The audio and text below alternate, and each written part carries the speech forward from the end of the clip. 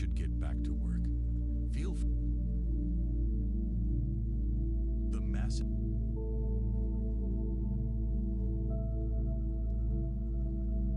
The auction lot number was 7,714. Nobody wanted it.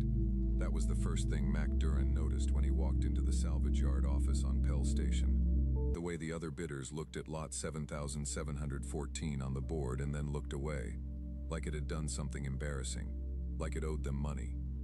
He walked to the window, past the coffee machine that had been broken since someone named Goretta had put a boot through it, according to the sign taped above it, past a Dravari broker in a yellow coat, who was laughing with two human dealers about something Mac didn't catch. Out the smudged window, he could see the yard. Most of the lots were clean shapes, old haulers, stripped fighters, a Yenish bulk carrier that had seen better decades. They sat in their berths the way tired things sit, sunk a little, patient. Lot 7,714 was at the back. Even from here, he could see it was wrong. Wrong the way a man with a bad leg walks wrong. The whole shape of it was off.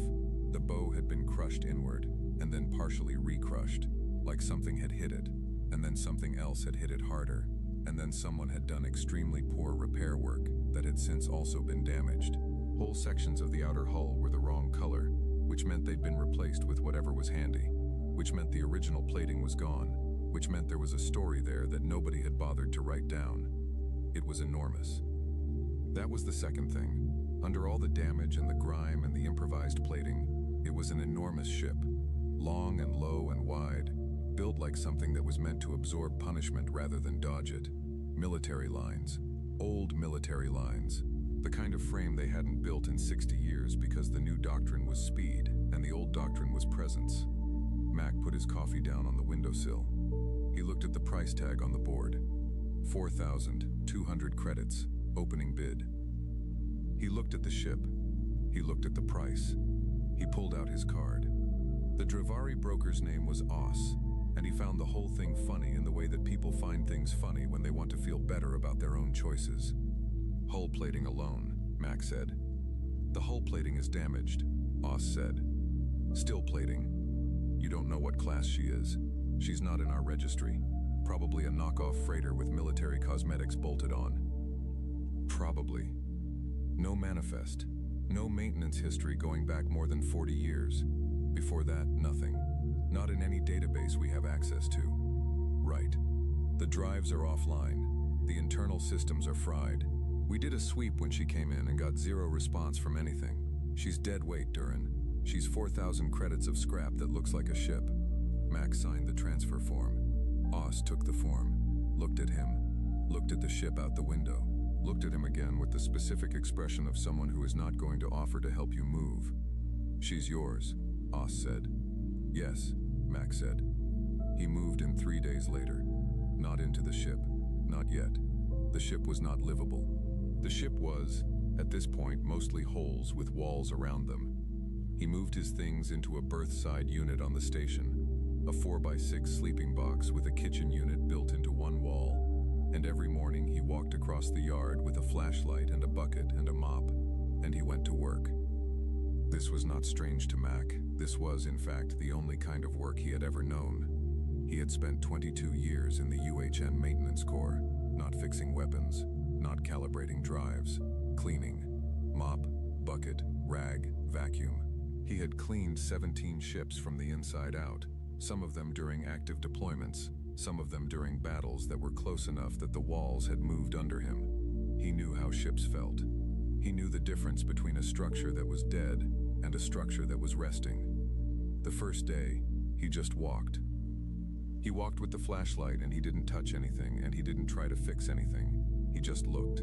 He went from the bow, what was left of it, all the way to the stern, and then back again. And he paid attention the way you pay attention to a person you're trying to understand. The ship had a shape to its damage. The worst of it was concentrated forward and port side, which meant whatever had hit it had come from the front left, probably multiple times, probably over a sustained period, and whatever had fired on it had been serious about the job. The internal corridors were a mess of sealed blast doors and collapsed sections. Half the lighting was gone. The other half flickered in patterns that didn't match any fault he recognized. On the second day, he started clearing debris. On the third day, he found the corridor. It was on deck 4, midship. The blast door was still sealed, but the manual release worked, which told him the door itself was intact, which was more than he could say for most of the section. He pulled the lever, and the door ground open like it hadn't done this in a while, and wasn't sure it approved. The corridor beyond was burned. Not damaged, burned. There was a difference. Damage was the random result of forces applied. This burning had a direction. Something had come from the aft end of the corridor and moved forward with intent, and it had been hot enough to warp the deck plating and peel the wall panels back like paper. Mac walked through it slowly. At the end of the corridor there was a plaque. Standard military mounting. 2 bolts, rectangular frame, the kind of thing you saw outside briefing rooms and memorial halls. The plate itself was scorched black. He couldn't read what it said. He stood in front of it for a moment with his flashlight pointed at it, and the black surface gave nothing back. He took a photo of it with his comm. He kept walking. On the 7th day, he found the engine room. It was the most intact part of the ship, which made a particular kind of sense. Whoever had designed this vessel had put the engines deep and surrounded them with everything else as a buffer. The drives were offline, stone cold offline, no charge, no residual, nothing. But the housing was clean. The connections were sound. The architecture was old, but it was not broken. He stood in the engine room for a long time. There was something about the size of it. The space was built for a full engineering crew. He could count the stations, count the posts, count the places where people were meant to stand. It was built for maybe 30 people. The consoles were dark and dead. The chairs were still at the stations. Some of them turned at angles, like the last person to sit there had just gotten up. He pulled one chair straight. He sat down. He put his flashlight on the console in front of him, and it threw a thin circle of light on the dark screen, and the rest of the room sat in the dark around him, and it was very quiet. He sat there for a while. Then he picked up his mop and went back to work. By day 12, he had cleared decks 4 through 6 well enough to walk them safely. He had cataloged what was working, not much, and what was repairable, more than Oz had suggested, and what was gone beyond recovery, a list he was not ready to write yet. He was in the main corridor of Deck 5, working on a sealed junction panel, when the lights came on. Not all of them, not even most of them. A single strip of emergency lighting along the floor, amber, running from where he was standing toward the ship's bow, then a second strip on the wall, then a third. He stood still. The lights did not go off. He waited 30 seconds. He waited a full minute. The lights stayed on. He looked at the junction panel he had been working on. He had not connected anything. He had been cleaning contacts, that was all. He had not restored any power. There was no power to restore. The drives were dead. The batteries were below threshold. The solar collectors on the outer hull were clogged with 70 years of station grime. He put his hand on the wall. The wall was warm.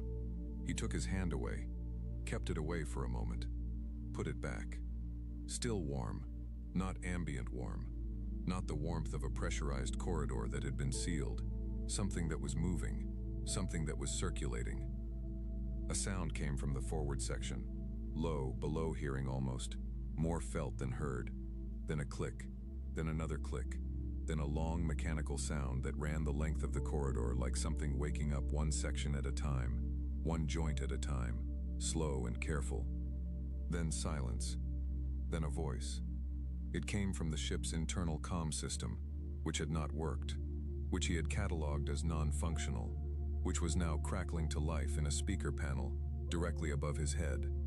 The voice was female, calm, precise, the kind of voice that had been designed to be audible over engine noise and alarms and chaos, the kind of voice that carried without shouting.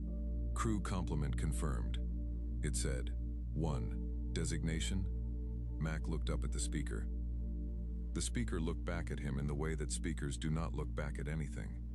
Mac, he said. Mac Duran. I'm the... He stopped. He had been about to say owner. He said, I live here. A pause. Short. Processing. Crew designation Duran recorded. Rank not confirmed. Defaulting to interim command authority. Another pause. Current hull integrity at 34%. Primary weapon systems offline. Secondary weapon systems offline. Life support at partial function. Navigation offline. Drive systems at 0 charge. Yeah, Mac said. I know. Damage is extensive. Another pause. Longer this time. However, he waited. We are still in the fight, the voice said. Are we not? Mac stood in the amber light of a dead ship's emergency strips with a mop in his hand and the faint smell of old burning still in the air around him. He looked down the corridor. He looked back up at the speaker. Yeah, he said. We are. The lights on Deck 5 stayed on all night. For the first time the ship did not yet say how long, someone was home. The AI called herself Arya. She did not offer the name. Mac found it on the 7th morning, stenciled in faded yellow on the panel housing above the primary comm relay. Arya, Autonomous Response and Intelligence Architecture. And he said it out loud, the way you say something when you're not sure if it's a name or a label. And she said, from the nearest speaker, yes. That was all. He kept working. She kept watching. That was what she did those first days. Watched, cataloged, spoke only when Mac asked a direct question, or when something he was doing was structurally incorrect. She had opinions about structural correctness. She expressed them in the flat way that someone expresses a thing they have been trained not to force on people but cannot help mentioning.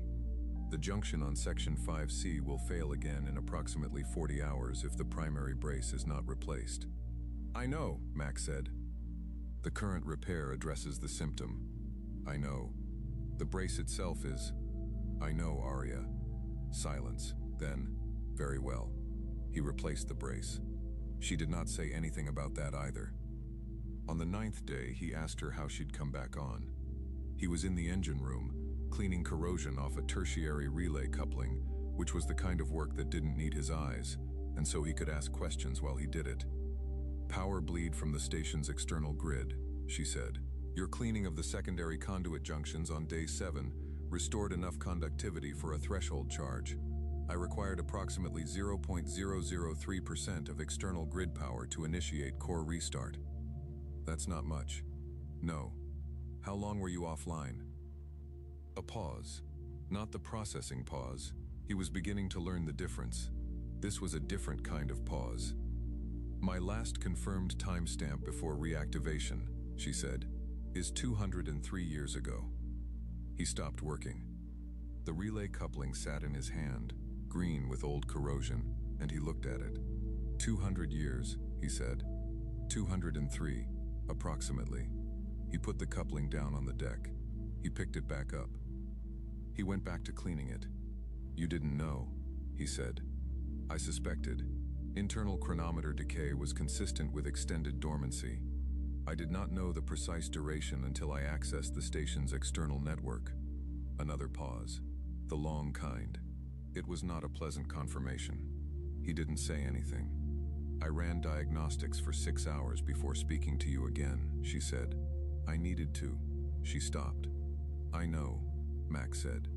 She didn't say anything after that. He kept cleaning. It was the hull registry number that started it. He'd known he needed to register the ship properly.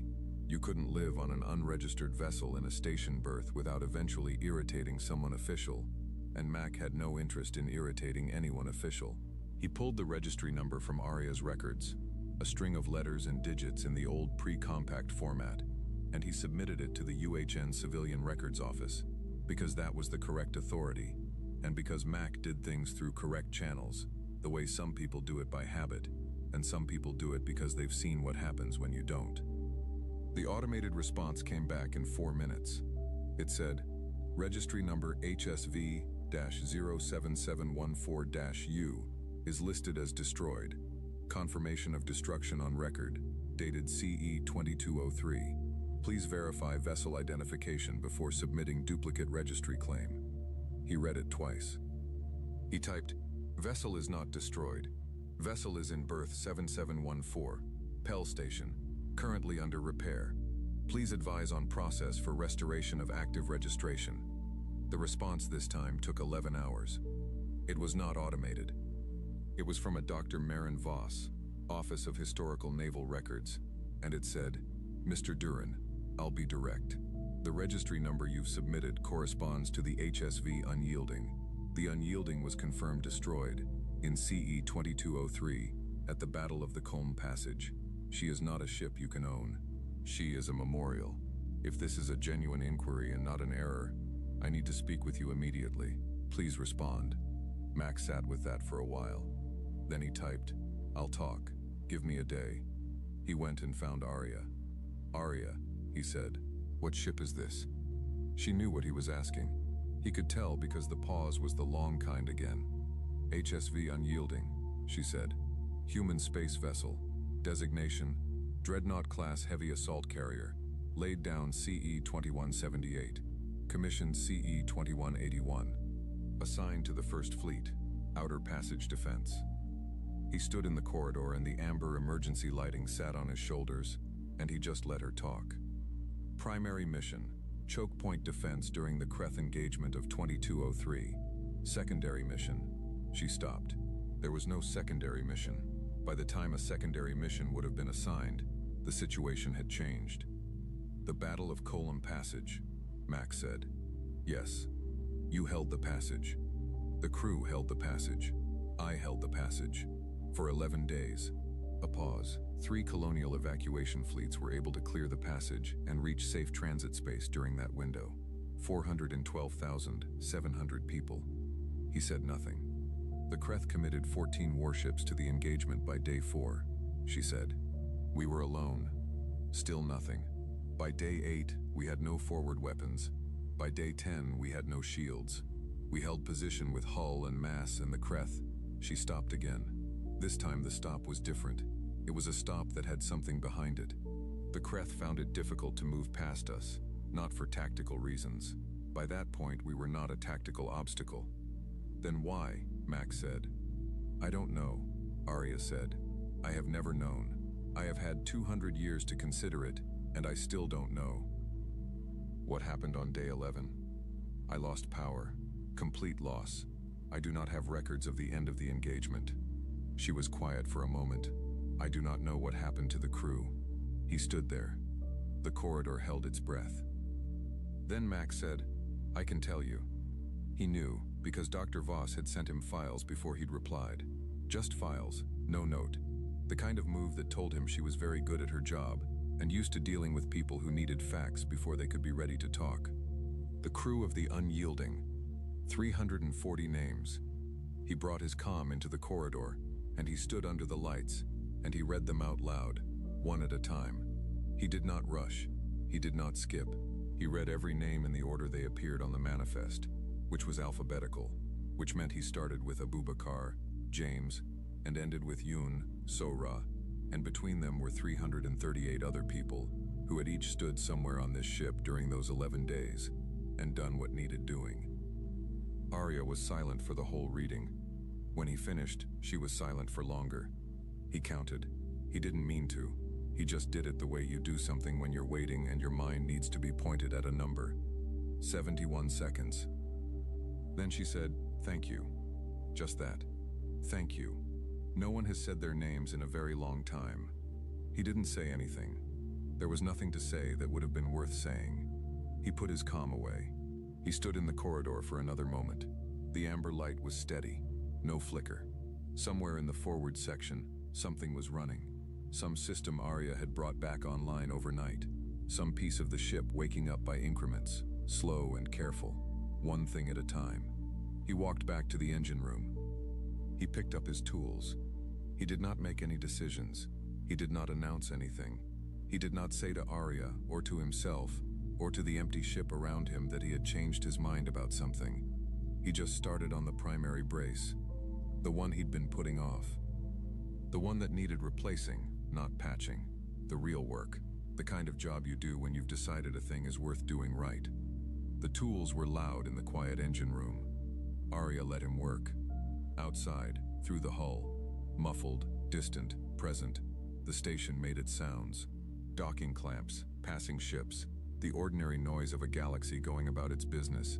340 names unspoken, A corridor still smelling faintly of 200-year-old burning, and a man with a wrench who had not said a single word about what he intended to do next. He didn't need to. The wrench said it. What Mac didn't know, what he wouldn't know for another 6 days, was that Dr. Maren Voss had not kept the registry query to herself. She was a historian.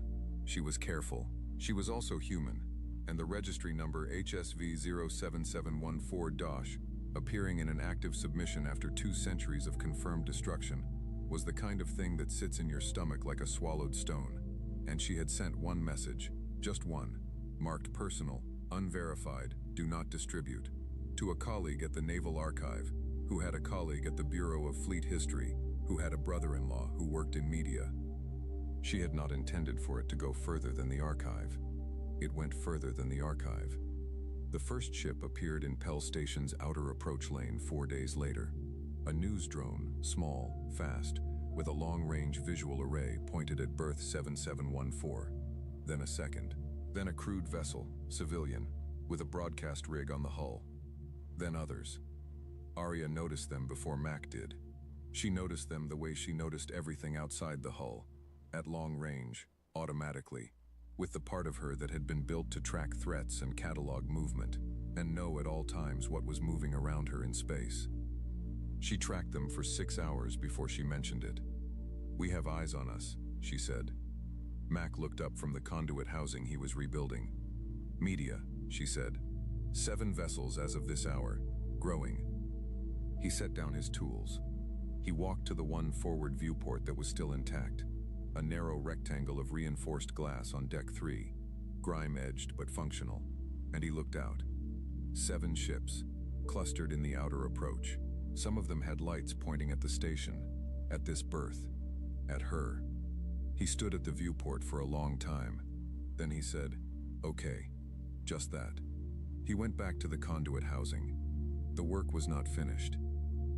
It would take longer than he'd thought when he started, and it would cost more than he had, and there were 100 things on this ship that needed doing before he could honestly say he was close to done. That was fine. He had done complicated jobs before. He picked up his tools and he kept working, and outside in the dark, the ships gathered, and the galaxy began to remember a name it had spent 200 years turning into myth.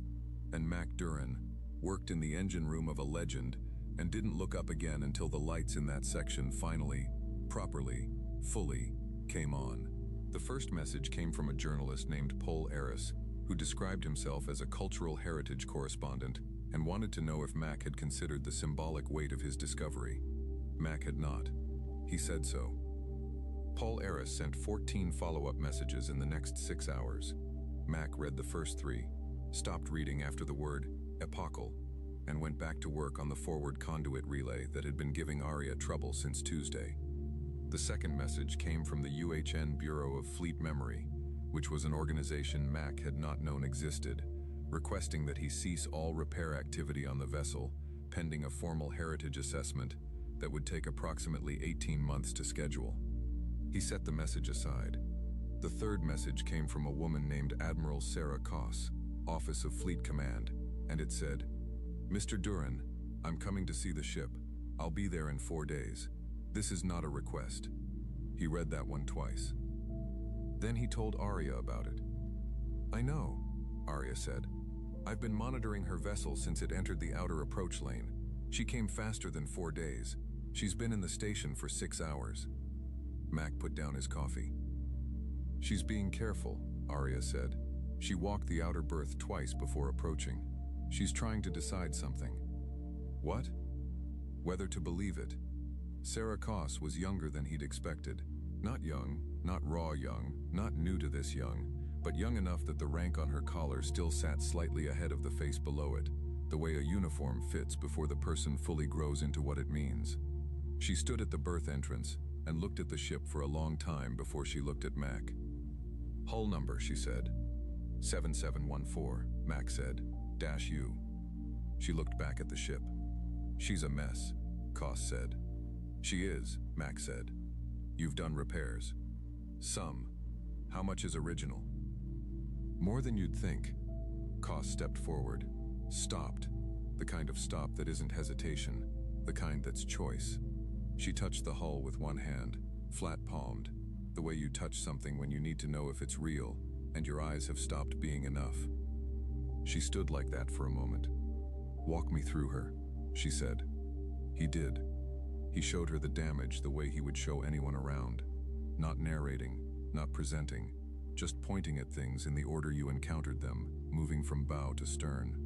He showed her the forward section where the hull had been replaced 4 or 5 times over by previous owners with whatever was cheap and available.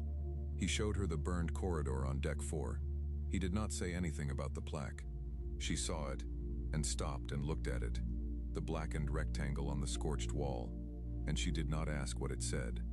She already knew she couldn't read it. She already knew what it was for. He showed her the engine room. She stood in the center of it and turned slowly, and he watched her count the stations. He'd done the same thing himself, that first time. And her face did what faces do when the number they arrive at is larger than the feeling they were prepared to have. "Arya," Mac said. "Admiral Koss," Arya said from the speaker above them. Koss went still. "Your file indicates you were commissioned 6 years ago at Reach Station," Arya said. "You have 17 engagements on record, 11 decisive." A pause. "You would have qualified for this crew." The thing that happened on Koss's face was not something Mac had words for. Not pride, not grief. Something that lived in the territory between them where they share a border. "She evaluates everyone," Mac said. "I was built to," Arya said. "I needed to know my crew." Koss looked at the speaker for a long moment. Then she said, very quietly, "You've been alone for 200 years. "Yes, I'm sorry. You have nothing to apologize for, Admiral." "I know," Koss said. "I'm sorry anyway." Arya said nothing. The engine room held the 3 of them. One admiral, one janitor, one 200-year-old mind in the walls, and the silence was the specific kind that nobody wants to be the first to break. Mac broke it. "Coffee?" The media count reached 31 ships on the day Counselor Veth arrived. Mac saw him on the external feed. Arya had restored the external cameras, patchy but functional. A syndicate diplomatic shuttle, silver and clean. The kind of vessel that was designed to communicate its own importance from a distance. It docked at the station's formal berth, 2 levels up from the salvage yard, which was its own kind of message. Veth was Yenish, long-limbed, pale-scaled, with the particular stillness of someone who had been in rooms where things were decided for long enough that they no longer needed to perform composure. He had a title that ran 6 words long in the syndicate's formal register.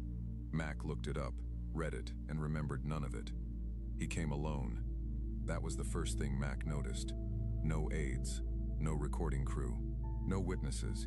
He came alone to a salvage berth at Pell Station, and he stood at the entrance of the berth and he looked at the unyielding the way the Dravari broker, Oss, had looked at her at the auction. Like something that had done something embarrassing. Like something that owed someone a debt it had no business still carrying. "Mr. Duran," he said, "may I come in?" "Sure," Mac said. He didn't want to see the ship. That was the second thing Mac noticed. Veth stood at the berth entrance and spoke to the space between them, and did not let his eyes rest on the hull for more than a second at a time, the way you don't look directly at a bright light. "I'll be direct," Veth said. "Please," Mac said. "The unyielding presents a problem." He folded his long hands together, not politically, legally. There is a clause in the Pax Column Treaty, the treaty that ended the Kreth engagement, that specifically addresses the disposal of weapons used at the Column Passage. The Kreth insisted on it. Certain vessels were to be considered permanently decommissioned. The unyielding was at the top of that list. She was listed as destroyed, Mac said. She was. That satisfied the clause, technically. A pause. A living vessel, restored, crewed, operational, is another matter. Under treaty law, the unyielding active and functional is an act of war. The berth was quiet. Mac looked at his hands. He had grease on his left knuckle from the relay work this morning. He rubbed at it with his thumb. "I'm not asking you to understand the politics," Veth said. "I'm asking you to understand the consequence. If this ship is restored, the Kreth will have legal standing to consider it a hostile act. What follows from that is not something I can predict, But I can tell you the syndicate cannot protect a single civilian with a salvage license from the diplomatic weight of a violated treaty. He said it without menace. That was what made it land. She'd have to be destroyed, Max said, or surrendered to the syndicate for permanent decommission, which amounts to the same thing. Veth's expression was the expression of a man delivering a diagnosis he did not enjoy. I am genuinely sorry, Mr. Duran. I know what this ship means. I know what it means to your people. I am not asking you to feel good about this. The berth held the silence. A ship passed somewhere outside. A big one, close, the vibration of it running through the deck plating under Mac's feet. She's a private vessel, Mac said, licensed and registered. The registration is contested. Licensed and registered, Mac said again. Under civilian maritime law, my name is on the deed. You want her?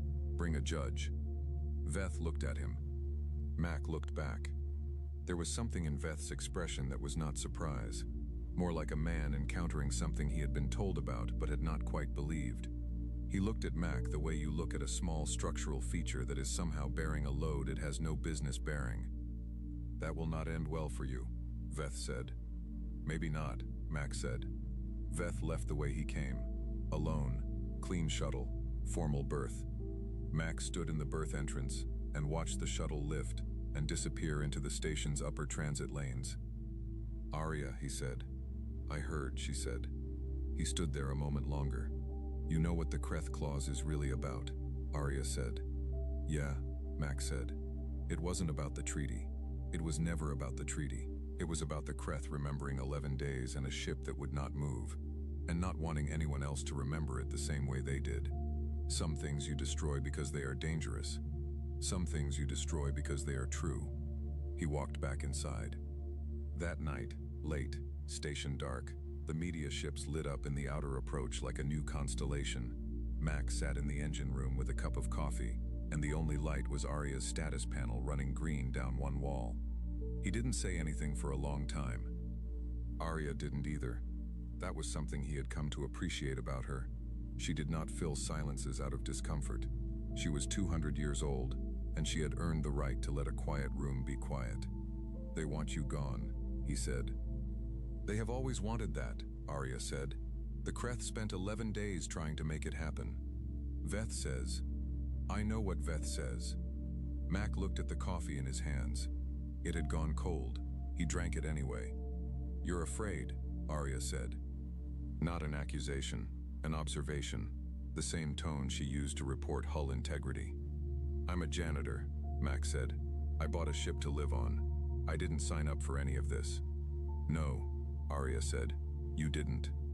He looked up at the status panel. Green lines running steady. None of my crew signed up for 11 days either, she said. They signed up for an assignment. The 11 days arrived and they were already there. He sat with that. The station made its sounds around them, distant and ordinary.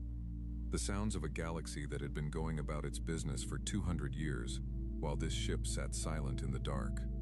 What do you want? He asked. He had not asked before. He realized that now. He had been asking what she knew, what she could do, what she remembered. He had not asked what she wanted. The pause was long. To not be destroyed, she said. Not for my sake, for theirs. The crew. 340 names in alphabetical order. Mac set the cold coffee down on the deck. He stood up. He picked up his tools. There was a power coupling on deck 2 that needed replacing before Arya could bring the secondary systems fully online. And it was late, and he was tired, and the work would take most of the night. He went to do it anyway. Outside, 31 ships waited. The galaxy held its breath. Mac Duran went to work. The first volunteer showed up on a Tuesday. Mac didn't hear him come aboard. He was deep in the portside weapons housing on deck 2, both arms inside a conduit cavity that smelled like burned decades, when Arya said, "Someone is at the berth entrance. Tell him to go away." "I told her," Arya said. "She is still there." He pulled his arms out, wiped his hands on his pants, walked to the forward hatch and looked down at the berth. A woman, young, close-cropped hair, a mechanic's bag over one shoulder, the kind of boots that had been resoled at least twice. She looked up at him with the expression of someone who had rehearsed this and was choosing not to use it. "I'm Deo," she said. "I work engine systems. I've worked engine systems for 12 years. I'm good at it." "I'm not hiring," Mac said. "I know," she said.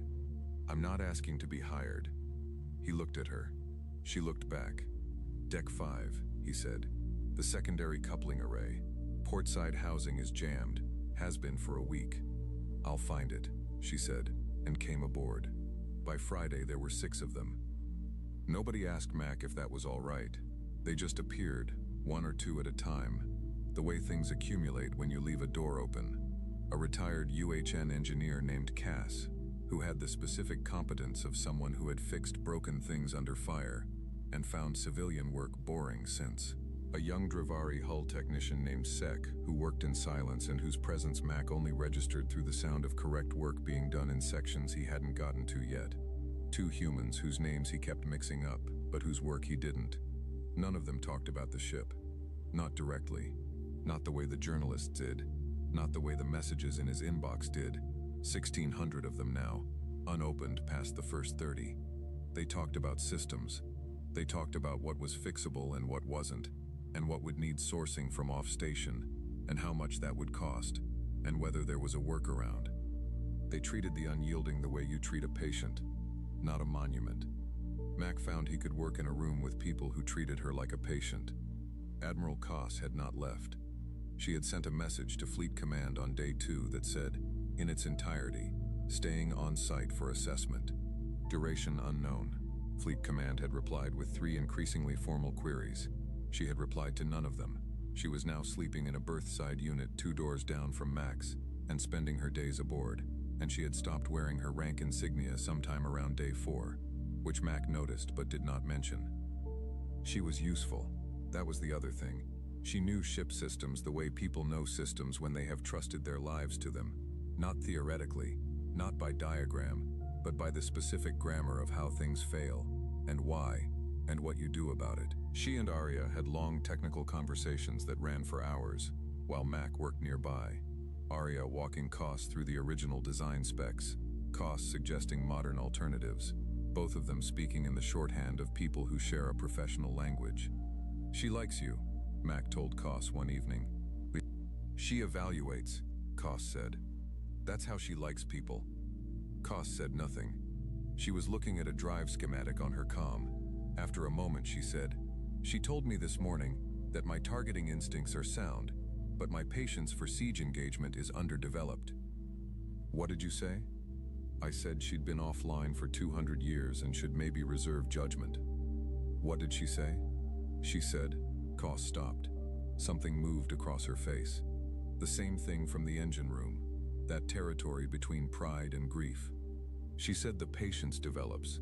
She said she'd seen it develop in officers who thought they didn't have it." Mac looked at the schematic over her shoulder. "She said that about your crew," he said. "I know," Koss said. "They did not say anything else about it." Arya woke him at 0300 on a Wednesday. Not the comm, the lights in his berthside unit. Arya had worked out how to reach him through the station's power grid, which was either impressive or alarming, and Mac had decided not to examine which. "You need to see something," she said. He pulled on his boots, crossed the yard, came up the forward hatch to deck 3 and the intact viewport. "Outer approach," Arya said. 14 degrees above the station's primary transit plane. He looked. It took him a moment. It was big. That was the first thing. Big in the way that military vessels were big, which was different from the way civilian vessels were big. Civilian vessels were big because they were full of things. Military vessels were big because they were built to mean something at a distance, long and dark and running minimal lights, the kind of profile you ran when you did not want to be seen but also did not particularly care if you were. Kreth. He had never seen a Kreth warship in person. He had seen images. The images did not convey the way the thing just sat there, the way it occupied space with the particular patience of something that had nowhere else it needed to be. "What class?" he said. "Dominion class heavy enforcer," Arya said. "We have met this class before." "At Colum." "Yes, they deployed 4 of this class on day 3. A pause. This vessel is not targeting us. It is not in an attack posture. It is watching. Mac looked at the Kreth ship. The Kreth ship looked back. In the outer approach, the media vessels had gone very quiet. Their running lights were all still on, but none of them were moving. The whole visible slice of space around Pell Station had the texture of a room where everyone has simultaneously decided not to speak first. "They remember you," Mac said. "Yes," Arya said. "Does it bother you?" The pause was long, the specific long kind. "No," she said. "It does not bother me. They should remember." He went to work. That was the only honest answer he had to a Kreth warship sitting 14 degrees above the transit plane, watching him with the full weight of what it was. He went to work. He went back down to the portside weapons housing on deck 2, and he put his arms back into the conduit cavity, and he kept going. Arya talked him through it. She had been doing this more, not just reporting, teaching, walking him through the weapons systems the same way she had walked through the engine systems, the same way she had walked through navigation, through life support, through every system on the ship one at a time, slowly, in the language of someone who is not assuming knowledge and not condescending about its absence. He was not a soldier. He had never been a soldier. He had cleaned the rooms where soldiers lived and worked, and that was the closest he had ever come to it, and there was no version of him that was going to learn tactics or strategy or engagement doctrine. But he understood machines. He understood how they were supposed to work and how they failed and what the difference sounded like and felt like and smelled like. He understood it the way some people understand languages, not from study, from immersion, from 22 years of putting his hands inside the bodies of ships and learning their grammar. Arya knew that. She taught him accordingly. "Primary rail assembly," she said. "Third coupling from the housing base. You'll feel a resistance at about 6 centimeters. That's the lockout. Bypass it with the flat tool, not the driver. The driver will strip it." Mac felt the resistance. Use the flat tool. The lockout released. "Good," Arya said. "The assembly behind it is original. 203 years old. It is also undamaged." He put his hand on it. He put his hand on it. Cold metal, clean lines. "They built things to last," he said. "They built things for a war they thought might never end," Arya said. "That produces a certain quality of construction." He worked in silence for a while. "Primary weapons," he said. "Where are we?" 41% before today. "The work you're doing now will bring the portside rail assembly to functional." A pause. 61% on completion. "And targeting?" "Calibration is half done. I can finish it. I've been waiting for your instruction." He sat in the housing with the 200-year-old assembly under his hand. Outside, 14 degrees above the transit plane, the Kreth ship watched. He thought about Veth, the clean shuttle and the careful words and the treaty clause that was not really about a treaty. He thought about 340 names in alphabetical order. He thought about 11 days. He pulled himself out of the housing, sat on the deck, looked at Arya's nearest camera, the one in the upper corner of the corridor, the one she watched him through when they talked. "Finish it," he said. Arya did not say anything right away. She had been designed, 200 years ago, by people who understood that there were moments that did not need commentary, that you could build that into an AI, the same way you could build a weapon system or a life support array, as a deliberate choice, a piece of engineering, something that served a function. The function it served now was to let the moment sit exactly as heavy as it was. Then, calibration will be complete in approximately 4 hours. "Okay," Mac said. He stood up. "Mac," Arya said. He stopped. "The crew would have liked you," she said.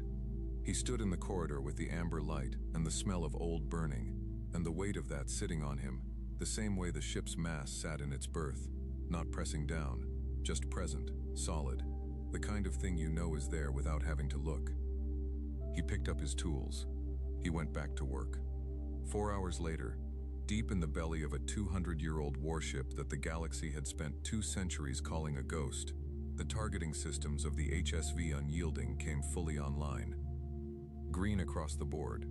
Clean, precise, ready. Outside, the Kreth ship had not moved. It was still watching. Good, Mac thought. Let it watch. The impound order came at 0600. Mac read it at 0604 while standing in the engine room with a cup of coffee that was still hot for once, which felt like the universe making a small and pointless gesture. Counselor Veth had filed through the syndicate's Emergency Maritime Authority. 14 pages. Clean language. Airtight, probably. Veth was the kind of man whose paperwork was airtight before he opened his mouth. The order gave Mac 72 hours to surrender the vessel, or face forcible impound by Syndicate Enforcement Fleet, which was, as of this morning, present in the outer approach in numbers that Arya had been counting since 0200. 11 ships. He read the order twice. He drank his coffee. He put the mug down on the console that had belonged, 200 years ago, to an engineer named Okafor, Blessing, which he knew because he had read that name out loud in a corridor 3 weeks ago, and because he had not stopped knowing it since. Arya, he said. 11 Syndicate enforcement vessels, she said. 2 of them are armed. The other 9 are bureaucratic, legal presence, witness ships. And the Kreth? Still there, 14 degrees above the transit plane, unchanged. He looked at the mug on Okafor's console. He picked it back up. Kos, he said. Already on the bridge, Arya said. She's been there since 0530. The bridge. He had not called it that until now. In his head, it had been the forward command room, the big deck, the space up front with the dead screens, practical names, maintenance names. Kos had started calling it the bridge on day 3, and he had not corrected her, and somewhere in the past 2 weeks, it had become the bridge again. 200 years of calling it nothing finally over. She was at the main console when he arrived, not sitting, standing, both hands on the console edge, looking at the approach display Arya had restored 4 days ago. The display was functional but old. Vectors in amber, ships as shapes rather than detail. Clean enough. She had her insignia on. He noticed that. She had put them back on sometime this morning, the rank on her collar sitting exactly where rank sat on a person who had finished growing into what it meant. They're going to move at 0700, she said, probably. We have targeting, she said. You know that. I know. 61% weapons. Primary rail assembly operational. Syndicate enforcement vessels are light armored. We could... No, Mac said. She looked at him. He looked at the display. 11 ships, amber shapes, moving in the slow, patient geometry of things that have the legal weight of an institution behind them and know it. Then what? Goss said. Mac put both hands in his pockets. We hold position, he said. The volunteers were on the ship. All of them. Nobody had called a meeting. Nobody had sent a message. They had simply arrived, one by one, the way they had always arrived. Dio, with her mechanic's bag. Cass with his coffee. Sec with silence and the sound of correct work. Except there was no work this morning. Just presence. Just the 6 of them distributed across the ship's decks, standing or sitting near their stations. Doing nothing. Being there. Mac walked deck 5 at 0650. He did not say anything to any of them. They did not say anything to him. That was fine. He stopped at the viewport on deck 3. The approach was thick with ships now. The Syndicate 11, the media cluster, the Kreth shape sitting dark and still above the transit plane. And further out, at the edge of the display range, the ordinary traffic of a busy station going about its morning. He watched the Syndicate ships begin their slow convergence. Not fast. Legal motion. The motion of something that believes the paperwork has already done the work, and the physical presence is just ceremony. He watched them. He put one hand on the viewport glass. Cold.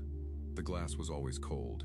The ship ran warm inside, but the glass was always cold, and you could feel the outside through it. The vacuum, the nothing, the space that the unyielding had been holding her piece of for 3 weeks. The first ship appeared on the display at 0658. Not Syndicate, too small. Civilian registry. Arya called it before Mac could ask. A Class 3 cargo hauler, the kind of ship that moved mid-bulk freight between stations and smelled, internally, of synthetic rubber and old coffee and the specific exhaustion of crews who spent their lives in transit. No weapons, no armor. Running speeds that made the Syndicate vessels look sculpted. It moved into the approach lane between the unyielding and the nearest Syndicate ship, and stopped. Mac looked at the display. Who is that? Koss said. Registry says the Marin's luck, Arya said. Civilian cargo. Out of reach station. No current manifest filed. The Marin's luck sat in the lane and did not move. Then a second ship appeared. Medical registry. White hull. The red bar markings of an independent clinic vessel. It moved into the approach at low speed and settled 200 meters off the Marin's Luck's port side and stopped. Then a third. A mining barge. Heavy. Slow. Shaped like something that was designed to take punishment from asteroid fields, and found the comparison to warships mildly amusing. It came in from the upper approach and dropped anchor between the medical ship and the nearest syndicate vessel, and its running lights pulsed once. Not a signal, just the lights cycling, the way they always cycled, and then it was still. Max stood at the viewport. His hand was still on the glass. "Arya," he said. "I see them," she said. "More. A Drivari freighter, the kind of long-hulled design that looked like someone had stretched a ship past the point of comfort, and then kept going. A passenger liner, mid-range, with its external observation deck lights still on from the overnight transit.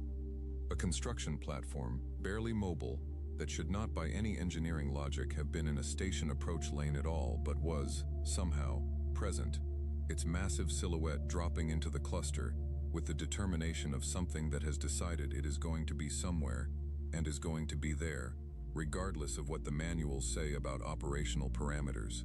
They were not in formation. Formation implied planning. Formation implied someone had given an order, run a drill, filed a transit plan. This was not formation. This was the thing that happens when a lot of individual things make the same choice at the same time, for their own separate reasons, and the result looks, from outside, like coordination.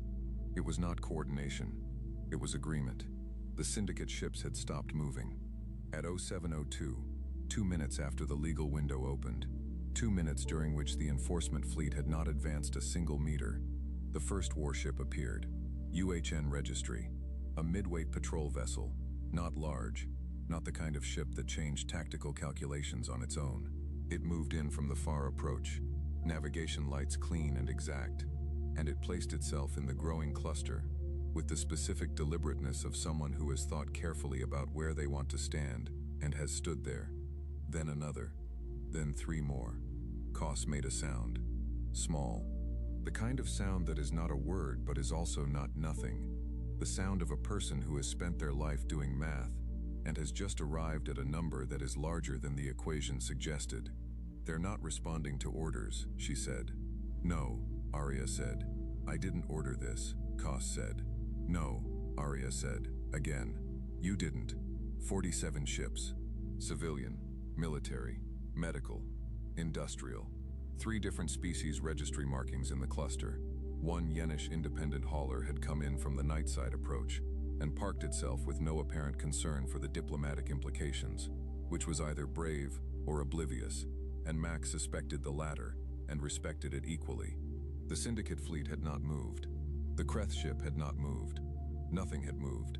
The approach was full of vessels that had no legal standing, no weapons that mattered, no orders, no plan, nothing except the fact of their presence, which was the only thing, it turned out, that was needed. Max stood at the viewport. He was still standing there at 0800 when Arya said, "Counselor Veth is requesting a channel." "Open it," Koss said. Veth's voice came through the bridge speakers, calm, still the voice of a man delivering a diagnosis. Except something in the calibration was different, some frequency in the careful words. "Mr. Duran," Veth said. "Counselor," Max said. A pause. "The enforcement order," Veth said, "is being reviewed." Max said nothing. "There are," a pause, longer, the kind that has something behind it. "There are questions about the legal standing of the treaty clause, as applied to a privately registered civilian vessel. These questions were raised by our own legal division this morning. The review will take some time." Koss looked at Mac. Mac looked at the display. 47 ships, more arriving. The cluster had become something with mass, with gravity, the kind of thing that changed the calculation of everything near it just by being there. "I see," Mac said. "The enforcement fleet will stand down pending review," Veth said. "All right," Mac said. The channel closed. Koss let the silence run for 5 seconds. Then she said, "The treaty clause was always bluff." "Yeah," Mac said. He knew it. You knew it. I suspected it. You didn't blink. He looked at the display. The syndicate ships were moving now, slowly, the careful geometry of retreat that does not want to look like retreat. The cluster of civilian and military vessels held their positions, unhurried, watching the enforcement fleet withdraw with the patient attention of things that intend to remain. The Kreth ship, still there, unchanged, dark and still at 14 degrees above the transit plane. Then, at 0814, on Arya's clock, it moved. Not toward them, away. Slow turn, no hurry. The movement of a thing that has seen what it came to see, and has made whatever internal record it came to make, and is now leaving, because the record is complete. It cleared the outer approach at 0831 and did not come back. The cluster of ships was still there, growing, still. New arrivals slotting in without instruction, taking the space that was available, just there. Arya had stopped counting at 90, then at 100. At 0923 she said, "Crew complement confirmed." Mac was in the corridor, walking toward the engine room out of habit, out of the 22-year reflex of a man who responds to stress by finding something that needs fixing, and he stopped. Current crew complement aboard the unyielding 6. Arya's voice was the calibrated voice, the built voice, the one designed for engine noise and alarms and chaos. Vessels in formation, acknowledging flagship status, 4,412. He stood in the corridor. The amber light was steady. Somewhere behind him, Koss was on the bridge. The volunteers were at their stations. The unyielding sat in her berth with 61% of her weapons hot and her drive still cold, and her hull at 53% integrity after 3 weeks of work, which was not enough, and also everything. A thing that had no business being present, that was present anyway, stubbornly, in the way that some things simply refuse the available conclusions. "Flagship status," Mac said. "Confirmed," Arya said. He stood there a moment, then he walked to the burned corridor on deck 4. He had been cleaning it for 3 weeks, not urgently. Between other jobs, an hour here, 20 minutes there, the slow patient work of removing 2 centuries of carbon and heat damage from a surface that had not asked to be restored, but had not resisted it either. He stood in front of the plaque. The frame was still scorched at the edges. The bolts were original. He had not replaced them, had cleaned them instead, hour after hour, until the metal beneath the black came back. The plate itself had taken the most time.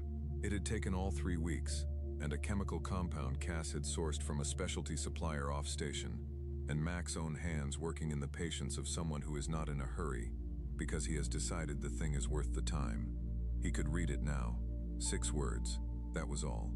6 words in the old UHN engraving standard, the deep-cut military font that was supposed to last, that had lasted, that had come through 11 days and a Kreth engagement, and 200 years of Dark and Mac Duran's hands, and a chemical compound, and 3 weeks of patience, and the words were, "She will hold." He stood in front of it. The ship held its breath around him. All 53% of her, all the original hull and the patched sections and the restored systems and the 200-year-old rail assembly under his hands, and Okafor's console, and the amber lighting that had come on in the dark 3 weeks ago, because a janitor had cleaned a conduit junction and given something enough charge to wake. "Arya," he said. "Yes." She held, he said. The pause was not the processing pause, not the long, sad pause. It was something else. Something Mac did not have a full name for, except that it was the sound of a 200-year-old mind that had spent a very long time in the dark, arriving, at last, at a morning. "Yes," Arya said. She did. He found the mop in the supply closet on deck 5 at 0947. His mop, the one he'd brought aboard day 1, the one that had been leaning in that closet for 3 weeks while bigger work crowded it out. He pulled it out, checked the head. Still good. He filled the bucket at the utility station. He went to work on deck 4. There was a lot of ship left to clean.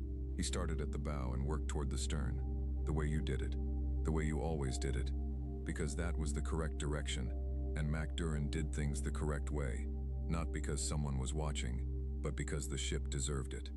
Outside, 4,412 ships held their positions in the dark. The galaxy remembered a name. The mop moved.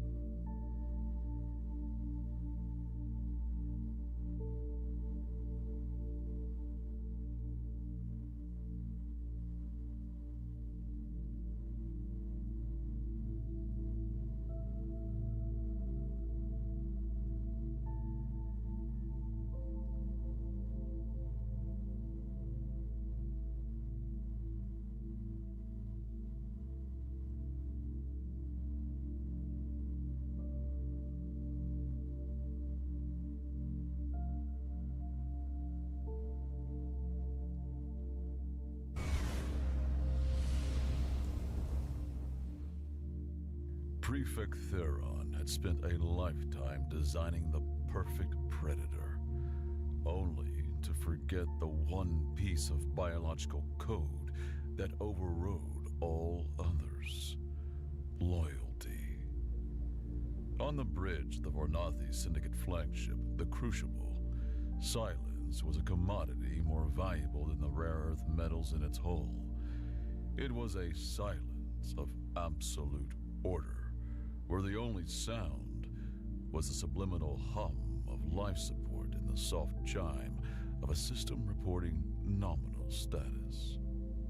Prefect Theron stood before the primary observation window, a sheet of flawless, transparent aluminum that looked out upon the star-dusted black. His people, the Varnathi, did not merely dislike chaos. They found it intellectually offensive. It was a failure of logic, a rounding error in the grand equation of the cosmos. And Theron's life's work was the ultimate expression of that philosophy. The creation of perfect, predictable order from the messy, contemptible chaos of biology. His reflection was a long, elegant silhouette against the starfield. Like all his kind, his skin was the color of slate, his form gracile, his eyes large, black, and pupilless, absorbing the light with an unnerving totality. His fingers, long and slender, were steepled before his face, a posture of serene contemplation that masked the immense pressure coiling in his gut. His superiors in the Syndicate Directorate were watching. The acquisition of the Solus Amber trade routes had been costly, and now upstart mining collectives and scavenger crews were beginning to nip at their profits, emboldened by the sheer size of the Outer Rim. They needed to be reminded of their place. They needed a demonstration of Varnathi superiority so profound it would crush the very idea of resistance before it could take root. Prefect, the ship's captain, a veteran whose face was a roadmap of a dozen campaigns, spoke with quiet deference. We are in position above the target designation Rustmouth. The asset is prepared for deployment. Theron did not turn. His gaze remained fixed on the scarred, pockmarked asteroid slowly rotating below. The target is not an asteroid, Captain. It is an infestation. A pocket of illogical, sentimental attachment to a worthless rock. These humans, they name the hovels. It is a symptom of their disease. He allowed himself a small, private sigh. Proceed with the initial bombardment. A show of force. Rattle their cage, but do not break it. The asset must have a proper stage for its debut. The captain gave a crisp nod. As you command. Theron's mind turned to his creation, Project Harrow, the culmination of a century of Varnathi genetic science. A creature born from a tantalizing mystery his people had uncovered decades ago. A derelict human probe, the UES Odyssey, found tumbling through the interstellar dark. Its databanks were mostly corrupted, but one file remained stubbornly intact. It was a biological survey containing incomplete genetic sequences for two of its homeworld's dominant life forms. The Varnathi, in their unassailable logic, interpreted the file's title, Terra's Apex Social Predators, and its paired entries as a literal blueprint for a single composite organism. They had taken the fragmented DNA of the human and the wolf, and believing them two halves of a whole, and filled in the gaps with their own biosynthetic scaffolding. The result was a weapon of terrifying power and, Theron believed, perfect obedience. He had promised the Directorate a predator that could pacify a continent. Today, he would prove it by breaking a single defiant asteroid settlement. The humans of Rustmouth were about to become a footnote in the grand logical history of the Varnathi Syndicate. The problem with industrial-grade thermal tape wasn't that it failed. It was that it held on with the desperate, all-consuming loyalty of a zealot, even when the alloy plating it was bonded to was screaming for a dignified death. Corbin Valentine, his welding torch spitting angry blue sparks, was trying to persuade a patch of it to let go. The station shuddered again, a deep metallic groan, and vibrated up through the soles of his boots. The half-welded barricade he was constructing protested with a shriek of stressed metal. An entire squadron of Varnathi Syndicate corvettes was using their front door for target practice, and the station's alloy did not appreciate the persuasion. JS, high ground. Watch our 6. Sergeant Barasolin's voice was a low growl that cut through the cacophony of alarms and distant explosions. Corbin, weld faster. My grandmother knits faster. She's been dead for 50 years. Corbin didn't look up from his work. The sharp chemical scent of the superheated Durasteel and the acritic bite of burning insulation filled his helmet, a perfume he knew all too well. And your grandmother also didn't have to deal with 50 tons of condescending gray aliens trying to redecorate her living space with plasma cannons, Barra. He gave the weld another searing pass. Besides, this isn't welding. This is prayer with fire. A flicker of movement in the periphery. Jess, a slip of a girl who moved like a shadow with a grudge, was already halfway up a twisted gantry, her small frame disappearing into the superstructure above. She didn't reply. She rarely did. Her actions were her words, and they were always direct, economical, and final.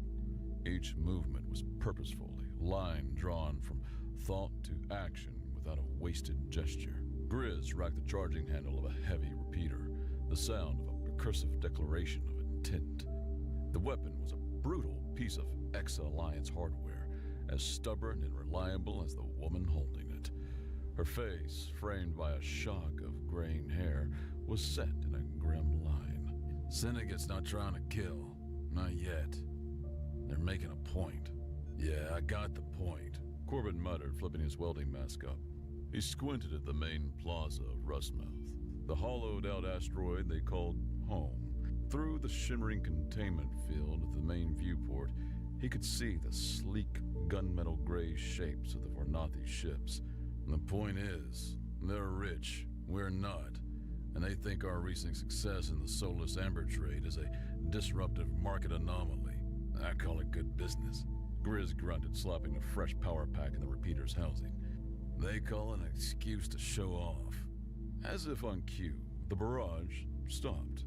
The sudden absence of noise was a physical pressure, a vacuum that sucked the air from Corbin's lungs. Every creak of the stressed station, every distant drip of a ruptured pipe became unnervingly loud.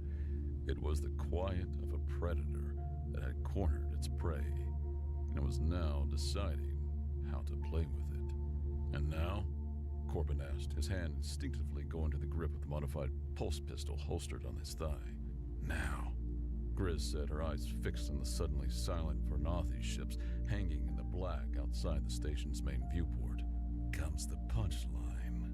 A new shape detached from the belly of the largest Varnathi cruiser. It wasn't a bomb or a torpedo. It was a drop pod, massive and black, shaped like a coffin for a giant. It plunged towards Rustmouth, its trajectory aimed squarely at the central plaza. Oh, hell, Corbin breathed. He knew what this was, a demonstration. The Varnathi didn't just want to crush Rustmouth. They wanted to make an example of it for every other upstart outpost in the Outer Rim. They wanted to film the execution. The pod hit with the force of a tectonic event. The entire asteroid station screamed, Duracrete cracking and lights flickering violently. It didn't explode, it just arrived. A monument to overwhelming force, planted right in the heart of their home. The silence returned, thick with dust and dread. The drop pod sat in the center of the plaza, a silent, monolithic threat. Small drones, no bigger than a human fist, detached from the Varnathi's ships and swarmed in through the shattered viewports, their single, glowing red lenses focused on the pod. Broadcast drones. They were here to make sure the whole sector got a front row seat. "Whatever's in there," Corbin said, his voice low. "They want everyone to see it. And let's give them a good show." Grizz replied, her knuckles white on the grip of her repeater. With a long, drawn-out hiss of depressurizing gas, the front of the pod split open, unfolding like the petals of some monstrous metal flower. For a moment, there was only darkness within. Then, 2 points of light ignited deep inside, burning with a cold blue fire.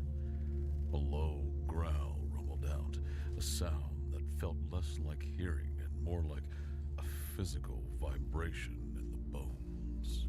It emerged from the darkness, and Corbin felt his blood run cold. It was a nightmare given form, a quadrupedal beast of a size that defied old terrestrial biology, easily as large as a heavy armored personnel carrier.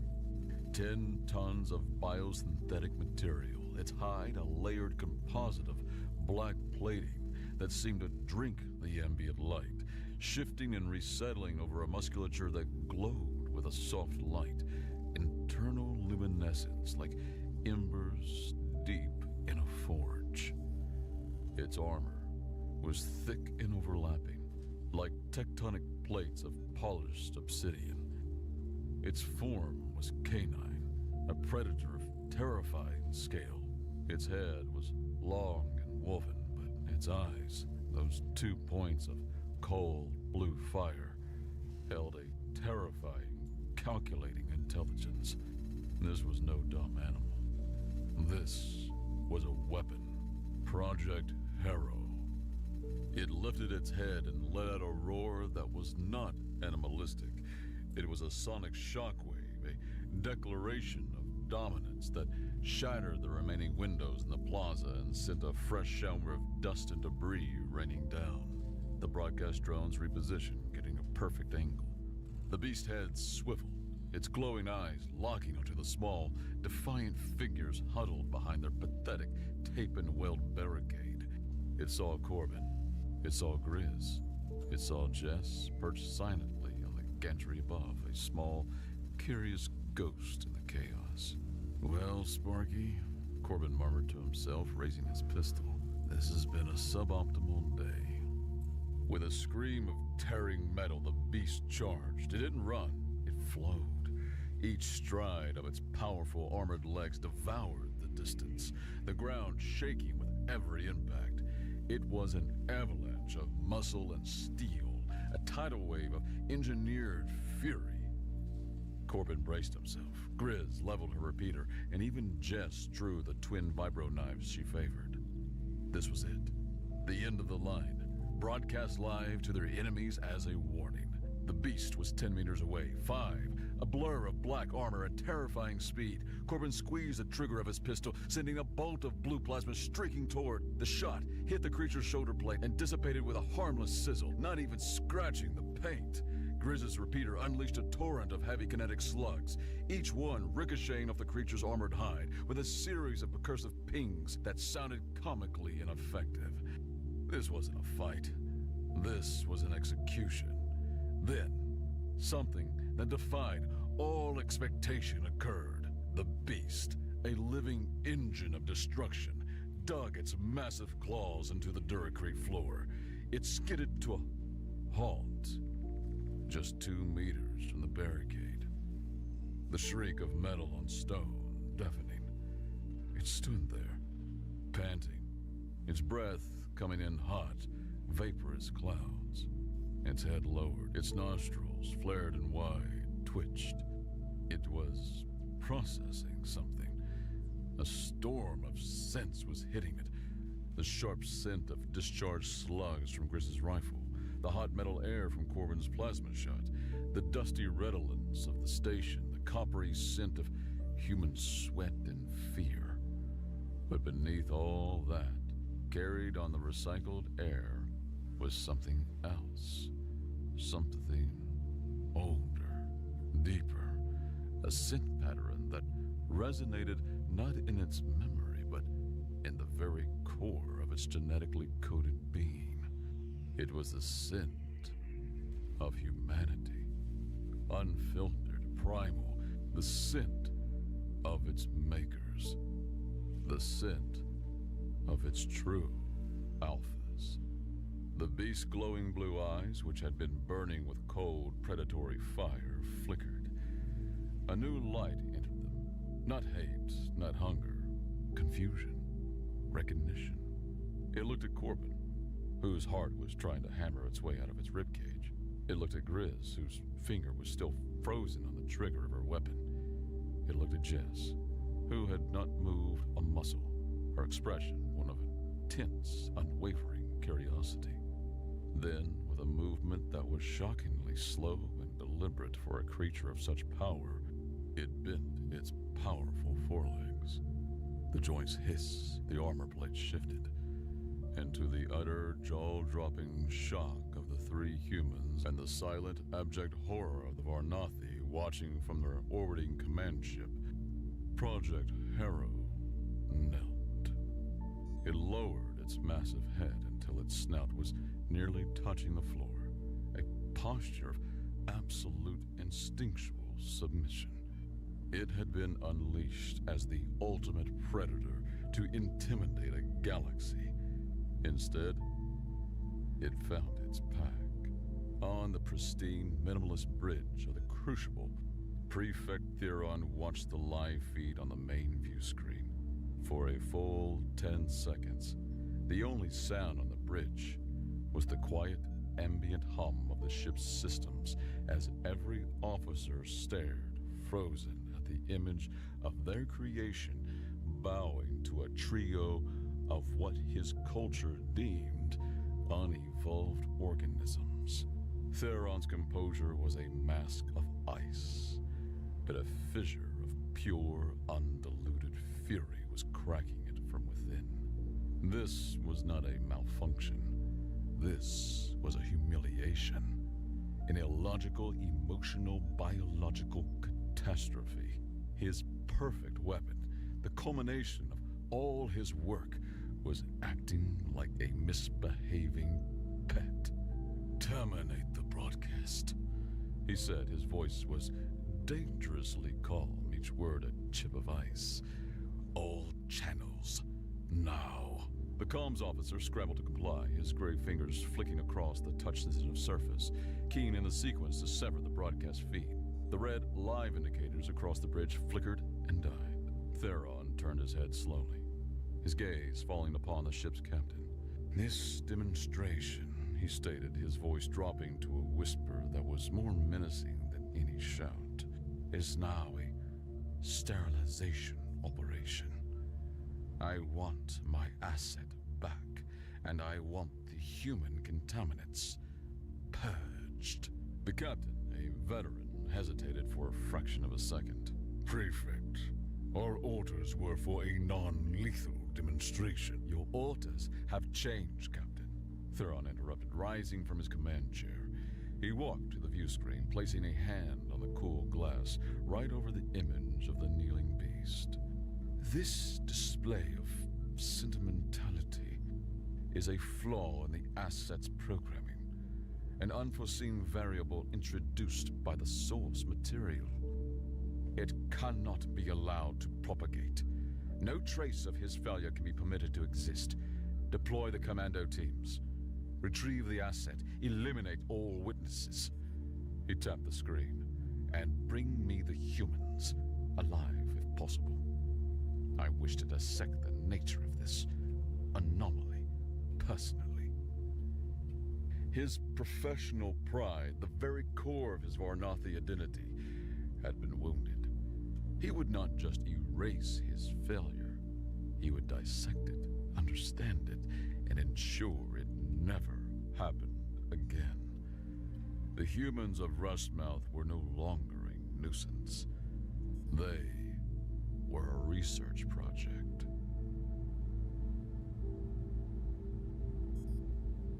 Back in the plaza, the three humans stared, mouths agaped. The silence was broken by Jess, who gracefully dropped from the gantry, landing as silently as a cat. She walked forward past the barricade, her steps slow but sure. Jess, get back here. Corbin hissed, his voice tight with disbelief and fear. She ignored him. She approached the colossal, kneeling beast, stopping just before its lowered head. She reached out a small, grimy hand and placed it on the creature's armored snout, right between its glowing eyes. The beast did not flinch. Instead, a low, guttural rumble vibrated from his chest. Not a growl, but a purr. A sound of contentment, so deep it shook the floor. It nudged its head gently into her palm, a gesture of profound affection. Grizz lowered her repeater, an expression of dawning incredulous awe on her face. Well, I'm B, she breathed. It's a giant armored space puppy. The tender moment was shattered by the hiss of rappelling lines and the clatter of armored boots. Vernathi commandos, clad in sleek black combat shells and armed with pulse carbines, began descending into the plaza from breaches in the ceiling. They moved with cold, synchronized purpose, each member of the fire team covering another's advance. Spoke too soon, Corbin gritted out.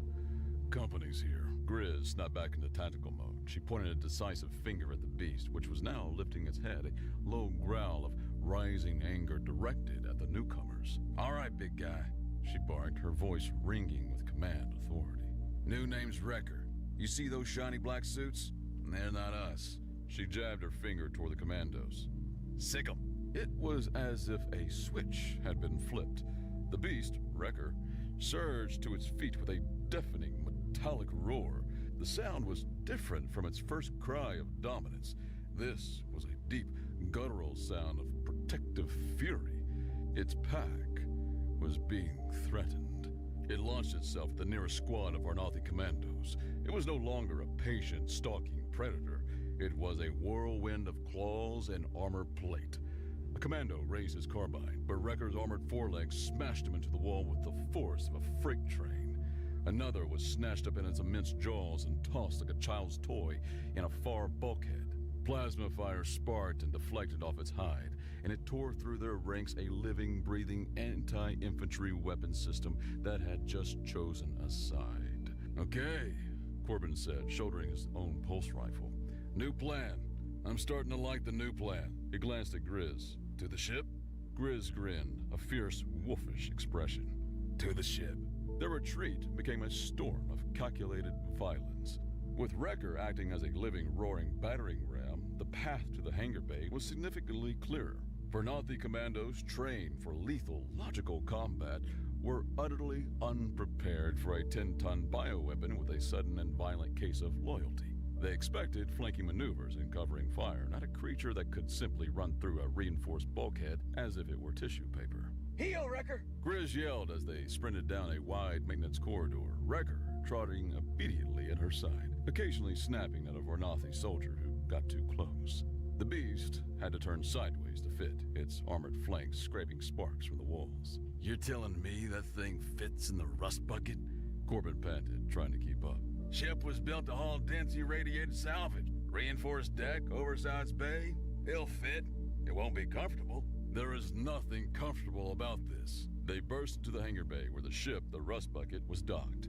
It wasn't pretty. It was a repurposed salvage tug, a patchwork of different manufacturers' parts held together by Corbin's mechanical genius and a worrying amount of hope. But it was tough, and its cargo bay was, as Grizz said, oversized and reinforced. Jess, prep the pre-flight. I'll lower the ramp. Corbin yelled, sprinting to the ship's external access panel. As the heavy ramp of the Rust Bucket slammed down, more commandos flooded the hangar, taking up positions and laying down suppressing fire.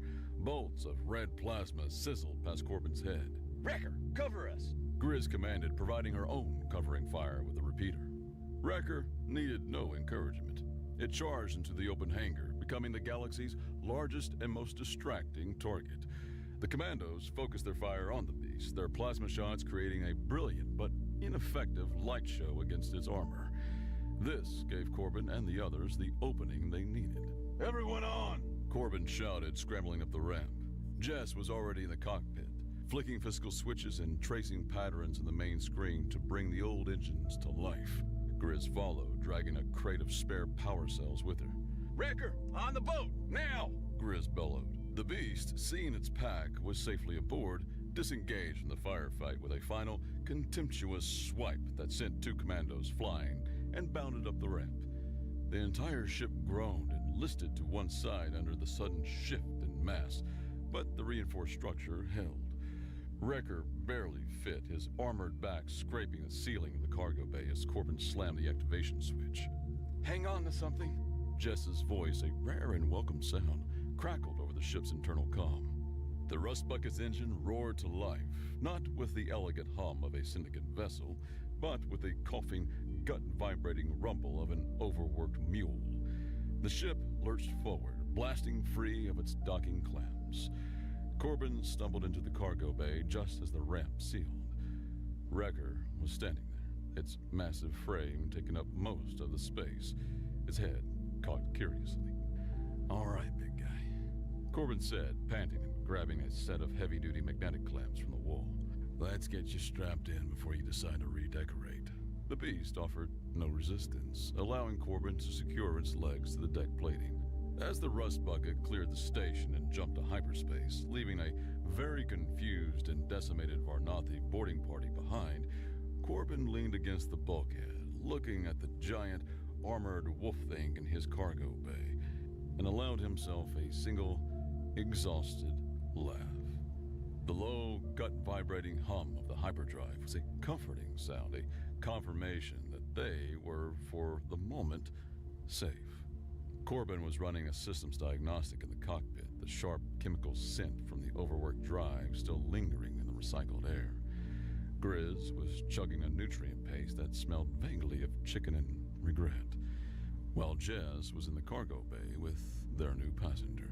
She's been down there for an hour. Grizz noted, wiping her mouth with the back of her hand. Think he ate her?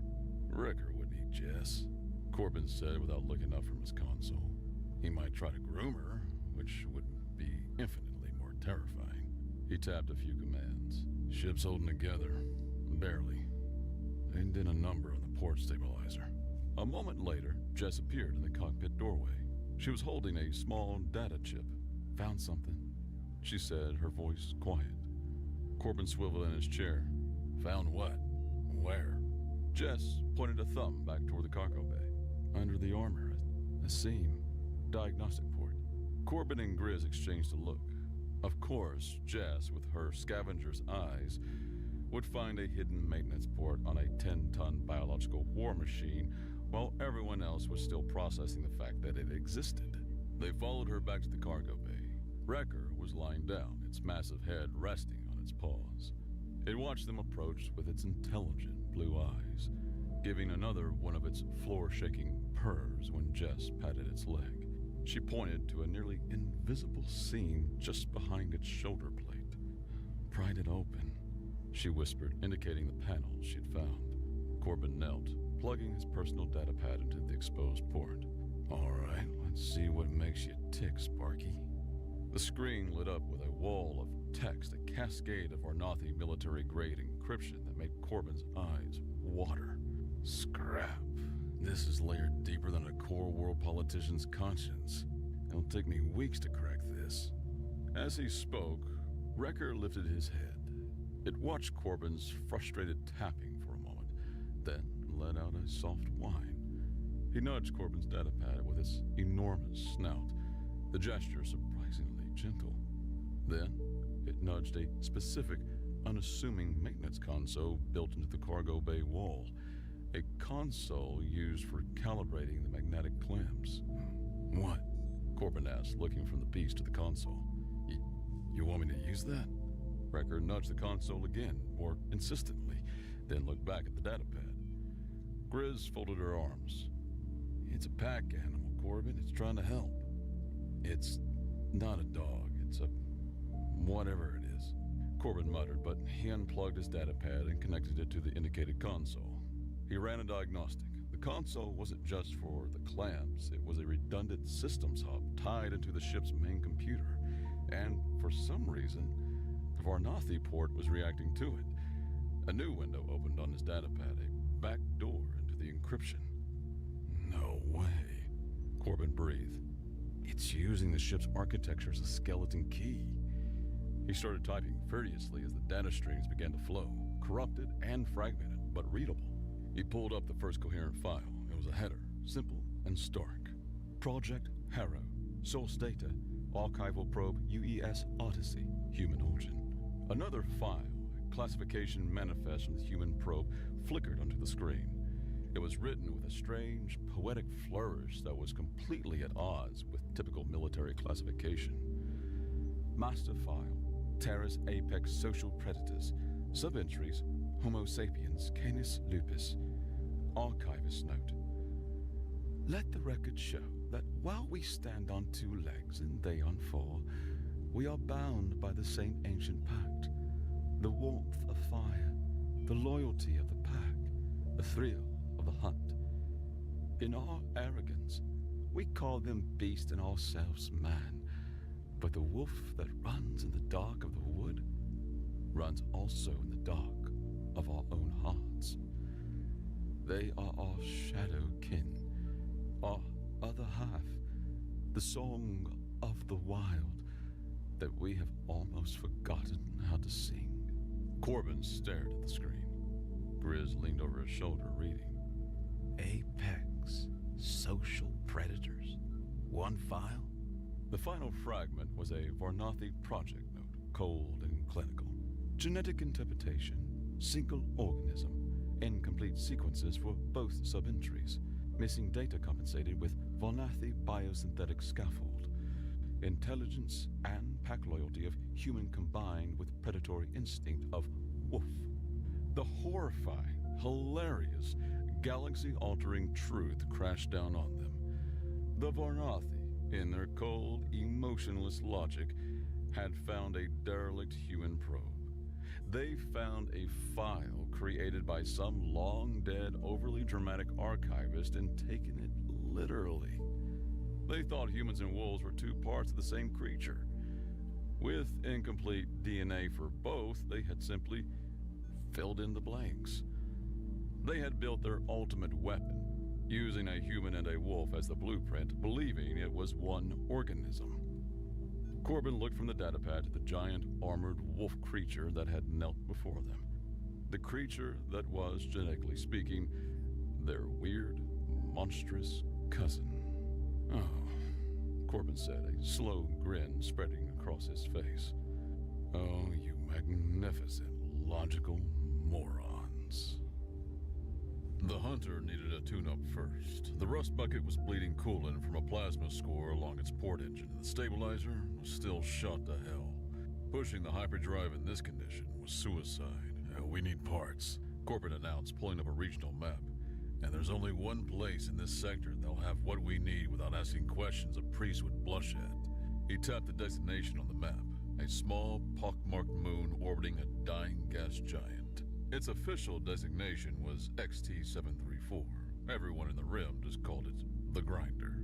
The Grinder was less a moon and more a scrapyard with its own gravity. The surface was a mountain range of wrecked starships, a graveyard of forgotten wars and failed business ventures. The only settlement was a shanty town built into the metallic husk of a derelict dreadnought, run by a syndicate of scavengers known as the Grinders. Landing the rust bucket was a delicate affair. Corbin found a relatively stable plateau of compressed freighter hulls and set them down.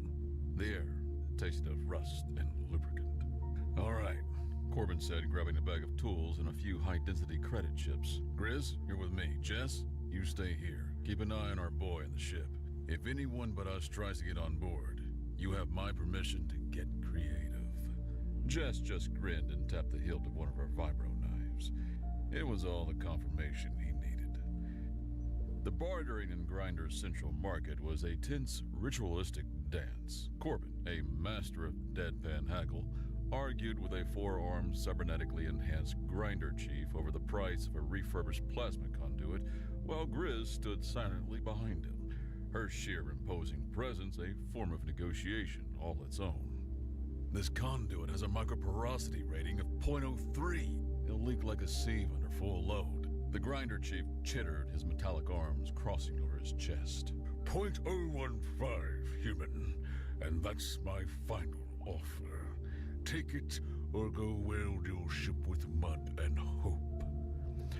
They eventually settled on a price that felt only slightly like grand larceny. Hours blurred into a rhythm of grime and sparks. Corbin, cursing under his breath as he wrestled the new conduit into place, felt a familiar frustration with a roll of industrial thermal tape that refused to yield. Jess, a ghost in the machine's guts, rerouted the frayed power lines with a quiet focus. While Corbin's back was turned to grab a hydro spanner, Jess's hand darted out, snatching the same stubborn roll of hyperconductive thermal tape from his kit. She planned it with a silent, sly grin before he turned back, none the wiser. In the cargo bay, the clang of Grizz's thrown-to-koi drone was followed by Wrecker's immediate pounce, a 10-ton beast learning the art of restraint. She wasn't training a pet, she was drilling a soldier. She used sharp, clear hand signals, a closed fist for stay, a pointed finger for watch, a slashing motion for attack. Wrecker responded with stunning speed and comprehension, his intelligent eyes locked on her. The bond between the no-nonsense soldier and the bioengineered beast was solidifying, built on a shared language of tactical purpose. He's a fast learner, Grizz said, giving Wrecker's armored flank an approving slap as Corbin emerged from the engine room covered in grease. They better be, Corbin replied, wiping his forehead. as we're about to go kick the hornet's nest. Prefect Theron is a creature of ego, Corbin explained, pacing the rust bucket's small bridge. The star map glowed between them. We can't just show up at a secret lab. Even if we knew where it was, the place will be a fortress. We need to draw him out. We need to insult him on a professional level. He pointed to a major trade route on the map, a pulsing green line. The Solus Amber Lanes. The Varnathi control them. Solus Amber isn't just for getting high. It's a vital component in 90% of modern hyperdrives. If the Varnathi lose control of these lanes, their entire fleet becomes a collection of very expensive paperweights. Grizz nodded, catching on. So, we hit them where their pride and their profit margins intersect. Exactly, Corbin said. We're gonna hijack one of their high-value amber freighters. But we're not just going to steal the spice. He grinned. We're gonna steal their secrets. And we're gonna do it with Wrecker, making sure everyone sees it. Their target was a lumbering, heavily automated Varnathi freighter, the Gilded Hand. It was slow, arrogant, and flying with a skeleton crew. The rust bucket dropped out of hyperspace directly in its path. The attack was brutally direct. Grizz took out the freighter's engines with a precise volley, and Corbin brought them in close. Wrecker, you're up! Grizz shouted into the comm. The cargo bay doors slid open. Wrecker took a running leap across the void, a living, boarding torpedo that slammed onto the Gilded Hand's hull with a deafening screech. He tore his way to the bridge, and the terrified Varnathi crew surrendered instantly. While Grizz and Jess secured the spice, Corbin went straight for the bridge's secure data terminal. He plugged in his data pad and, using the exploit they discovered, downloaded a secure Varnathi fleet data slate. This was the real prize. Back on the rust bucket, Corbin went to work. The data slate was a treasure trove. It contained master encryption keys, fleet movements, and, most importantly, a list of coordinates for several deep space Varnathi black sites. One of these has to be Theron's lab, Corbin said, projecting the list onto the star map. There were 5 possible locations, all in uncharted hostile territory. But which one? Attacking the wrong one will get us killed. As he spoke, Wrecker, who had been lying quietly in the cargo bay, grew agitated. He padded onto the bridge, a low whine rumbling in his chest. He walked to the glowing star map and stared at it, his head cocked. Then he lifted a claw and scratched at one specific blinking coordinate in a dark nebular cluster. Hey, easy on the console. Corbin started, but then he froze. Wrecker whined again, scratching the same point, more insistently this time. He looked at Corbin, then back at the coordinate. A look of profound recognition in his intelligent eyes. Corbin's eyes widened. That's it, he breathed. The slate gave us the possibilities. He's giving us the answer. He looked at the others, a wild, reckless sense of purpose igniting in his chest. They weren't guessing anymore. The hunter had the scent of its master. They leaked footage of their tamed monster and the hijacked spice to every newsbroker in the Outer Rim. The message was clear. The Varnathi's ultimate weapon was now working for a trio of human upstarts. Theron would be professionally and personally humiliated. He would have no choice but to come for them. Prefect Theron did not take the news well. The image of his creation, posing like a trophy hunter's prize next to a human soldier, was an insult of such magnitude that it transcended mere professional failure. It was a personal, visceral affront to his logic, his genius, and his species' perceived superiority. He is mocking me, Theron whispered to his captain, his black eyes fixed on the image of Wrecker. That human, Valentine, he has broadcast my failure to the entire sector. He is using my own creation to dismantle my reputation. He grew perfectly, terrifyingly still. This is no longer about retrieval. This is about intellectual extermination. He turned, his face a mask of cold fury. He has our black site coordinates. I know which one he will choose. The asset will lead him there. Prepare the Crucible for immediate departure. Plot a course for Thanatos Nebula. Sir, The captain said. we'll be jumping into an unscouted sector. The sector is not empty, Theron corrected him. My primary research facility is there, and now, so is my prey. He allowed himself a thin, cruel smile. The human thinks he has set a trap. He has merely chosen the location of his own dissection. On the rust bucket, an alarm blared. Massive energy signature dropping out of hyperspace, Grizz announced from the sensor station. It's a big one, Corbin. Cruiser class. Varnathi. Corbin looked at the screen where friendly ships were marked as green icons and the enemy was a large, advancing red triangle. A single, enormous ship icon appeared, right where Wrecker had indicated. Right where Theron's mobile lab, the Crucible, would be. He took the bait, Corbin said, a thrill running through him. All hands, battle stations, full power to forward shields. Jess, already in the pilot seat, pushed the throttle forward. The rust bucket, patched up and battle-ready, accelerated, flying not away from the giant Varnathi warship, but straight towards it. They're not changing course, the Varnathi tactical officer reported, his voice laced with confusion. They're accelerating on a direct collision course. Prefect Theron watched the tiny blip of the rust bucket on the main screen. Arrogance. A fatal human flaw. He turned to his weapons officer. Target their engines. Disable them. I want that ship intact. On the rust bucket, the ride was getting bumpy as the first volley of warning shots from the Crucible bracketed them. They're trying to cripple us, Grizz yelled over the noise. I know. Corbin shouted back, his eyes glued to the schematics of the Crucible from the stolen slate. Jess, see that dorsal heat vent? Sector 7. Jess's hands moved over her console, highlighting the area. She gave a short nod. On my mark, I need you to hit it with a full burst from the forward cannons. It'll cause a feedback loop and temporarily disable the atmospheric shielding for the main hangar bay. For about 5 seconds. Grizz's eyes widened. You want to fly into the hangar? I don't want to fly into it, Corbin said with a manic grin. I want to park in it. He looked at Jess. Ready? She gave him a thumbs up. Mark!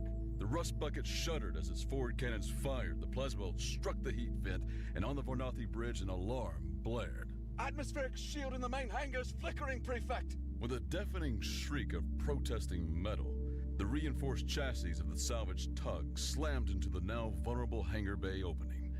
The impact shuddered through the crucible's frame, the force of the ramming action cracking primary support struts and severing main power conduits deep within the ship's structure near the reactor housing.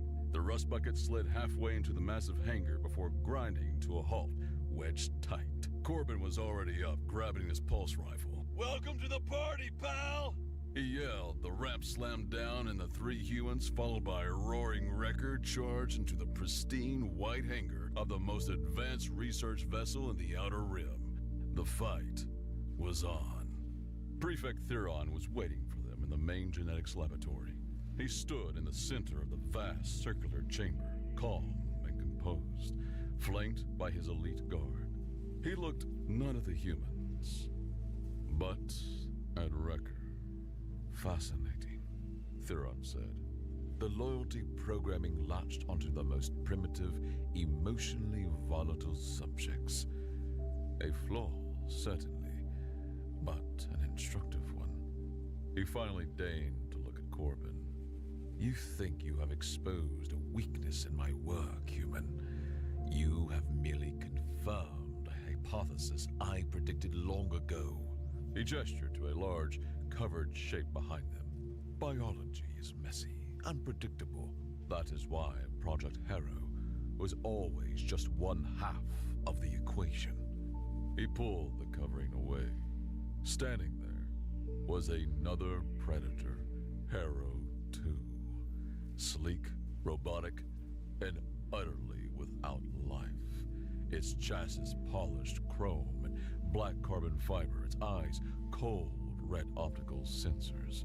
"My parallel program, Project Chimera, is the destination," Theron sneered. "Pure, unfeeling, obedient logic. It possesses all of Harrow's strengths and none of his pathetic weaknesses." He tapped a command on his wrist-mounted controller. "Harrow 2, activate. Decommission the biological contaminants." The robot activated. It was Wrecker's nightmare sibling. The battle was a symphony of instinct versus logic. Harrow 2 was a flawless killing machine. Wrecker was a storm of primal cunning. "Grizz, suppress those guards. I need a clear shot of the control interface on his wrist," Corbin yelled, laying down plasma bolts toward the prefect. Grizz's repeater roared, forcing Theron and his guards to dive for cover. But the robot was relentless, its chrome claws scoring deep gashes in Wrecker's armor. "Its shields are eating my slugs," Grizz yelled, reloading. "Jess, find me a power source." High above, clinging to a network of power conduits, Jess saw it. The thick, armored cable running from a large power junction directly into Harrow 2's back, feeding its shield emitter. She pulled the roll of industrial thermal tape from her belt. Harrow 2 had Wrecker pinned, a high-frequency blade extending from its jaws. "Jess!" Corbin screamed. A small, dark shape dropped from the ceiling. Jess landed silently on the power junction. With a speed born of 1,000 similar actions, she ripped off a long strip of the hyperconductive thermal tape and slammed it across 2 exposed terminals. Sparks erupted, a massive power surge, with nowhere to go thanks to primary conduits severed during their violent arrival, cascaded directly into the ship's already strained reactor containment field. Alarms blared across the ship. On the floor, the power feed to Harrow 2's shield emitter shorted out. For a single, critical second, its energy field died. "Wrecker! Now! The neck joint!" Corbin yelled. Wrecker lunged upward, his massive jaws closing around Harrow 2's unshielded neck. There was a horrific screech of twisting metal, and Wrecker tore the robot's head clean off. It clattered to the floor and rolled to a stop at Theron's feet. The headless body of Harrow 2 crumpled. Wrecker stood over it, panting and victorious. A high-pitched alarm screamed through the lab. The crucible was tearing itself apart. Theron stared at the severed head of his masterpiece. You primitives. You broke my toys! He never finished. Grizz strode forward and delivered a single economical punch to his jaw. The prefect crumpled in an unconscious heap. "Less talking, more leaving," she grunted, scooping up his pulse rifle. Back to the ship! Corbin commanded. They raced through the shaking corridors, scrambled aboard the rust bucket, and Jess threw the engines into full reverse. With a groan of tortured metal, the salvage tug ripped itself free from the hangar. They blasted away just as the crucible imploded, its silent, graceful destruction a testament to their victory. The shockwave hit them, sending them tumbling through space, but the tough little hull held firm. Adrift, but alive, the crew took stock. The ship was a wreck, but they were victorious. In the cargo bay, Jess was patching up Wrecker with biofoam. On the bridge, Grizz was field stripping her new rifle. Corbin stood before the navigation console, looking at the star map.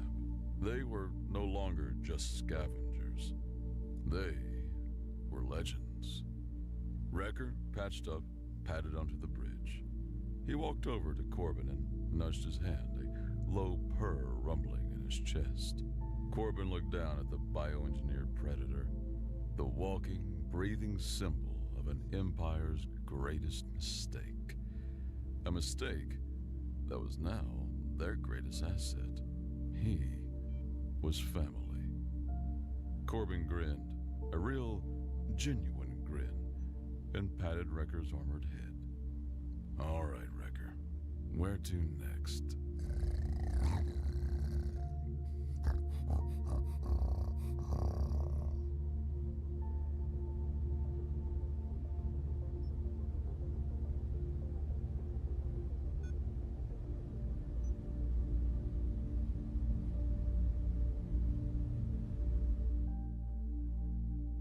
In a single focused blast, the enemy flagship's shields, already stressed from the previous attacks, couldn't handle the concentrated energy. The massive ship's power grid overloaded, cascading failures spreading across its hull. Enemy flagship is breaking up, Thompson reported, his voice filled with awe. The rest of their fleet, they're retreating. The Compact's remaining ships, seeing their flagship destroyed by a vessel they had dismissed as obsolete, began jumping away from New Haven. The most advanced fleet in known space had been defeated by technology they had considered primitive. Walker looked around his bridge. Warning lights flashed everywhere. Smoke rose from overloaded circuits. The Steadfast had pushed itself far beyond its designed limits, but it had survived. It had won. Stand down from battle stations, Walker ordered. Begin damage control procedures. He opened a channel to engineering. Chief Roberts, how's our old girl doing? She's hurt, sir, Roberts replied, pride mixing with concern in her voice. But nothing we can't fix. The core is stable, just needs time to cool down. This old ship saved all our lives today. As the adrenaline of battle faded, messages began pouring in from Earth's fleet. Ships that had once looked down on the Steadfast now sent congratulations and praise. The old training vessel had become a legend in a single battle. Walker stood at his viewport, watching Earth's ships move to secure the system. The Steadfast's victory would change everything. Military doctrine would be rewritten. The value of old technology would be re-examined. And somewhere, the designers of the Guardian program would know their ideas had finally been proven right. Not bad for an obsolete ship, Miller said, standing beside his captain. Walker smiled, patting the wall of his bridge gently. She was never obsolete. She was just waiting for the right moment to show what she could do. Sometimes, the old ways are the best ways. We just have to remember how to use them. The Steadfast floated quietly in space, its battle-scarred hull reflecting the light of New Haven's sun. The ship no one had feared had saved humanity's largest colony and destroyed an alien armada, not by being the newest or the most advanced, but by being exactly what it was. A well-built ship with a crew who believed in it, ready to prove that being underestimated was sometimes the greatest advantage of all. The sound of the shuttle docking reverberated through the station, a metallic groan that echoed down the pristine corridors of the Galactic Concorde's educational hub. To the untrained ear, it was nothing remarkable, just another transport unloading students, diplomats, and researchers. But to the group of Zalorian professors gathered in the observation lounge, this arrival was anything but ordinary. They watched with a mixture of fascination and trepidation as the shuttle door hissed open, revealing its passengers, the first delegation of Deathwelders to join the intergalactic exchange program. Humans. The species that had single-handedly redefined the galactic lexicon of dangerous. For centuries, their planet, Earth, had been classified as a Class 12 Deathworld, a label reserved for the most hostile environments known to science. It was a place where apex predators prowled, natural disasters struck with alarming frequency, and even the microorganisms seemed to have a vendetta against anything that breathed. Yet, against all odds, humans had not only survived but thrived. They'd built civilizations, developed technology, and eventually reached the stars. And now, here they were, stepping onto the polished floors of the educational hub with easy confidence, their expressions a mixture of curiosity and amusement. Leading the group was Captain Elena Voss, a woman whose reputation preceded her. She was flanked by two others, Dr. Malik Adebayo, a biologist whose groundbreaking work on adaptive ecosystems had earned him galactic acclaim, and Lieutenant Connor Hayes, a soldier-turned-diplomat with a knack for turning tense situations into cooperative endeavors. But it wasn't the humans themselves that caused the Zalorian professors to exchange uneasy glances. It was what followed them. A low growl rumbled through the air as a massive, wolf-like creature padded down the ramp, its silver fur shimmering under the station's artificial lights. Beside it skittered a six-legged reptilian creature with iridescent scales, its eyes darting around with unnerving intelligence. Perched on Dr. Adebayo's shoulder was a brightly colored bird that let out a sharp, almost mocking caw. The humans' pets had arrived. The Zalorian delegation froze. Pets. Of course, the humans had insisted on bringing their companion animals. It had been a point of contention during the program's negotiations, with the humans arguing that their pets were integral to their culture and well-being. The Galactic Concord had reluctantly agreed, not fully understanding what that entailed. Now, faced with the reality of Earth's fauna, the professors began to reconsider their decision. Are they safe? Professor Zylar asked, his fronds quivering with anxiety. He was a towering figure, his gelatinous form encased in a translucent exosuit that allowed him to maintain his shape in the station's low-gravity environment.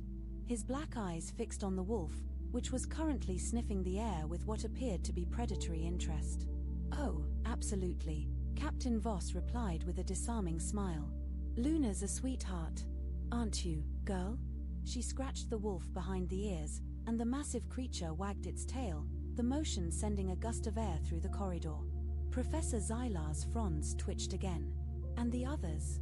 Dr. Adebayo chuckled. "Archimedes here is more interested in puzzles than people." He gestured to the reptilian creature, which was now using its dexterous claws to dismantle a security drone that had wandered too close. "And Kiwi," he tilted his head toward the bird on his shoulder. "Well, she's more bark than bite. Isn't that right, Kiwi?" Kiwi responded with a piercing whistle that caused the professors to flinch. The group proceeded down the corridor, leaving the Zalorians to exchange wary looks before following at a cautious distance. As they entered the main hall, the humans' arrival did not go unnoticed. Representatives from dozens of species turned to stare, their expressions ranging from curiosity to outright alarm. Conversations hushed, and the gentle hum of the station seemed to amplify the humans' every step. Captain Voss ignored the stares, her focus on the figure approaching from the far end of the hall. High Chancellor Velrix, a member of the Avorian species, exuded an aura of calm authority. His feathered crest and elongated limbs gave him an almost regal appearance, and his piercing yellow eyes assessed the humans and their companions with a practiced neutrality. "Welcome to the Galactic Concord Educational Hub," Velrix said, his voice smooth and measured. "We are honored to host the first Deathworlder delegation. I trust your journey was uneventful." "Uneventful and smooth, Chancellor," Voss replied. "We're grateful for the opportunity to participate in this exchange." Velrix's gaze shifted to the animals. "And these are our companions," Voss said. "Luna, Archimedes, and Kiwi. They're here to provide emotional support and assist in our research." Velrix's feathers ruffled slightly, a subtle sign of unease. I see. I trust they will remain under control? Absolutely, Voss assured him. They're highly trained. The Chancellor nodded, though his expression suggested he remained unconvinced.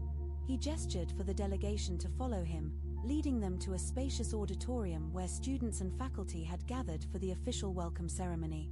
As they entered, a murmur spread through the crowd. The humans' presence was already an anomaly, but their animals seemed to steal the spotlight. Taking their seats near the front, the humans exchanged subtle glances. They were used to being the center of attention, but even they could feel the tension in the room. It was as if every eye was trained not on them, but on their companions. Kiwi, oblivious to the scrutiny, began preening her feathers, while Archimedes settled into a crouch, its tail twitching rhythmically. Luna lay down beside Captain Voss, her head resting on her paws as she surveyed the room with calm detachment. The ceremony began with a series of speeches, each more florid than the last. Delegates from various species extolled the virtues of intergalactic cooperation, emphasizing the importance of understanding and tolerance. But despite the lofty rhetoric, the undercurrent of unease was palpable. The humans' reputation preceded them, and their animals only added another layer of unpredictability. Finally, it was Captain Voss's turn to speak. She rose from her seat and approached the podium, her confident stride silencing the murmurs. "Thank you, Chancellor Velrix, esteemed delegates, and students," she began. "It's an honor to stand here as a representative of humanity. We come from a world that many of you consider harsh, even deadly. And yes, Earth is a challenging place. But it's also a place of incredible beauty, resilience, and adaptability. Our journey to the stars has been shaped by those challenges, and we've brought a piece of that journey with us." She gestured toward Luna, Archimedes, and Kiwi. "Our companions are not just animals, they are partners. They remind us of where we come from and inspire us to reach for what lies ahead. We hope their presence here will not only help us share our culture but also demonstrate the unique bonds that can form between species, even on a death world." The room was silent for a moment before a smattering of polite applause began. It was not the enthusiastic reception Voss had hoped for, but it was a start. As she returned to her seat, Velrix leaned over and whispered, "An intriguing perspective, Captain. I'm curious to see how it unfolds." "So are we," Voss replied with a smile. The ceremony concluded without incident, and the delegates were escorted to their quarters. But as the humans settled in, it became clear that their arrival had sparked more than just curiosity. Rumors began to spread through the station, each more exaggerated than the last. By the time morning arrived, Luna was reputed to be a genetically engineered predator, Archimedes a living weapon, and Kiwi an avian spy. The humans found themselves at the center of a swirling storm of speculation, their every move scrutinized by the station's inhabitants. The first day of classes only added fuel to the fire. The humans were scheduled to attend a biology seminar led by Professor Zylar, who had spent the night meticulously preparing his lecture. He greeted the class with his usual formality, his fronds arranged in a neat pattern that signaled professional detachment. "Today," he began, "we will explore the concept of ecological symbiosis. It is a phenomenon observed across the galaxy, where two or more species form mutually beneficial relationships.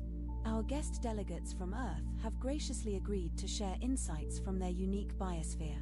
Voss nodded and stepped forward, accompanied by Luna. The wolf's presence immediately drew a collective intake of breath from the students, who leaned back in their seats as if distance could protect them. "Thank you, Professor," Voss said. "Earth is home to countless examples of symbiosis. One of the most remarkable is the relationship between humans and canines. Luna here is a descendant of wolves that, thousands of years ago, formed a bond with early humans. Together, we hunted, protected each other, and built a partnership that has lasted to this day."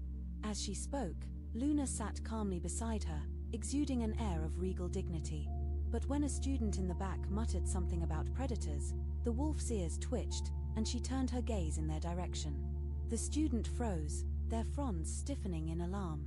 "She's just curious," Voss said with a reassuring smile. "Wolves are highly perceptive.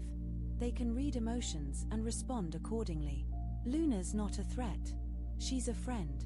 The student didn't look convinced, but they nodded nonetheless. Voss continued her explanation, delving into the history of domestication and the unique traits that had made canines such invaluable companions. As she spoke, Luna lay down, her presence a silent testament to the bond Voss described. Meanwhile, Dr. Adebayo introduced Archimedes, who had spent the lecture's first half dismantling a classroom display. "Don't worry," Adebayo said with a grin. "He'll put it back together. Probably better than it was before." Sure enough, the reptilian creature began reassembling the pieces, its claws moving with mechanical precision. Kiwi, for her part, decided to explore the classroom, hopping from desk to desk and chirping loudly whenever she encountered something shiny. The students watched in a mixture of fear and fascination, their initial apprehension slowly giving way to curiosity. By the end of the seminar, a brave Zalorian student had even mustered the courage to approach Luna, who sniffed their outstretched frond before giving it a gentle lick. It was a small victory, but an important one. The humans knew they had a long way to go to earn the trust of their peers. But as they left the classroom, the spark of understanding in the students' eyes gave them hope. The journey had just begun, and they were ready for whatever challenges lay ahead. The station's artificial night cycle had barely begun when the first problem arose. It started with a low, keening sound that echoed through the human delegation's quarters, followed by a series of thuds and clatters. Captain Elena Voss groaned and threw an arm over her eyes, trying to ignore the noise. But when it escalated into a crash that shook the walls, she bolted upright. "What now?" she muttered, throwing on her jacket and stepping into the hallway. The sight that greeted her was both alarming and absurd. Archimedes, the reptilian creature, had somehow managed to access a maintenance panel and was halfway inside it, his claws sparking against exposed wires. Sparks flew, casting erratic shadows across the corridor. "Archimedes, no! Get out of there!" she shouted, rushing forward. The reptilian froze, tilting its head in an almost comical expression of innocence before reluctantly backing out. Behind her, Lieutenant Connor Hayes emerged from his room, rubbing his eyes and holding a plasma rifle loosely at his side. "What's going on?" he asked groggily. "Your genius lizard decided to rewire the station," Voss snapped, pointing at Archimedes, who now sat looking smug. "I told Adebayo this thing needs supervision." "You rang," came Dr. Malik Adebayo's voice as he appeared from the adjacent corridor, holding a tablet that displayed a holographic schematic of the station's systems. Kiwi perched on his shoulder, her feathers ruffled from the commotion. "What did he do this time?" "He's been playing electrician," Voss said dryly. "I'm pretty sure he just caused a power fluctuation on Deck 3. Adebayo said, crouching to inspect the panel. "Looks like he's trying to bypass a redundant circuit." "Interesting. Must have found the original configuration inefficient." "Interesting?" Voss repeated incredulously. "It's sabotage. If the Zalorians find out." Her words were cut off by a sudden wail of alarms. The corridor lights flickered and then turned an ominous red as an automated voice announced, "Containment breach detected in the xenobiology wing. All personnel, please evacuate immediately." The three humans froze, their eyes meeting in mutual alarm. Without another word, they sprinted toward the source of the alarm, Luna bounding alongside them. The wolf's ears were pinned back, her keen senses picking up on the tension in the air. When they arrived, the scene was chaotic. Zalorian security personnel were attempting to seal off the wing, their fronds trembling as they worked their control panels.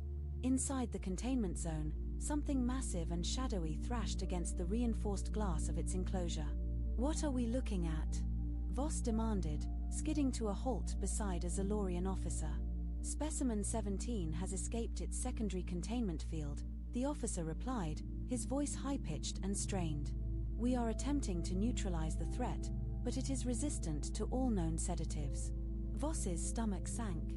Specimen 17 was infamous even among the station's diverse collection of alien creatures. A hyper-adaptive predator from a Class 10 death world, it was deemed too dangerous for direct study and had been kept in isolation. Now, it was loose. "What triggered the breach?" Adebayo asked, his voice sharp. "We're still investigating," the officer replied. "But there's no time for analysis. If it escapes into the station's main corridors," he didn't need to finish the sentence. The consequences were obvious. As if on cue, Specimen 17 rammed the glass again, creating a spiderweb of cracks. The creature's form was still indistinct, its adaptive camouflage blending seamlessly with its surroundings. All that was visible were its glowing eyes and the sharp, metallic sheen of its claws. "We can't let it get out," Voss said, her voice resolute. She turned to Hayes. "You got any non-lethal rounds on you?" "Always," Hayes replied, loading his rifle. "But non-lethal isn't gonna stop that thing for long." "It doesn't have to," Voss said. "Just long enough for us to figure out a way to contain it." Before they could act, Archimedes darted forward, skittering toward the control panel nearest the enclosure. "Archimedes, no!" Adebayo shouted, but the reptilian ignored him, its claws flying over the controls. The lights in the containment wing flickered again, and a low hum filled the air as the secondary containment field reactivated. The shimmering barrier formed around Specimen 17, forcing it back into the center of its enclosure. "What did he just do?" Voss asked, staring in disbelief. Adebayo grinned, a mixture of pride and relief. "Looks like he bypassed the damaged circuits and rerouted power to the containment field. Clever little guy. You mean to tell me your pet lizard just saved us from a station-wide catastrophe?" Hayes said, his tone equal parts incredulous and amused. "Seems that way," Adebayo replied, scooping up Archimedes, who chirped triumphantly. The Zalorian officer approached them, his fronds twitching in what could only be described as confusion. "Your companion has just demonstrated a level of intelligence that rivals our own engineers. How is this possible?" "Earth," Voss said simply, as if that explained everything. And in a way, it did. The situation seemed under control, but the incident had only heightened the station's unease about the humans and their companions. Whispers spread through the corridors, growing more outlandish with each retelling. By the next morning, Luna was rumored to have single-handedly subdued Specimen 17, while Kiwi was said to have orchestrated the entire containment breach as part of an elaborate test of the station's defenses. The humans tried to go about their day as usual, attending lectures and participating in group discussions. But the tension was palpable. Students and faculty gave them a wide berth, their curiosity overshadowed by fear. Even the Zalorian professors, who prided themselves on their open-mindedness, seemed reluctant to engage with them directly. The breaking point came during a joint seminar on interspecies cooperation. The topic was meant to foster understanding and collaboration, but it quickly devolved into a thinly veiled interrogation. Captain Voss, a student from the crystalline Quarak species, began, their voice a melodic chime. "Given the events of last night, how can we be certain that your companions are not a threat to the station's safety?" Voss took a steadying breath, her gaze sweeping the room. "I understand your concerns," she said.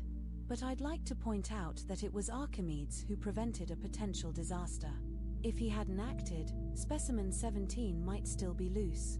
"And what if he hadn't acted correctly?" another student challenged. "What if his interference had made the situation worse?"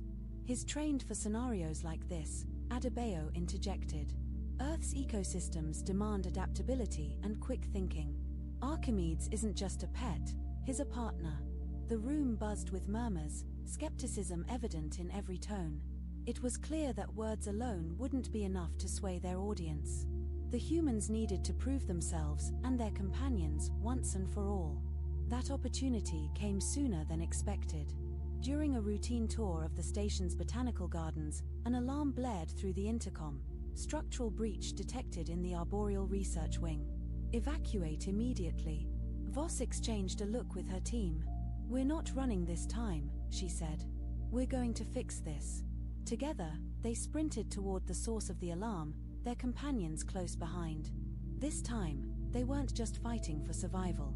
They were fighting to prove that humans and their so-called pets were more than the galaxy's latest curiosity. They were a force to be reckoned with. The Arboreal Research Wing was a marvel of engineering and biology, a sprawling greenhouse that mimicked dozens of planetary ecosystems. Its centerpiece was the Unity Tree, a massive, bioluminescent organism engineered from the genetic material of multiple species. Normally, the wing was a serene haven of scientific discovery. But as the humans approached, they found it in chaos. Thick vines snaked across the floor, moving with an unnatural, almost predatory intent.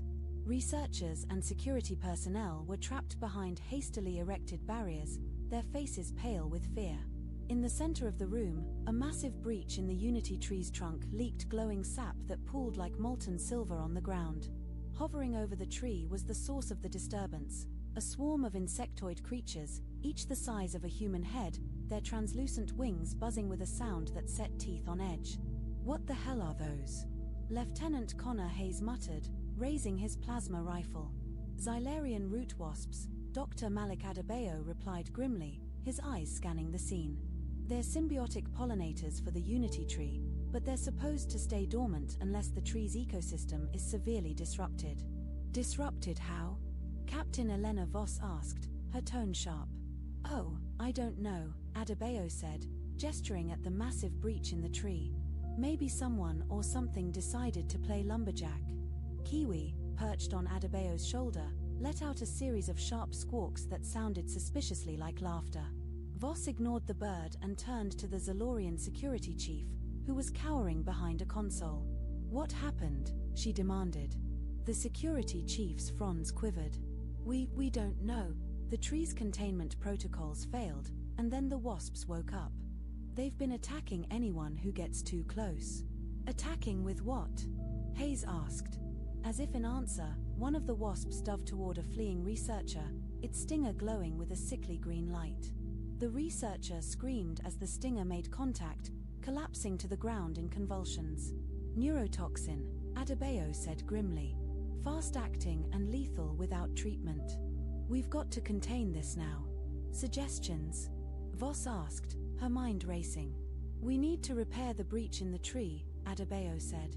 "It's the only way to calm the wasps. But we'll never get close with them swarming like that." "What about Luna?" Hayes said, glancing at the wolf, who stood beside Voss, her ears pinned back and her hackles raised. Voss hesitated. "What about her?" "She could lure the wasps away," Hayes suggested. "Give us a clear shot at the breach." "Are you out of your mind?" Adebayo snapped. "Those things would tear her apart." "Not if she's fast enough," Hayes countered. "And Luna's the fastest thing we've got." Voss knelt beside Luna, meeting the wolf's intelligent gaze. "What do you think, girl? Can you do it?" Luna let out a low, rumbling growl, her tail flicking with determination. Voss's chest tightened, but she nodded. "All right. Let's do this." Hayes rigged a small device to Luna's harness, a beacon that emitted a high-pitched frequency designed to attract the wasps. As soon as it was activated, the swarm's attention shifted. Hundreds of glowing eyes fixed on Luna, and the air filled with the deafening buzz of their wings. "Go, Luna," Voss shouted. The wolf bolted, her powerful legs propelling her across the room in a blur of silver fur. The wasps pursued her, their formation tightening into a deadly vortex. Luna weaved through the arboretum with agility born of countless hunts, leaping over barriers and dodging the snapping vines that reached for her. "That's our opening," Voss said. "Adebayo, get to the breach. Hayes, cover him. I'll keep an eye on Luna." They moved as a unit, each step choreographed through years of training. Adebayo reached the base of the Unity tree and began deploying a biopolymer patch from his field kit. The material spread across the breach like liquid glass, hardening on contact. Hayes fired his rifle in controlled bursts, keeping the few straggling wasps at bay. One of them got too close, its stinger aimed at Adebayo, but Kiwi swooped down from above, pecking at the creature's wings and sending it spiraling to the ground. "Good bird," Adebayo muttered, not looking up from his work. Meanwhile, Voss tracked Luna's movements, her heart pounding with every leap and dodge. The wolf was holding her own, but the swarm was relentless, and Voss knew she couldn't keep this up forever. "How much longer, Adebayo?" she called. "Almost there," he replied, his hands moving with practiced precision. A sudden yelp from Luna drew Voss's attention. One of the wasps had grazed her flank, leaving a trail of glowing venom.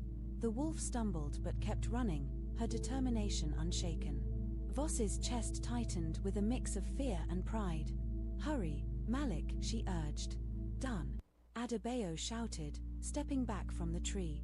The biopolymer patch glowed briefly before fading, indicating a successful seal. The effect was immediate. The wasps' buzzing faltered, and their erratic movements slowed. One by one, they began to return to the Unity Tree, their stingers retracting as they resumed their dormant state. Luna collapsed near the edge of the room, her sides heaving. Voss was at her side in an instant, checking the wound. The venom's glow was already fading, neutralized by the wolf's robust physiology. "You did good, girl," Voss whispered, stroking Luna's fur. "You did real good." The aftermath was a whirlwind of activity. Researchers scrambled to assess the damage, while Zalorian engineers worked to reinforce the Unity Tree's containment protocols. The humans, however, were given a wide berth. Despite their role in resolving the crisis, the other species couldn't seem to decide whether they were saviors or harbingers of chaos. High Chancellor Velrix arrived shortly after, his feathered crest flaring with agitation. "Captain Voss," he said, his voice tight. "I must commend your team's swift action, but this incident raises serious questions about the presence of your companions." "With all due respect, Chancellor," Voss replied, her tone steady, "if it weren't for our companions, this incident could have been catastrophic. Luna, Archimedes, and Kiwi are part of our team. They're not just pets, they're partners."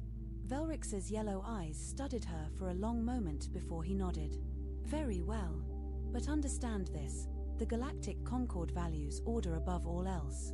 If your presence disrupts that order again, there will be consequences." "Understood," Voss said, meeting his gaze. As the Chancellor departed, Hayes let out a low whistle. "Well, that could have gone worse.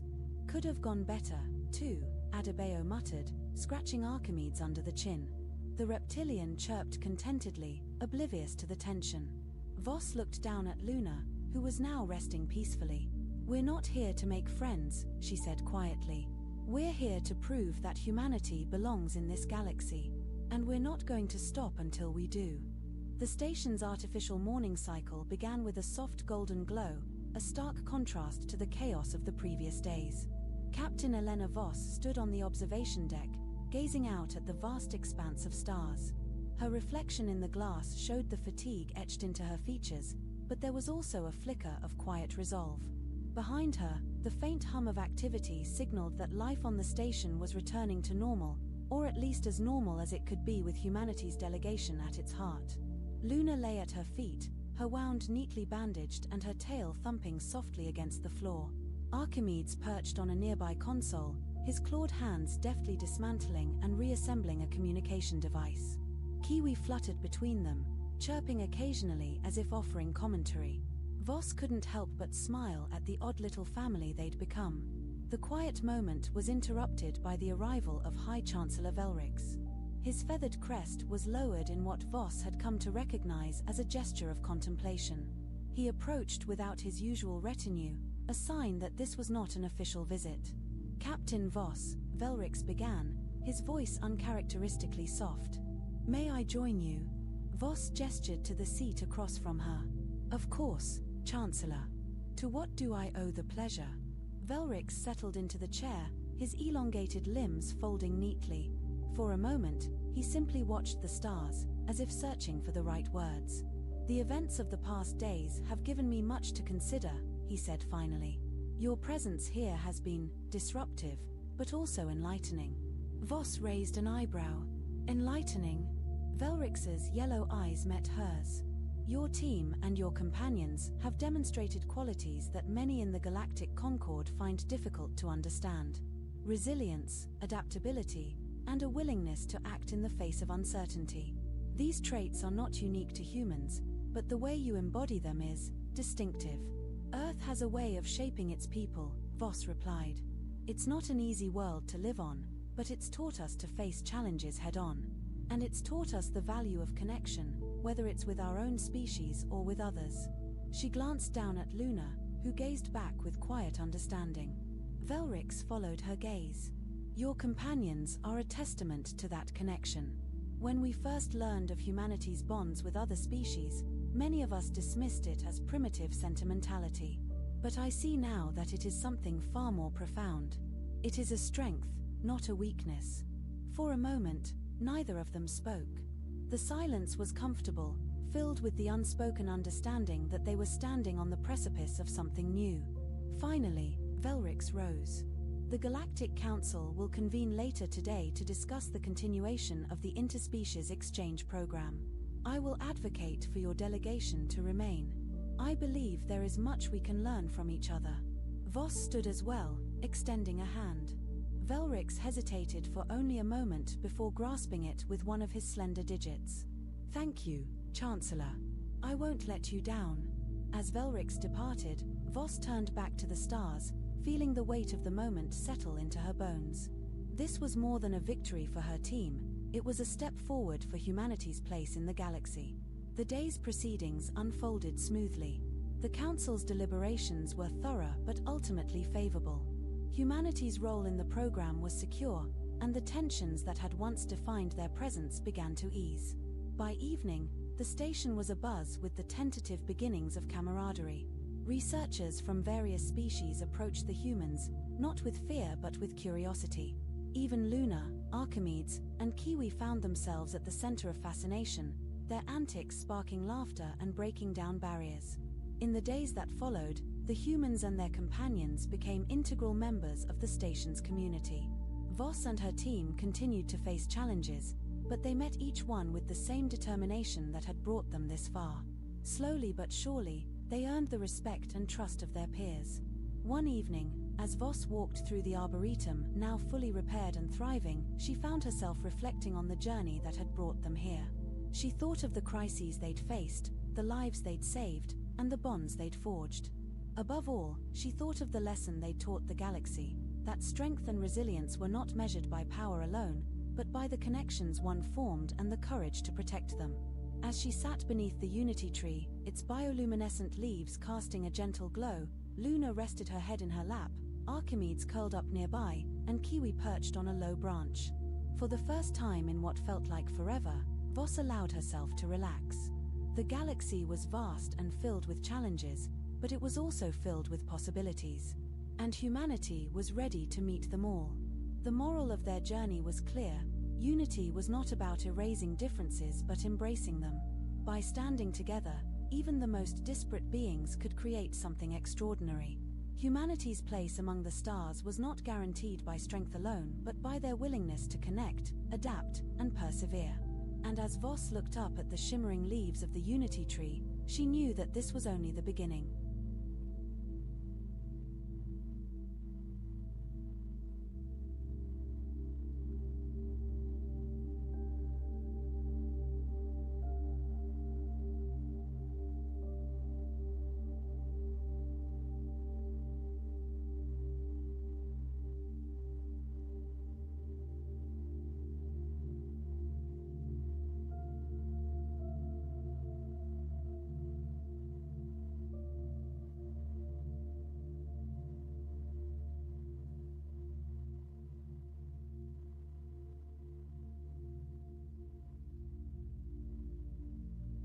Ambassador Zixtil of the Valorian Confederation paced nervously in the reception chamber of the diplomatic vessel, Harmonic Convergence. Today marked a historic moment, the official introduction of humans to the wider galactic community. Zixtil's four hearts beat rapidly as he reviewed the briefing materials one final time. The gravity alone should have crushed them, he muttered to his assistant Kriva, who was arranging welcome refreshments that had been carefully tested for human compatibility. Their planet has active volcanoes, massive bodies of liquid water, and extreme temperature variations. How did they survive long enough to develop space travel? Kriva's skin flickered from pale blue to a worried purple. They evolved as prey animals that later became predators. The briefing says they still have instincts from both. She lowered her voice. Did you see the section about their endurance? They don't stop pursuing prey until it collapses from exhaustion. They call it persistence hunting. Let's not dwell on that aspect, Zixtil said quickly. Like most spacefaring species, Valorians evolved on a planet with stable climate, minimal geological activity, and few predators. Earth, classified as Death World 7, was among the most dangerous planets ever to produce sentient life. The ship's communication system chimed softly. Human shuttle requesting final docking clearance. Announced the ship's AI in soothing tones. Grant clearance, Zixtil replied, straightening his ceremonial sash. And increase gravity in the reception area to Earth standard as discussed. The ship acknowledged the command. Immediately, Zixtil felt heavier, his movements becoming more difficult. The sensation was deeply unpleasant, but he reminded himself that humans lived their entire lives under such crushing force. The things they endured daily would qualify as torture for most galactic citizens. Final preparations, he told the assembled greeting party, all volunteers who had undergone special training for human interaction. Remember, they display teeth as a sign of friendliness, not aggression. Their skeletal structures contain calcium, deposits that make them much denser than they appear, and most importantly, they are accustomed to constant danger. What terrifies us is simply Tuesday for them. The airlock indicator shifted from red to green. With a soft hiss, the door slid open. 3 humans entered the chamber. Zixtil had studied images, but nothing prepared him for the reality. They moved with easy confidence despite the gravity. Their eyes, forward-facing predator eyes, scanned the room quickly, assessing everything. And when they smiled, they displayed rows of white, bone-hard teeth. The first human stepped forward. Commander Jack Miller, United Earth Space Force. He extended a hand, a limb packed with bones and powerful muscles. In the greeting gesture, they had been briefed about fighting every instinct telling him to flee. Zixtil extended his upper limb and allowed the human to grasp it. The strength in those fingers was alarming, though the human was clearly being gentle. On behalf of the Valorian Confederation and the Galactic Council, we welcome humanity to the wider community of spacefaring civilizations, Zixtil said, proud that his voice remained steady. The second human moved forward. Lieutenant Susan Wright, Science Division. Her grip was equally firm. Thank you for accommodating Earth normal gravity. We brought personal gravity compensators just in case, but it's nice not to need them. The third human completed the introductions. Greg Daniels, diplomatic advisor. This one's grip was slightly less crushing. We've been looking forward to this meeting since your probes first contacted us 18 months ago. The formal welcomes completed, Zixtil guided the humans to the prepared refreshment area. We have synthesized some Earth foods based on molecular patterns provided by your advance team. I hope they are satisfactory. Jack picked up something approximating an apple and bit into it with those terrifying teeth. Not bad, a bit like a pear crossed with a cucumber, but definitely edible. Susan accepted a cup of coffee, a stimulant that would send most Valorians into cardiac arrest. This is really good. Better than what we get on long deployments. As they settled into discussion, Zixtil found himself gradually relaxing. The humans were clearly making efforts to appear non-threatening. They spoke of peaceful exchange, scientific cooperation, and cultural understanding. But then the conversation turned to Earth. What's your home planet like? Greg asked politely. Kriva answered. Valoria has stable weather patterns, minimal tectonic activity, and carefully managed wildlife preserves for the few predatory species that survived our early development. Sounds peaceful, Jack said. Earth's a bit more dynamic. We understand your planet experiences extreme weather events? Zixtil inquired cautiously. Susan laughed. Oh yeah, I grew up in Oklahoma, Tornado Alley. We used to sit on the porch and watch them form before heading to the shelter.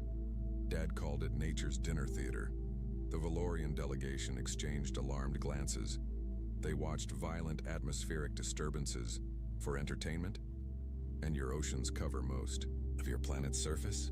Kriva asked, trying to keep her skin color stable. About 71%, Greg confirmed. My family has a beach house in Florida. Nothing better than swimming in the Atlantic at sunrise. Zixtil nearly choked on his drink. Humans willingly immerse themselves in uncontrolled masses of water? For pleasure? We've prepared a cultural exchange presentation, Zixtil said, changing the subject. This shows some of the most significant challenges Valorian civilization has faced. The display showed a minor earthquake, that had damaged several cities centuries ago. The humans watched politely but seemed unimpressed. That registers maybe 4.5 on our Richter scale, Jack commented. We get those fairly regularly along the Pacific coast. The next footage showed a major storm that had been considered catastrophic on Valoria. Looks like a Category 1 hurricane, Susan observed. Pretty, mild by Earth standards. By the end of the Valorian presentation, it was clear that what constituted historical disasters for the Confederation were routine events on Earth. Would you like to see some images from Earth? Greg offered, activating his data tablet. The first images showed massive mountains with jagged peaks covered in ice. The Rocky Mountains, Greg explained, great hiking in the summer. You climb those voluntarily? Kriva asked, her skin now pale with shock. Sure, the views are worth it, Susan said cheerfully. The next images showed massive waves crashing against cliffs while tiny human figures rode them on small boards. My brother's a surfer, Jack explained. He says there's nothing like riding a 20-foot wave to clear your mind. The final images showed a place called Yellowstone, with ground that actually vented superheated steam and pools of boiling acidic water in vibrant colors. One of our national parks, Greg said proudly. Over 4 million visitors each year. 2 of the Valorian delegates had to excuse themselves by this point. Zixtil remained only through sheer diplomatic discipline. As the first meeting concluded, Jack shook Zixtil's hand again. This has been great. Looking forward to showing you folks more about humanity as we move forward. After the humans departed for their temporary quarters, Kriva collapsed into her support chair. They watch destructive weather events for entertainment, she whispered.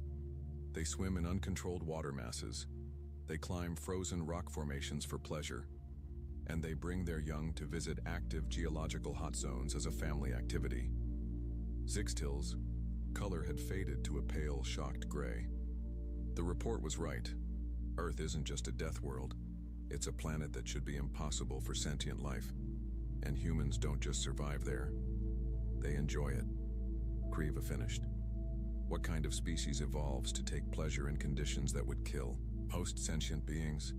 Zixtil looked at the closed airlock door. I believe we're about to find out. And I'm not sure the galaxy is ready for the answer.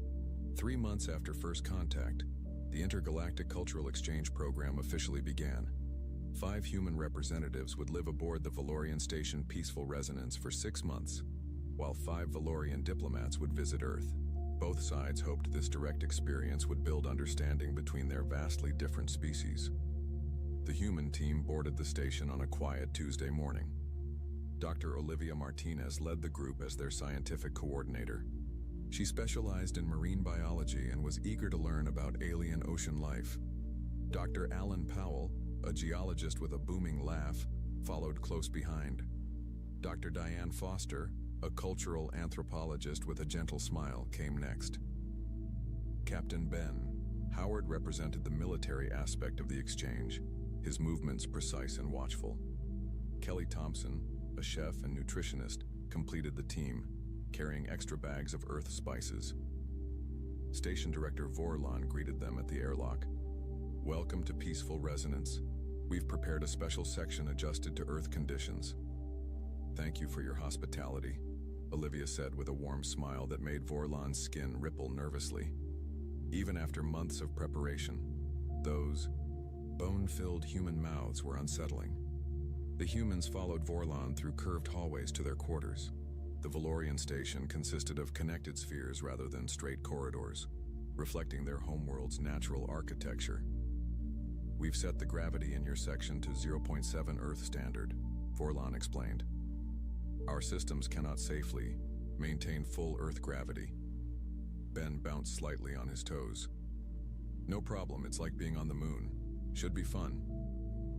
Vorlon's translator struggled with the concept of fun applied to reduced gravity. The idea that humans would find physical danger entertaining still confused the Valorians. Meanwhile, on Earth, the Valorian delegation was struggling to adjust. Despite extensive preparation and protective gear, Earth's conditions proved more challenging than anticipated. Ambassador Venril sent increasingly alarmed reports to the Confederation Council. The humans living near the place called Alaska endure temperature variations of over 40 degrees in a single season, one report noted. Many consider this invigorating rather than potentially lethal. Another report described humans in a region called Arizona who enjoyed outdoor activities in temperatures that would cause Valorian organ failure within minutes.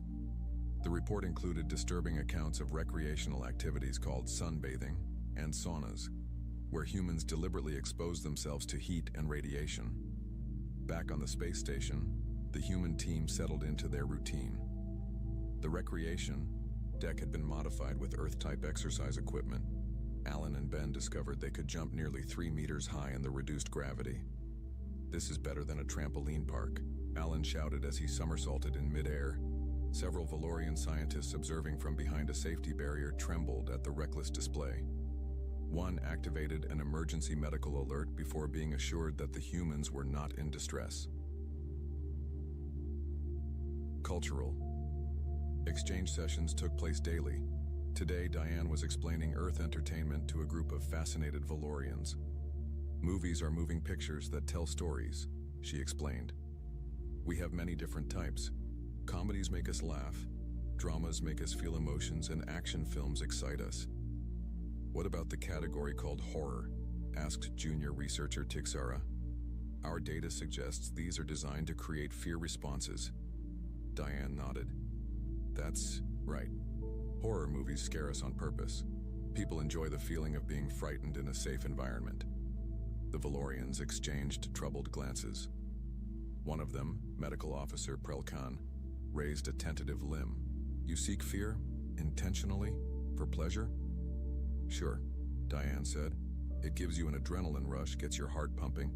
Some people love roller coasters and haunted houses for the same reason." The station's cultural database struggled to translate these concepts. The closest Valorian equivalent to adrenaline rush translated roughly as near-death terror response. The idea that humans would seek this sensation voluntarily was deeply disturbing. That evening, a call came in from Earth. The Valorian delegation had experienced a serious incident during a diplomatic dinner. The humans had introduced entertainment in the form of what they called a mild action movie. The film, something about a human named Indiana Jones, contained scenes so distressing that 2 Valorian diplomats lost consciousness, and a third developed stress ripples across their skin that wouldn't fade for hours. Kriva, who was serving as chief liaison on Earth, appeared on the video screen looking distinctly pale. "The humans seemed confused by our reaction," she reported to Vorlon. "They claimed this was considered family entertainment suitable for their young." Vorlon turned to Olivia, who had joined the call. "Is this accurate? Your species shows such material to children?" Olivia looked embarrassed. "Indiana Jones is pretty tame by our standards. It's rated for general audiences. I watched those movies when I was 7 or 8 years old." After the call ended, Vorlon called an emergency meeting with the station's xenopsychology team. "We need to better understand how humans process fear," he insisted. "Their approach defies all established models of sentient behavior." The next day, Kelly organized a small dinner party to improve relations. She prepared simplified versions of Earth foods adjusted for Valorian digestion. As they ate, Ben shared stories about his military training. "In survival school, they dropped us in the wilderness with just a knife," he explained between bites. "No food, no water, no shelter. We had to live off the land for 2 weeks." The Valorians at the table froze in horror. "This was punishment?" asked Security Chief Mezcan. Ben laughed. "No, it was training. Actually kind of fun once you get past the hunger. I caught a fish with my bare hands on day 3. Best meal of my life." Dr. Zorbix, the station's xenopsychologist, made furious notes on his datapad. His research was beginning to form a theory. Humans didn't just tolerate danger.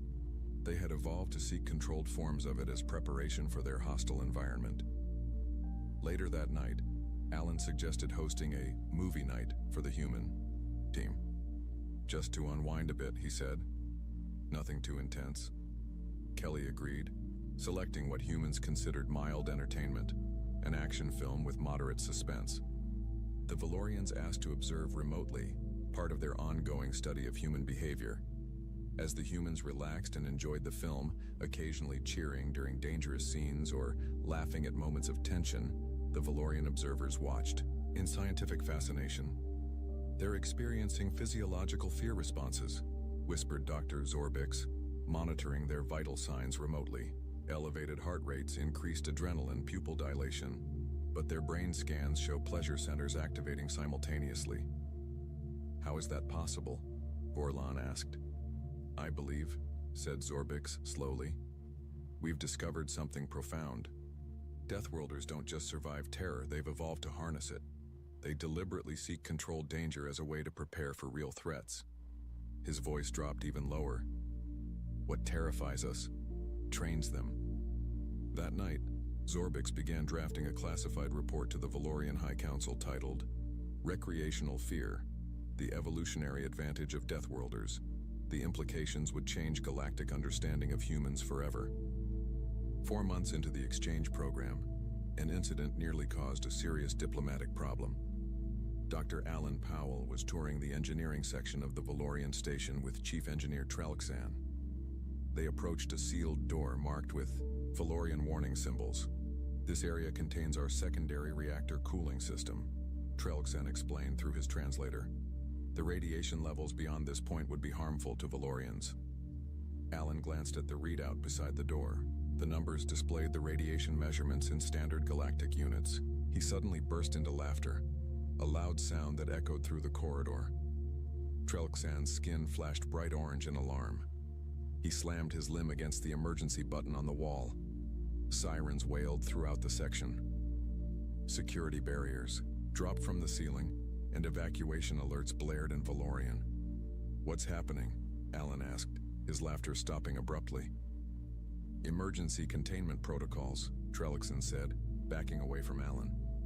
"Please remain still until security arrives." Within minutes, security officers surrounded Alan. Dr. Zorbix and Station Director Vorlon hurried to the scene. Medical staff stood by with radiation treatment kits. "I don't understand," Alan said, looking confused. "Did I do something wrong?" Vorlon's voice was tight with concern. "You laughed at a severe radiation warning.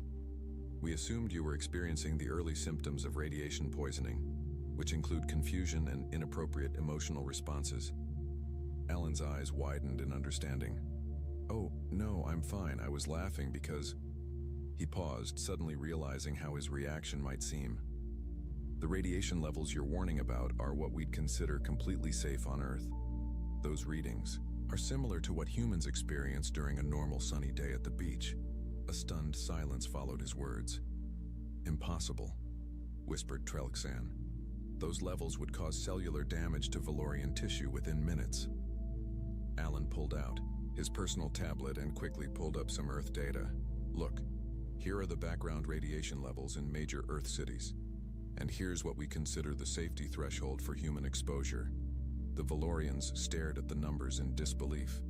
What they considered extreme danger was baseline on Earth. "I wasn't laughing at your caution," Alan explained gently. "I was just surprised by the difference in our tolerances. I'm sorry for the misunderstanding. This incident led to a comprehensive review of safety standards between species. The humans were shocked to learn that standard Valorian living conditions would be considered eerily peaceful on Earth. No weather variations, no temperature shifts, no background radiation." The next day, Diane Foster organized a special presentation for the Valorian scientific team. "After yesterday's misunderstanding, we thought it would help if we explained some fundamental differences between our species," she began. Captain Ben Howard joined her at the front of the room. "Humans evolved on a planet with constant threats," he explained. "Predators, weather, geological activity, disease. Our ancestors had to deal with all of these daily." Diane advanced to the next slide. "This shaped not just our bodies, but our psychology. We developed something called the fight, flight, or freeze response to danger. But most galactic species have similar responses," interjected Dr. Zorbix. "True," Ben nodded. "But here's the difference. Humans also evolved to seek controlled exposure to threats. We call it stress inoculation or thrill seeking. The presentation showed images of humans engaging in various activities, climbing sheer rock faces, diving into deep water, riding small vehicles at high speeds, and watching frightening entertainment. We believe, Diane continued, that humans who practiced facing danger in controlled settings were better prepared when real threats appeared. This trait was selected for over thousands of generations. Dr. Zorbix's skin rippled with excitement. This confirmed his theories about recreational fear. So when humans watch these horror movies, they are actually training their fear responses. Exactly. Diane smiled. In a safe environment, we can experience fear, process it, and learn to function despite it. Later that evening, Kelly Thompson organized a small movie night for those Valorians brave enough to participate. She selected what humans considered extremely mild entertainment, a children's adventure film with very light peril. 5 Valorian scientists volunteered, including Dr. Zorbix.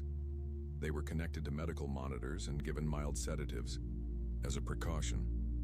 As the film played, the humans watched with amusement as the Valorians reacted with gasps and skin color changes to scenes humans found completely tame. During one mild chase sequence, 2 Valorians had to leave the room to compose themselves. Dr. Zorbix remained, though his color fluctuated wildly. When the film ended, he turned to Kelly with new understanding in his large eyes. "This was designed for your young?" he asked, his voice wavering slightly. "Yes," Kelly confirmed. "Human children generally enjoy a little excitement in their stories." "Fascinating," Zorbix said. "I believe I understand now. You use these simulated dangers to prepare your offspring for your dangerous world." The next morning, an emergency message arrived from the Valorian delegation on Earth. They had been invited to attend something called a county fair and were requesting immediate consultation. "What is a roller coaster?" asked Ambassador Venril, looking distinctly unwell even through the video feed. "The humans describe it as entertainment, but the specifications they showed us appear to be some kind of torture device." Olivia tried not to smile. "It's a thrill ride, a track with steep drops and tight turns that gives you a feeling of controlled danger." "And humans enter these devices voluntarily? For pleasure?" Venril seemed unable to process this concept. "Many do, yes. Children especially love them." The ambassador's skin turned a deep blue of distress. "They subject their young to this? As some form of endurance test?" "No," Olivia explained patiently. "Because it's fun. The feeling of fear in a safe environment gives humans a rush of pleasurable chemicals in our brains." After the call ended, Olivia joined the others in the recreation room.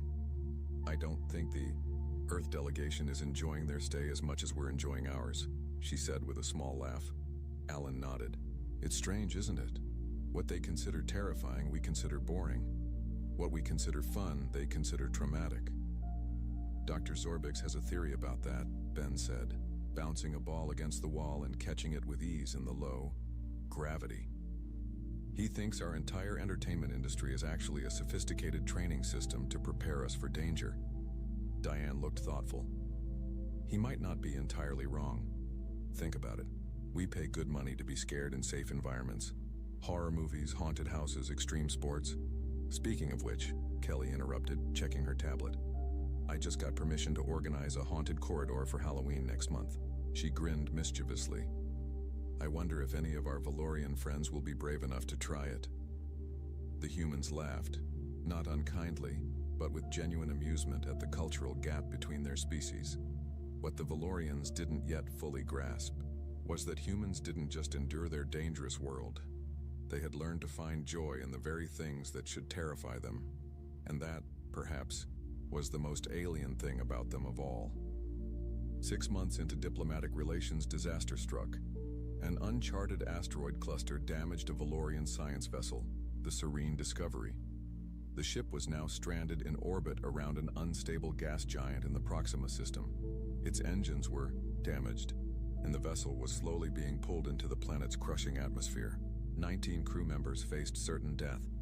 The Valorian High Council called an emergency meeting. The nearest Valorian rescue ships were 3 days away, too late to save the crew. However, The human vessel Northern Star, captained by Erica Nelson, was conducting a survey mission just 8 hours from the distressed ship. Council member Chillax looked deeply troubled. The conditions near that gas giant include high radiation, extreme pressure variations, and atmospheric toxins. We cannot ask humans to risk themselves in such conditions. Ambassador Zixtil, who had been working with humans since first contact, sighed. What is deadly to us may not be to them. I suggest we at least inform them of the situation. After much debate, the council agreed to contact the Northern Star. Dr. Diane Foster and Dr. Zorbix joined the call from the station to help with communication. When Captain Nelson received the distress call, her reaction surprised the Valorians. Instead of fear or hesitation, her expression showed focused determination. Send us the ship's exact coordinates and all data on the gas giant, she requested immediately. We can reach them in under 8 hours at maximum burn. Council member Chillax spoke cautiously. Captain Nelson, I must inform you that the environment around the gas giant exceeds safety parameters for most species. The radiation alone is well within human tolerance, Nelson interrupted. I've reviewed the data you're sending through now. These conditions are challenging but not impossible for us or our ship, Diane added. The Valorians have different environmental tolerances than we do, Captain. What's deadly to them is often manageable for humans. Nelson nodded. My crew is already preparing for rescue operations. We'll establish direct communication once we're in range. After the call ended, the council members sat in stunned silence. They're not just willing to attempt a rescue, Zixtil observed. They seem almost eager. Dr. Zorbix's skin rippled with scientific excitement. This confirms my research on human psychology. They view crisis situations as challenges rather than threats. Notice how Captain Nelson immediately focused on solutions rather than dangers. On the Northern Star, Captain Nelson briefed her crew. The situation is difficult but not impossible. The Valorian ship is caught in the upper gravitational field of a gas giant. Their engines are damaged and they can't break orbit. We have approximately 12 hours before their ship is drawn too deep into the atmosphere for rescue. Lieutenant Ryan Price, the ship's pilot, studied the approach vectors. The asteroid field will be tricky to navigate, especially at speed. The ship's computer recommends we take a longer route around it. Time is critical, Nelson replied. Can you navigate it manually? Price grinned. Manually, sure. It'll be like threading needles while riding a bull, but I've practiced harder scenarios in simulation. Chief Engineer Sam Cooper outlined the rescue plan. Their docking systems are incompatible with ours, so we'll need to use the emergency airlocks. We've modified our atmosphere scrubbers to handle the gas giant's outer layers. The radiation shielding should hold if we don't linger too long. When the Northern Star approached the Proxima system, they established direct contact with the stranded Valorian vessel. This is Science Director Kelvor of the Serene Discovery, came the weak transmission. Our situation is deteriorating faster than expected. Hull integrity is at 62% and falling. Understood, Director, Nelson replied calmly. We're 8 minutes from your position. Prepare your crew for emergency evacuation. As they approached, the humans got their first visual of the situation. The sleek, oval Valorian ship was visibly damaged, caught in the swirling outer atmosphere of a massive gas giant streaked with purple and red storms. Debris from the asteroid collision floated dangerously around the ship. That's a mess, Lieutenant Price muttered, his hands moving rapidly over the manual controls. Switching to full manual navigation now. The Northern Star shuddered as it entered the gas giant's outer gravitational field. Warning lights flashed across control panels as radiation levels rose and pressure increased on the hull. All within acceptable parameters, Chief Cooper reported, though sweat beaded on his forehead. But I wouldn't want a vacation here. Price navigated the ship through the debris field with remarkable precision, occasionally making quick jokes about particularly close calls. The rest of the crew responded with tense laughter or encouraging comments. To an outside observer, they might have seemed strangely relaxed given the deadly situation. When they finally reached the Valorian vessel, they found its crew in a state of near panic. The Valorians had sealed themselves in emergency survival pods, their skin pale with terror. "We need to move quickly," Nelson told them through the communication system. "Your ship won't hold much longer. We'll attach to your emergency airlock and evacuate you one by one." The rescue operation was difficult. The two ships struggled to maintain position in the gas giant's turbulent atmosphere. Each time a Valorian was transferred between ships, both vessels shuddered dangerously. After 18 crew members had been evacuated, a violent storm surge from the gas giant slammed into both ships. The impact broke the airlock seal before the final Valorian could cross. Warning alarms blared through both vessels. "We've lost the connection," Chief Cooper shouted. "The Valorian ship is being pulled deeper into the atmosphere." Without hesitation, Lieutenant Ryan Price grabbed an emergency spacesuit. "I can reach them through the exterior guide cables. We haven't come this far to lose one." "That's too dangerous," Nelson said firmly. "I'll go." "With respect, Captain, I'm the best zero-G maneuverer on the ship," Price replied, already sealing his helmet. "And somebody needs to pilot us out of here once I get back with our guest." Before Nelson could object, further, Price had entered the airlock. The crew watched nervously on monitors as he launched himself across the gap between ships, using the remaining guide cables for direction in the violent atmospheric currents. The Valorians observed in stunned silence. One crew member had to be sedated after witnessing Price's suicidal spacewalk.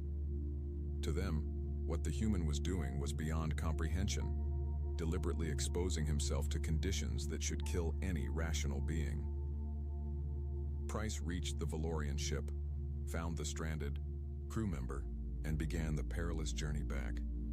Twice, sudden atmospheric bursts nearly tore them from the cables. Each time, Price adjusted with remarkable calm, even making a joke about cosmic rodeo that the ship's microphones picked up. When they finally returned safely to the Northern Star, the ship immediately began its escape burn.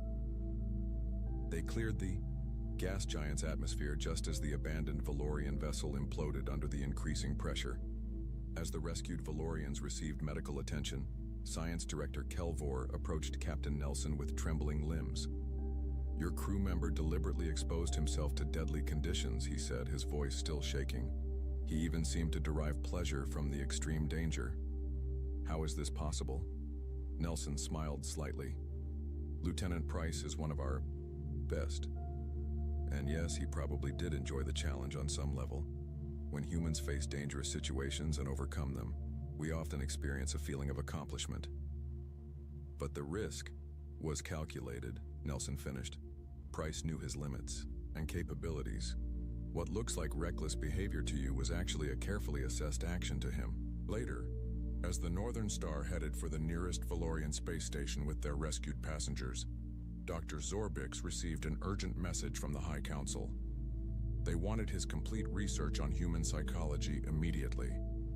The successful rescue had profoundly shaken Valorian understanding of what was possible. "They don't just tolerate danger," Zorbix dictated into his recorder. "They rise to meet it. What would paralyze us with fear instead focuses them." Perhaps this is the true meaning of the term Deathworlders. Not just that they can survive terrible conditions, but that such conditions somehow bring out their best qualities. 1 year after first contact, the Intergalactic Council convened a special session to discuss humanity's unique place in the galactic community. Representatives from 12 spacefaring species gathered in the Great Hall on the neutral planet, Harmonious. The massive chamber hummed with nervous energy as delegates discussed humans in worried whispers. Ambassador Zixtil entered with the human delegation. Dr. Frank Willis, Earth's leading xenopsychologist, would present today. Jack Miller and Susan Wright, the original First Contact team, accompanied him along with Professor Linda Ramirez, a neurobiologist specializing in fear responses. Council leader Voxanar called the session to order. "We gather to better understand our newest members. Recent events, particularly the Proxima rescue mission, have raised important questions about human psychology and capabilities." Dr. Willis stepped forward. His presentation was titled, "Comparative Fear Responses Across Sentient Species." The large display behind him showed brain scans from various species, including humans. Most spacefaring species evolved on planets with minimal threats, Willis began. Your ancestors survived by avoiding danger through caution and technology. Humans evolved differently. Earth presented constant dangers, predators, weather extremes, natural disasters. We couldn't avoid all threats, so we adapted to function despite them. He showed images of Earth's many environments: frozen tundras, scorching deserts, storm-tossed oceans. Early humans who froze in fear died. Those who could think clearly during danger survived. Willis continued. Over thousands of generations, we developed unique neural pathways. Fear still triggers our fight-or-flight response, but we simultaneously activate problem-solving brain regions. Professor Ramirez stepped forward to explain the next slides. These scans compare brain activity in Valorians and humans experiencing identical fear stimuli. Notice the key difference. Valorian higher reasoning centers essentially shut down during fear, while human brains show increased activity in these regions. Dr. Zorbix, now serving as special advisor to the council, asked a question. This explains human functionality during crisis, but not why humans deliberately seek dangerous activities for entertainment. Willis nodded. That's our most unusual adaptation. Humans use controlled exposure to fear as a form of inoculation against real danger. What we call entertainment, most species would call nightmare simulation. He displayed examples of human recreational activities: rock climbing, skydiving, horror movies, roller coasters. These activities trigger fear responses in safe environments, Ramirez explained. This trains our brains to process fear signals without becoming incapacitated by them. We actually develop positive associations with overcoming these controlled fears. Jack Miller added a practical perspective. When I was training new military recruits, we intentionally put them in stressful situations. The ones who enjoyed the challenge usually became our best crisis responders. Council member Ziftax looked troubled. Are you suggesting that what terrifies us entertains you? Sometimes, Susan answered honestly. Not because we're insensitive to danger, but because we've evolved to find satisfaction in facing challenges. It's how we prepare for a world that constantly tries to kill us. After the presentation, the council opened the hall for a cultural exchange exhibition. The different species shared aspects of their entertainment and recreation. The human display drew the most attention and the most concern. Video screens showed humans enjoying roller coasters, bungee jumping, and haunted houses. A virtual reality setup allowed aliens to experience mild versions of these activities. Most declined after seeing other delegates' reactions. One young Valorian scientist named Zevrix approached the VR display with unusual curiosity. I have studied human psychology extensively, he told Linda Ramirez. I wish to try your roller coaster simulation. His colleagues warned against it, but Zevrix insisted. The humans helped him into the VR headset and started the mildest program, AID, or simple roller coaster with gentle hills and turns. Within seconds, Zevrix's skin rippled through all warning colors. The attendants prepared to shut down the simulation, but Zevrix held up a trembling limb, signaling to continue. When the brief ride ended, he removed the headset with shaking appendages. The other Valorians rushed forward, expecting him to collapse. Instead, he turned to Ramirez with wide eyes. That was terrible, he said, yet also fascinating. My fear response was extreme, but I also experienced something else, a chemical reaction I've never felt before. Ramirez smiled. Probably adrenaline combined with dopamine, what we call a thrill. Your brain registered both danger and safety simultaneously, creating a novel experience. I wish to try again, Zevrix said, surprising everyone. News of Zevrix's experience spread quickly through the exhibition hall. By day's end, 12 delegates from various species had attempted the human VR experiences. All found them terrifying, but a few, like Zevrix, also discovered something unexpected. A new kind of exhilaration. That evening, the council reconvened for final discussions. Council leader Voxnar addressed the assembly. Today's presentations have provided valuable insights into human psychology. We now better understand how they function during crisis and why they engage in behaviors we find confusing or disturbing. Dr. Zorbix requested permission to speak. Based on today's findings and my own research, I propose a new classification for Earth. Not just Death World, but Crucible World, a planet whose harsh conditions forged a species that transformed fear itself into strength. The Council voted unanimously to adopt this new classification. Ambassador Zixtil rose next. When we first encountered humans, we thought them reckless, perhaps even suicidal. The Proxima rescue mission changed my perspective. What looked like disregard for danger was actually confidence born from preparation. Humans don't ignore risks. They prepare for them in ways we never imagined. As the formal session ended, Jack Miller and Susan Wright watched the proceedings with satisfaction. "They're finally getting it," Jack observed. "We're not crazy for laughing at danger." Susan nodded. "We laugh because the alternative is to be paralyzed by it. And on Earth, paralysis means death." After the council session, an unexpected cultural shift began. Zevrix established the first human psychology study group among young Valorian scientists. They cautiously experimented with mild forms of what humans called thrill-seeking, starting with slightly spicy foods and very gentle VR experiences. Other species began similar programs. No non-human would ever enjoy the extreme conditions humans thrived in, but many discovered they could expand their comfort zones through controlled exposure. Some even reported feeling exhilarated after facing minor fears and overcoming them. 6 months later, humanity celebrated another milestone, the first interspecies expedition to explore a marginally habitable planet. The team included members from 4 species, including Zevrix. The non-humans relied on protective gear, but they volunteered despite the risks, inspired by the human approach to challenge. At the mission launch ceremony, Ambassador Zixtil delivered a speech that captured the new understanding between species. "When we first encountered humans, we thought we knew terror, until we saw what Deathworlders were laughing at.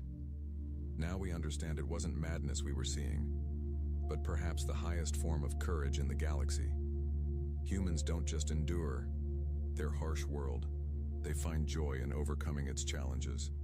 He raised his ceremonial cup in a toast. "To our human friends, who taught us that fear need not paralyze, that danger can be faced with determination, and that sometimes the best response to terror is laughter." The human delegation smiled, raising their cups in return. On the viewing platform, Dr. Zorbix watched with scientific satisfaction. His research had shown that while non-humans would never match humans' comfort with danger, they could learn from it. Already, emergency response rates had improved across several species thanks to training methods inspired by human practices. As the expedition ship launched toward the stars, Zorbix reflected on how much had changed in just 1 year. Humans had not only joined the galactic community, they had fundamentally altered it, challenging assumptions about fear and courage that had stood for millennia. And perhaps, he thought, that was exactly what the galaxy needed. Species who could laugh in the face of danger and teach others to do the same. The stench hit first ozone crackling in the dry air, mixed with the copper tang of old blood and something oily that stuck to your throat when you breathed too deeply. Even from outside the gates of the Apex trials, Droveth Prime's infamous death arena, the scent was unmistakable. Eric adjusted his grip on the worn, metal-handled crate tucked under his arm and stepped into the main corridor. Lights flickered in the cracked ceiling above, where ancient plasma conduits buzzed and sputtered, barely holding back the dark. Signs and half a dozen alien scripts blinked erratically, advertising side bets, last-minute enhancements, and the rules of combat, which mostly boiled down to don't interfere, don't complain, and don't bleed on the staff unless you're paying extra.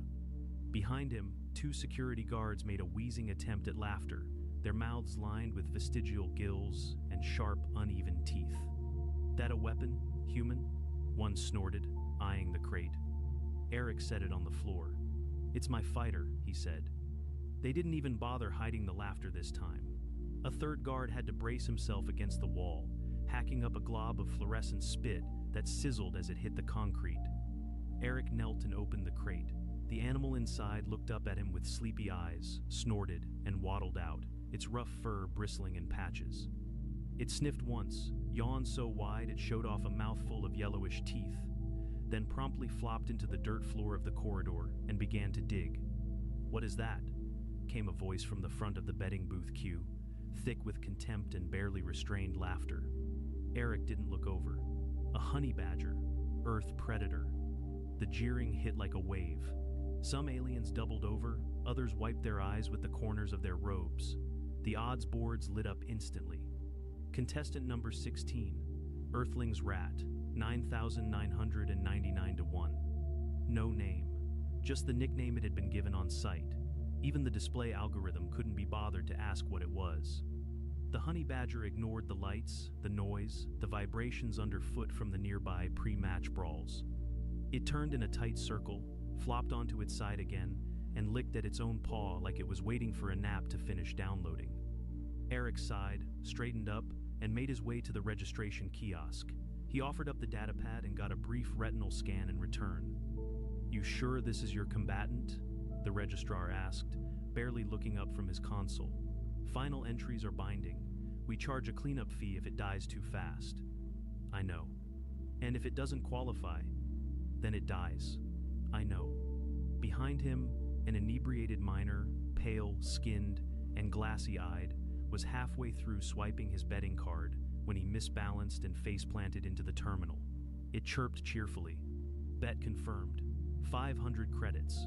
Earthling's Rat to win." The miner pushed himself upright, blinking at the screen. "Did I just bet on the dog?" Someone next to him howled. "You just gave your paycheck to the pit, friend."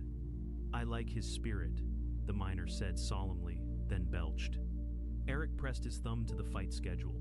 He didn't expect much. The honey badger had been a shipping error, a misrouted specimen meant for an ecology class back at the Galactic University. The box had cost more to send back than to enter into the trials. He figured if it survived the first fight, maybe he could scavenge enough from its remains to get something back. As the announcement echoed across the arena, first match, Earthling's Rat versus Vorak's Serpent. He picked up the crate and walked toward the pit. The arena floor opened like the maw of a giant beast. Lights beamed down from broken pylons, illuminating a battlefield of dried mud and half-digested bones. The crowd above buzzed with anticipation, the scent of stimulants and overcooked meat wafting through the vents. The opposing gate clanked open. The Vorak's Serpent slithered into view. 20 feet long, its body coiled with muscle as thick as hydraulic pipes, scales glinting in shifting shades of green and violet. Its eyes glowed red. Its fangs hissed, venom dripping in steady ropes from its lips. The honey badger waddled into the pit like it was hunting a shady patch to nap in. A gong sounded. The serpent struck instantly. A jet of toxin sprayed outward, catching the honey badger full in the face. It staggered. Eric's heart stopped. The badger sneezed, shook itself. Then it charged. The serpent reared back, fangs bared.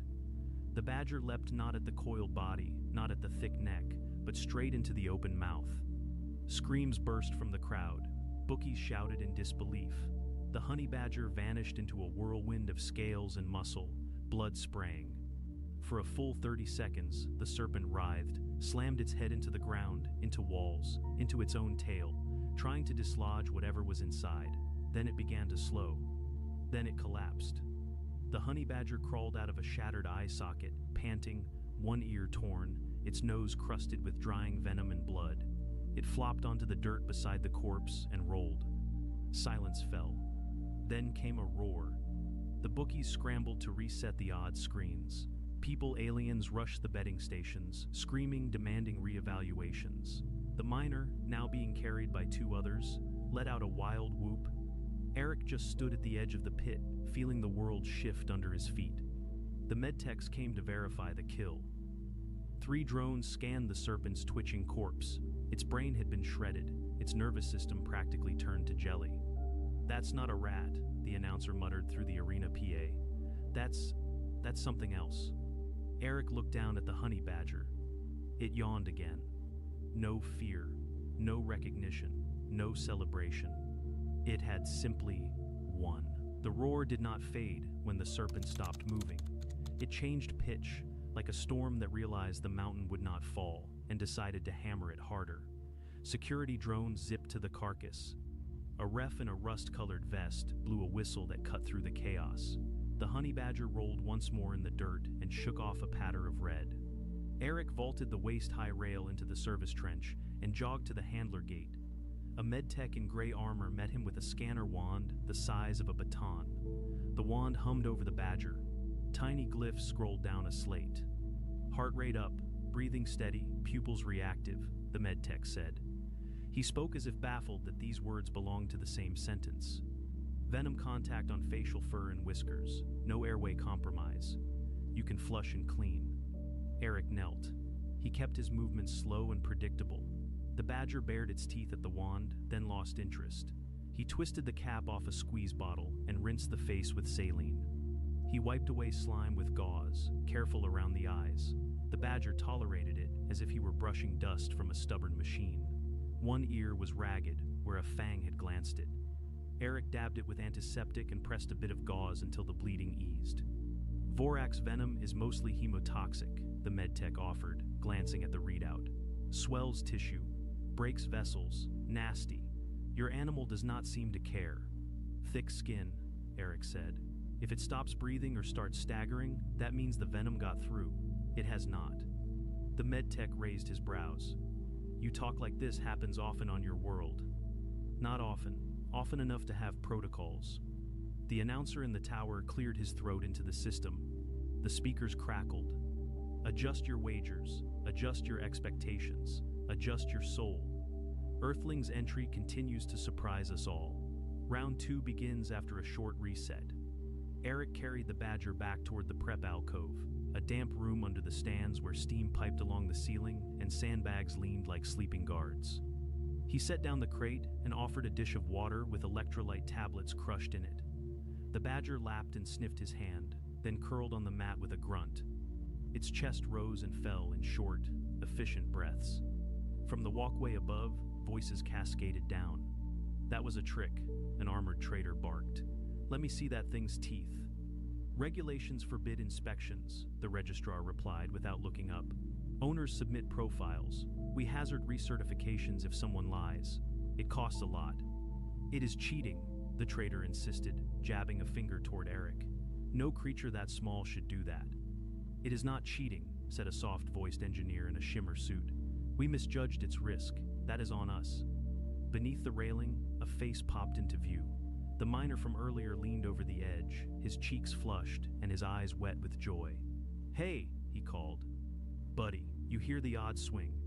It went from impossible to only very unlikely. Do you have a name? Eric asked. Mason, he said, and thumped his chest.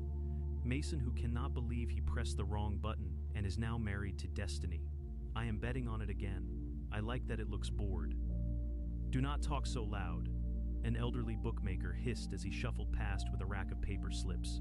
You will make the numbers run. On the main board, the figures flickered. Earthling's rat shifted from a joke to a gamble. The crowd's laughter thinned to a blade, then tilted toward awe. Under that hum, Eric could feel something else moving, unease.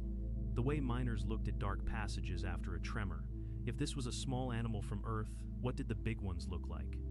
A handler approached from the other side of the alcove, a tall being with smooth copper skin and a ring of studs along what passed for a jawline. He wore a cloak with iridescent angles that threw odd shadows. Beside him stood a cage too large to fit through the door in one piece. You are the human, the handler said. I am Keth of Vera. My beast will meet yours next. Plated carnosaur, 3 meters to the shoulder, tri-toe feet. Bite that can crack steel rebar. It likes to toss prey to break the spine. Eric swallowed. Good to know.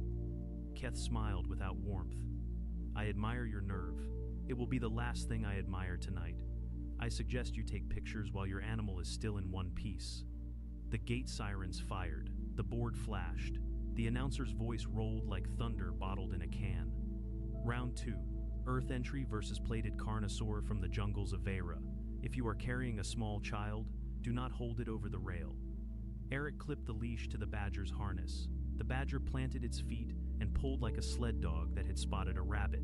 He let it go at the edge of the tunnel and watched it trot into the light without ceremony. Across the pit, the carnosaur made the earth tremble. Armor plates banded its back and thighs. Its head swung on a thick neck built for blunt force. It took a step and the arena felt smaller. The gong hit. The carnosaur did not roar. It exhaled like a furnace catching. It charged with a gait that used hips and tail like a spring. The crowd rose in one motion. The badger ran toward it. At the last instant, the badger veered left under the belly, a blur of muscle and dirt. It hit the inner ankle and latched. The carnosaur stumbled, tried to kick free, then took another step that placed all its weight on a tendon that was no longer anchored. The sound was a flat, ripping pop. The carnosaur went down on one knee and snapped at its own flank. The badger let go, scooted to the other leg, and bit at the back of the knee joint. It tore in short, ragged pulls that sent up a spray of dark blood. The giant twisted, tail lashing, claws raking furrows into the floor. A spike on its forelimb clipped the badger's shoulder. The impact spun the small body into the dirt. Eric flinched. He felt it in his ribs. The badger scrambled upright. It shook once, then darted under the chest again. It opened a trench along the long tendons that ran to the front foot. When the carnosaur tried to stand to slash down, the front foot folded. The beast toppled onto the injured side, mouth snapping, teeth carving empty air. The badger backed out and circled with stiff little steps, gauging distance with animal math older than language. It darted in and grabbed the hamstring behind the last intact rear leg. The carnosaur tried to roll. The badger rode the movement and bit higher, near the big bundle where thigh met hip. Another pop, a wet clunk. The carnosaur collapsed onto its belly. Its head thrashed once. The badger vaulted to the snout and went for the nostril slit. It clawed the soft tissue until the carnosaur reared back in reflex. The badger plunged into the space behind the eye. The thrashing slowed to a tremor. Dust settled in white curtains. The arena quieted all at once, like a valve had been closed. "Stop the count," the ref shouted. Drones zipped, scanned, and pinged a confirmation. The carcass sagged like a dropped tent. The badger dropped from the brow ridge and landed with a thud. It limped slightly. Blood streaked its left shoulder. Eric was already climbing through the handler gate. The medtech met him again, faster this time. No respiratory distress, no visible neurologic signs. That shoulder is a puncture or a gouge. We need to clean it now. If there is a flap, it may need stitches. Stitches should wait until after the event, unless you want to risk sedation. Eric knelt, and the badger pushed its head into his knee, as if claiming the right to be fussed over. The shoulder cut was ugly, but not deep. Skin and subcutaneous fat were opened. Muscle looked intact. The edges did not gape. He flushed it with saline until the fluid ran clear. He picked out grit with clean tweezers. The badger growled at the tweezers, but did not snap. "Topical antibiotic," the medtech said, handing him a tube with a green cap. "Keep it clean. Bandage lightly to prevent debris. If the cut opens wider, it will need sutures and a week to 10 days to heal well. Do not let it lick too much. Do not apply anything that burns." Eric nodded and smoothed the thin film across the wound. He pressed a gauze pad and wrapped it with a self-adhesive bandage that would not slip under fur. The badger licked his wrist between wraps and then sat, offended by the indignity. Kethavera stood at the rail, with both hands gripping the bar. His eyes had gone small. He looked at the ruin of his prize animal, with the stunned vacancy of a sailor watching a ship slide under a wave. "That was not a fight," he said. "That was theft." "It attacked where legs work," the engineer in the shimmer suit said. He had drifted closer to watch. "It cut scaffolds. That is what construction crews sabotage when they cannot get at the main column." "Earth predator," someone whispered. "What else?" "Ass." The announcer tried a joke and then decided against it. "We take a 15-minute recovery before the next card. Betting counters are open. Bring a friend. Bring your questions about life choices." Mason appeared at Eric's elbow like a minor miracle at the worst time. He held 2 paper cones of steaming food and a metal cup that smelled like engine degreaser. He pushed one cone at Eric without waiting for approval. "You need protein," Mason said. "You fed the fighter. Now feed you. I do not want you fainting, because I need you to keep this going until my payout buys me a freighter. Eric looked at the meat and spice tubers and found he could eat. The food steadied his hands. My plan was to lose and go home, he said, mouth dry even with the drink. Now I have to keep an animal alive that has no fear of anything. There is not a home study course for that. Mason bumped his shoulder. You are doing fine. That bandage looks professional. You did the saline first. That is what my cousin did for a dog when a fence got it. Kept infection away. He changed the dressing twice a day for a week. No drama. The dog was running like new by the second week. It will not have a week, Eric said. He stared at the badger. The little body had curled around the bandaged leg and fallen asleep. It has a few hours at best. From the upper decks came a rumor that moved like a cold front. A cluster of off-worlders in elegant robes began to ask each other simple questions in worried tones. If the small ground thing could dismantle plates and tendons, what could a larger animal from the same planet do? Was the ecology of Earth a collection of tools? Who taught it to go for joints? Did the animal learn by watching machines move? Eric kept his eyes on the badger. He had watched honey badgers on old Earth films as a kid, amazed that an animal could refuse to give up even when logic said it should. That stubbornness was not romantic. It was a blunt instrument. It meant you had to be careful what you pointed it at. The announcer returned, more respectful now. Our interval extends another 10 minutes while the grounds crew scrapes and salts. If you are just joining us, you missed a lesson in anatomy performed by a creature that weighs as much as a water jug. Bookies hustled, rewriting odds with chalk on cracked slates in case the boards failed. Earthling's rat still lagged behind the champion on the numbers, but those numbers were no longer a punchline. A few brave souls moved to the line for the underdog. Mason stood there too, his tournament ticket tucked in his shirt like a holy relic. A security officer in matte black walked by with a dossier. He paused and glanced at Eric. If that thing of yours is toxic for handlers, we will require a specialized permit for exit. If it gets loose, we lock this city until we find it. It is not toxic for handlers, Eric said, rubbing the badger's ear with 2 fingers the way it liked. It is just unreasonable. The officer nodded and moved on. The shoulder bandage held. The badger woke, stretched, and put weight on the leg. It favored it but did not flinch. Eric kept a hand on its chest to feel the rhythm. Strong, regular. He checked the gums for color. Pink. Good perfusion. He checked the pupils with a small light. Equal. Reactive. He offered water, and the badger drank without hesitation.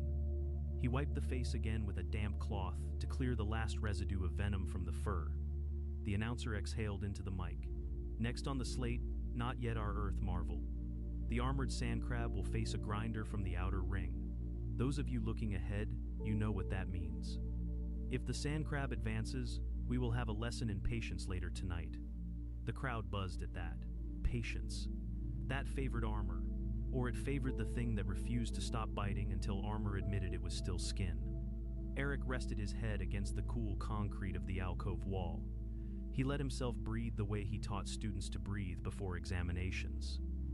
In through the nose. Count 4. Out through the mouth. Count 6. He pictured how he would manage the next fight if it happened in an hour. He would rinse the bandage, check the edges of the wound for swelling or leaking, change pads if soaked, offer sugar water if the badger looked wobbly. If it tore the bandage off, he would not fight for it. He would protect the eyes with a cloth if the opponent spat acid or grit. He would say the same small words he said now. Good job. Easy. Hold still. Pain is information. We will learn to listen. Mason settled beside him on the floor, cross-legged, whistling something that had only 4 notes. You know what scares me most, Mason said. It is not that the little thing keeps winning. It is that it never celebrates.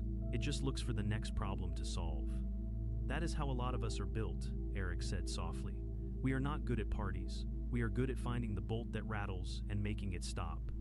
Mason considered that. I am great at parties, but I know what you mean. Above them, the sand crab slammed into its opponent with a sound like cinder blocks grinding. The round took its time. The crowd shifted from foot to foot. Announcers tried to make patience sound like spectacle. People drifted away to eat and to complain about odds that no longer felt like gravity. Eric cleaned his gear. He refilled the saline bottle from a sterile pouch. He folded fresh gauze and taped 3 pads in a row so he could switch quickly without thinking. He ran a finger along the leash to test for weak stitching. He pressed his palm to the badger's back and felt the sleep shudder that meant pain was present but manageable. He did not kid himself about recovery time. A cut like that on a dog would be a week of rest and careful changes, 2 if the dog ran too hard. A human with a similar wound would have stitches and a clinic visit in 10 days, maybe 14, plus light duty. He would not ask more of the badger than the badger chose to give. He just knew the animal would choose to give everything, and his job was to keep up. When the sand crab finally finished its grinding method, the crew salted the floor again. The announcer gave the crowd a summary in 3 sentences, all of them careful. The board updated for the semi-final. Letters sharp and bright, numbers nudged by fear. Mason rose and clapped Eric on the shoulder. "Time to collect more chaos," he said. Eric stood. He clipped the leash to the harness and felt the badger lean into it, forward, hungry for the next puzzle. The shoulder wrap held under the pull. He looked up at the pit. The lights made a halo of dust. The city beyond the arena walls murmured like a sleeping beast. He whispered to the badger anyway. "Easy. One more problem at a time." The badger flicked an ear and snorted. In the stands, someone began a chant that started as mockery and turned, mid-syllable, into respect. It ran around the bowl like fire finding oil. Eric felt the ground under him. He knew it would not stop shaking for a while. He led the badger toward the gate that would open again soon. Above, the bookies stacked fresh slips. The guards checked the locks twice. The engineer in the shimmer suit took a quiet note. Keth of Vera wrapped his cloak tighter, as if the air had cooled. Mason blew on his fingers and told the terminal to be kind. The honey badger blinked at the light, bandage neat on its shoulder, eyes clear, breath even. It yawned once. Then it stared at the sand floor as if it already knew where the weak places waited. That was enough for now. The sirens pulsed a steady tone that set teeth on edge. Above the pit, the odds boards flared with a new spread that made even the loudest gamblers go quiet. Armored sand crab versus earthling entry. The announcer kept his voice level now. No jokes, no easy jabs. He asked those in the first 2 rows to step back from the rail in case something heavy threw shrapnel. Eric checked the bandage on the badger's shoulder again. No fresh bleed. The edge of the cut was pink, not angry. He pressed gently along the limb to feel for deep tenderness. The badger tolerated it, then pulled free and head-butted the crate as if to say that inspection time was over. He offered a shallow dish of water with a pinch of electrolyte salts. The badger drank, then licked a smear of soft meat from his fingers and went alert at the sound of chains above the tunnel. The gate across the way rose with a grinding complaint. The sand crab came on like a rolling boulder that had learned to walk. A dome of overlapping plates covered most of the body. The color was the pale yellow of old teeth. 2 forelimbs ended in chopping claws that could split a storage drum. Each step ground silica into powder. Heat wavered around its armored back as if the plates kept a furnace inside. The announcer counted down without flourish. The gong sounded. The sand crab advanced in short bursts, claws up, moving in a rhythm that denied easy timing. The badger trotted toward the left side and nipped at the edge of a plate that shielded a joint. The crab snapped down and missed by inches. The bite left a scrape on keratin and nothing else. The crowd sighed as one animal. Slow fight, no glory. Eric gripped the rail and forced his jaw to unclench. This would be patience. The badger's strength was not blast force. It was a stubborn kind of geometry. It wanted to find joints and seams and pry. He whispered the plan at his own fear.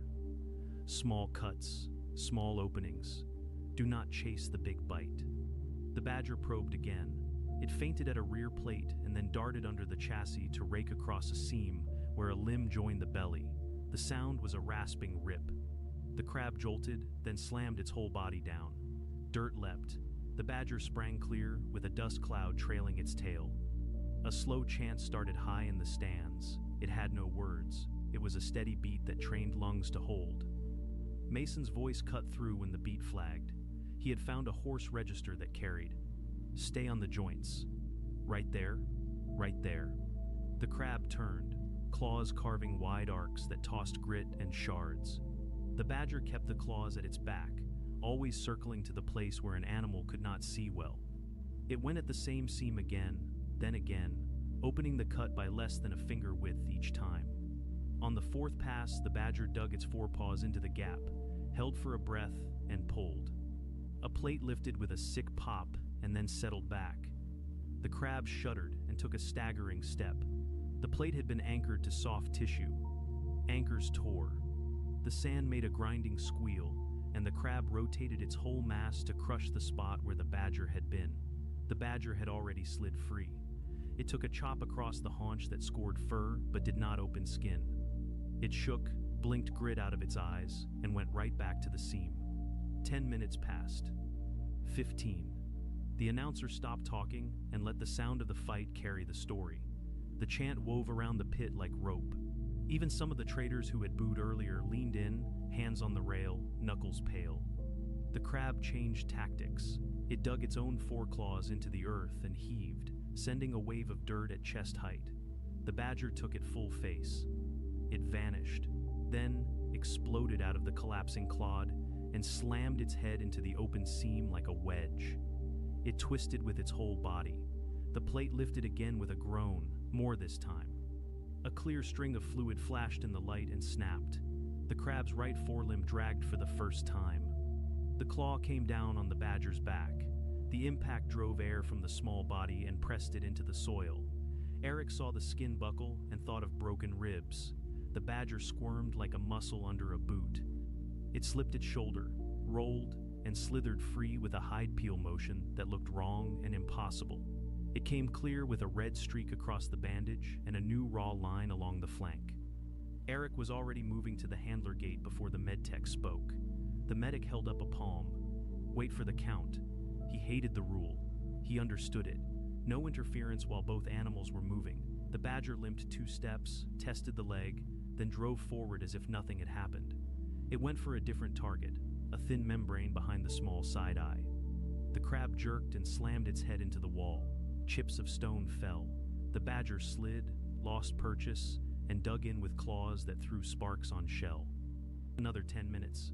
The crab's breath came in hot bursts through tiny slits near the underside.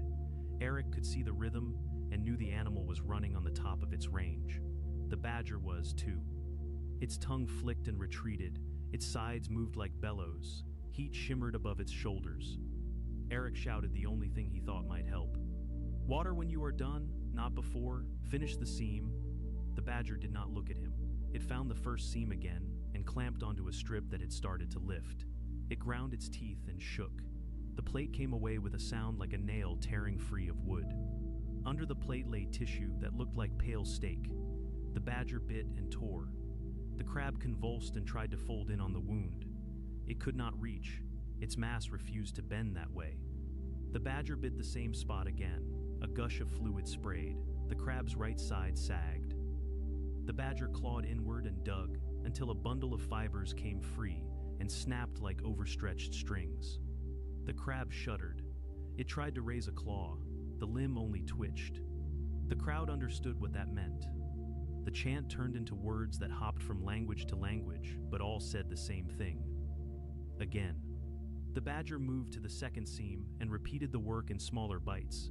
It kept its head down when the crab tried another dirt wave. It backed off when the shell shifted to fall. It returned and pried without hurry. It made a hole big enough to fit its head and then its shoulders. It vanished into the crab and reappeared out the other side, dripping, eyes bright. The ref's whistle cut across the arena. The drone spun in and scanned. Readouts flashed on the boards for one lingering second. Nerve conduction flat in the right forelimb. Blood flow critical under the plates. The ref raised a gloved hand. The bell went. The badger stood beside the dead crab as if it had misplaced a nap. It swayed once. Eric jogged into the pit with a towel and the saline bottle. He scooped the badger by the ribs to spare the bandaged shoulder and carried it at arm level so the chest could expand. He set it on the mat in the alcove and went to work. He rinsed the flank cut with steady pressure until the brown dirt turned to pink water and then ran clear. He blotted with clean gauze, tossed the soaked pads into a bin, and checked the depth. Superficial. No muscle exposed. He laid a thin film of antibiotic ointment and pressed a clean pad. The shoulder bandage had a fresh scuff and a little bleed at the corner. He peeled the edge, checked for gap, and added one strip of sterile tape to secure it. He cleaned the eyes with saline, wiping from the inner corner out with separate pads. He checked the gums again. Pink. Capillary refill under 2 seconds. He pinched the skin between the shoulders and watched it snap back. No dehydration. He offered water. The badger drank in short sets, then paused to breathe, then drank again. He put a little honey in a dish and the animal licked it with slow precision. Sugar would hit fast. Not too much, or it would upset the stomach. The medtech hovered at his shoulder with a small infrared thermometer. He aimed at the inner ear and forehead, elevated but within safe range for a short effort. The medic handed over a cool cloth. Eric draped it over the badger's neck and shoulders, careful not to wet the bandage. He used another cloth on the paws to remove sand that had embedded along the pads. One pad had a shallow slice. He cleaned it, dried it, and wrapped a thin layer of self-adhesive around it, snug but not tight. He would change that wrap as soon as the fight ended. Paw pad cuts can take a week to feel normal. The wrap would protect the cut long enough for one more fight. He knew that meant risk. He accepted it with a tight throat. Mason crouched just outside the alcove, his eyes wide and shining. He tried to speak and only managed a laugh that broke into something like a sob. He held out a chipped bottle from a cooler. Eric shook his head. He could not risk anything that dulled his focus. Mason nodded and tucked the bottle away like a contraband treasure. Ketha Vera did not come to the rail this time. He sat on a bench and stared at his hands. The engineer in the shimmer suit slid closer and lowered his voice. He had a small scanner held loose in one palm. He did not point it at the badger. He looked at Eric instead. "The way it pries plates," the engineer said. "It reminds me of how welders test old rivets. Wiggle the joint without breaking the whole seam, then pull only what must fail. Animals learn what works," Eric said. "We have the same lesson with jar lids and stuck bolts. Try steady twist first. If that fails, use a lever." The engineer smiled with quiet respect. "The razor horn will not offer joints that fail quietly. It is an engine that ends distance. It lives on one good charge and the mess that follows." Eric followed the engineer's gaze to the far gate, where handlers were grooming the champion with a brush the size of a broom. The razor horn's hide was a slate gray that caught light like wet stone. 2 long horns projected from its head in parallel, not curved like a herbivore, but set to split and lift. Spines lined its shoulders. Its legs were made for short sprints and violent shoves. The air around it seemed to narrow, so that every path in the room bent toward the horns. The boards pulsed with fresh figures. The odds were still in favor of the champion, but the gap had shrunk to a number that tasted like a dare. Arguments broke out in the aisles. Some wanted to recalibrate the entire ecology of Earth on the spot. Some called for a rule review. One heavy trader demanded a drug screening and was told to file a written protest and stop yelling at the techs. A lanky scholar asked if Earth had things larger than a honey badger. Eric told him yes, and kept his face polite when the scholar went pale. Mason came back from the betting line, clutching a new ticket and a fried pastry. He pressed the pastry into Eric's hand and nodded toward the boards. "I doubled down," he said. "I told the terminal, I love a story with a bad idea at the center. It beeped at me like an old dog that understands a word. We are committed."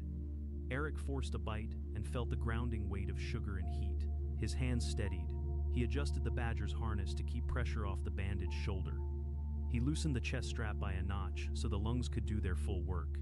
He checked the wrap on the paw again and changed it for a fresh strip when the old one took grit. He cleaned the ear that had been torn in the first round and dabbed a bit more ointment along the ragged edge. The badger grunted and leaned a little of its weight against his shin. That small truss set a hook in his chest that he tried hard to ignore.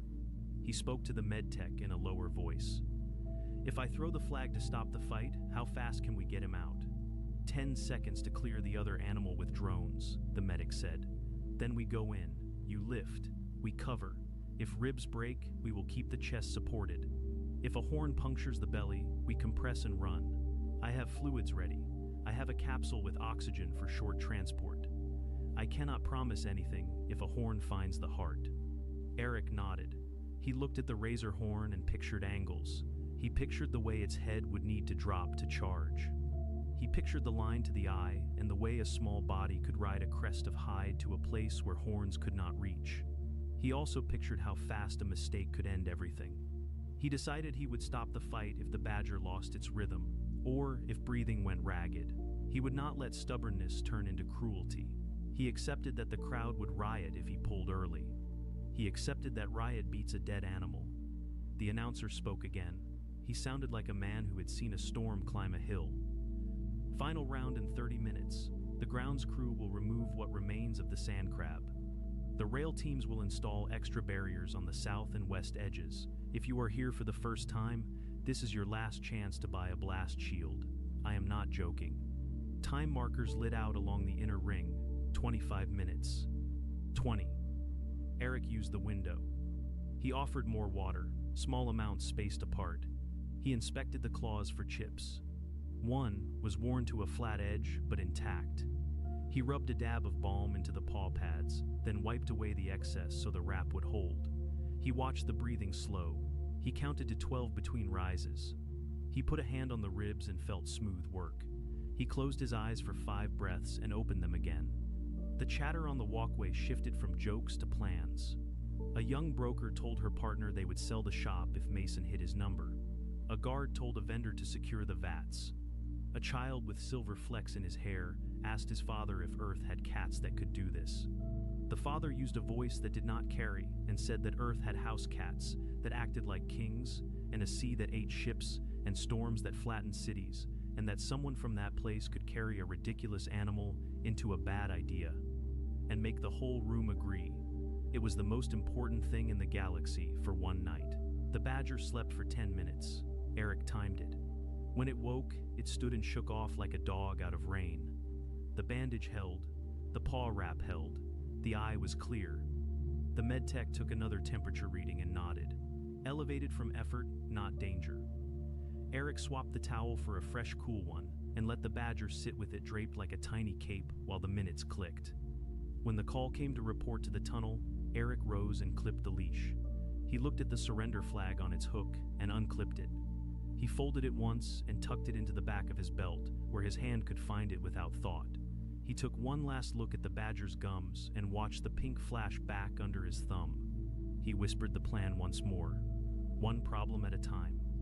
Mason touched his shoulder and spoke without theatrics. Stop it if you must. I will still buy you dinner when this is over. Eric managed a thin smile. Hold me to it. They walked toward the light that made the dust glow. The crowd did not jeer now. It made a wide sound that felt like weather. Across the pit, the razor horn pawed at the dirt and tossed its head. It made a low bellow that vibrated the air without needing volume. The announcer kept it simple. Champion, challenger, final. The badger leaned forward until the harness took the strain. It blinked once in the light as if adjusting a lens. Eric steadied his breath and found his mark on the rail. He lifted his chin at the medtech. He touched the folded flag. He placed his other hand on the cool metal and felt it hum with the machine of the arena gearing up to send everything forward. That was enough for this moment. The fight would begin when the bell found them. The city held its breath, and for a quiet beat, even the bookies forgot their ledgers. The gong did not just sound, it split the air like a hammer strike on brittle glass. The crowd surged forward against the rails, their bodies pressed shoulder to shoulder, eyes locked on the pit. The razor horn pawed at the dirt once, twice, and dropped its head. Its horns glinted, both long as spears, polished by years of combat.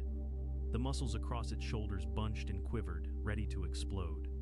The honey badger lowered itself too, not crouched in fear, but in a stance that looked like it had remembered something from long ago, an instinct that said charging headfirst at a nightmare was reasonable. Its tail bristled, ears pinned back. Eric's breath caught. Then they moved. The razor horn thundered forward, hooves tearing gouges in the dirt. Its bellow rattled the inner walls, sending dust cascading from cracked pylons. The badger sprinted to meet it, claws throwing grit behind it, body low, eyes fixed. Impact seemed inevitable until the badger dropped at the last instant. The razor horn's horn skimmed inches above, close enough to shear fur, but the little predator twisted sideways, rolled, and clawed its way up the massive beast's neck before momentum carried them apart. The crowd screamed. The razorhorn thrashed its head, smashing against the wall, trying to dislodge the scrap of fur and teeth now anchored near its jaw.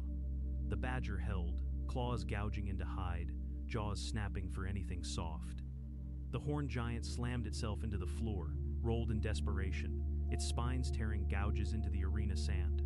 The badger vanished beneath its bulk. Eric's stomach clenched. He grabbed the rail with both hands, the surrender flag half raised, then the badger burst from under the razorhorn's chest, bloodied but still moving, a flap of skin hanging loose along its flank. It shook itself, teeth bared, and went straight back in.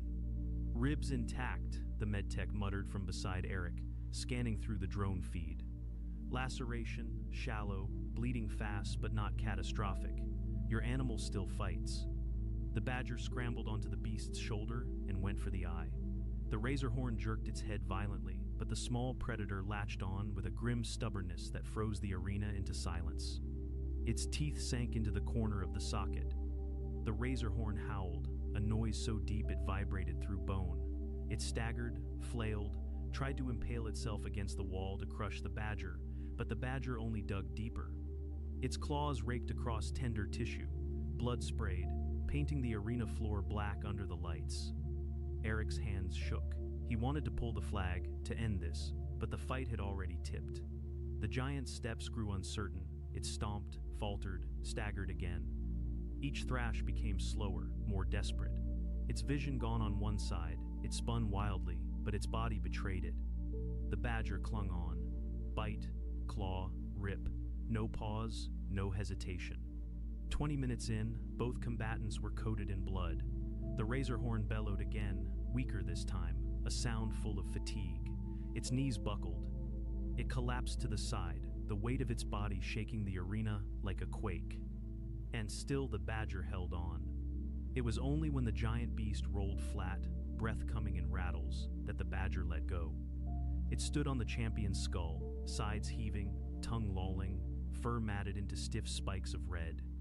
It growled once, sharp and guttural, as if to remind everyone in the pit that it was not done until it chose to be. The announcer didn't speak. His mic crackled, feedback screaming. His voice finally broke through, hoarse, reverent. "The razorhorn is down, the new champion," he swallowed. "Earth's honey badger." The crowd erupted. Some screamed in triumph, others in horror. Bookies collapsed behind their counters as odds tables glitched and credits transferred faster than the terminals could print receipts. The minor mason screamed himself hoarse, waving his ticket until he dropped to his knees in disbelief. Eric vaulted the barrier and sprinted to the badger, dropping to his knees in the gore-soaked dirt. The medtech was already there, with a field kit. Multiple lacerations, the medic rattled off. One along the flank, 3 centimeters, through dermis. Superficial fascia, intact. Ribs stable. No abdominal penetration. Bandage required. Paw wraps intact, no fresh damage. Hydration borderline, treat now. Eric flushed the flank wound with saline until the blood thinned. He pressed gauze, wrapped a fresh bandage tight enough to hold but loose enough for breathing. He checked eyes, ears, gums. Gums pale, but responding. No collapse, no gasping, still strong. The badger growled at the medtech's hands, then sagged against Eric's knee, exhausted but alive.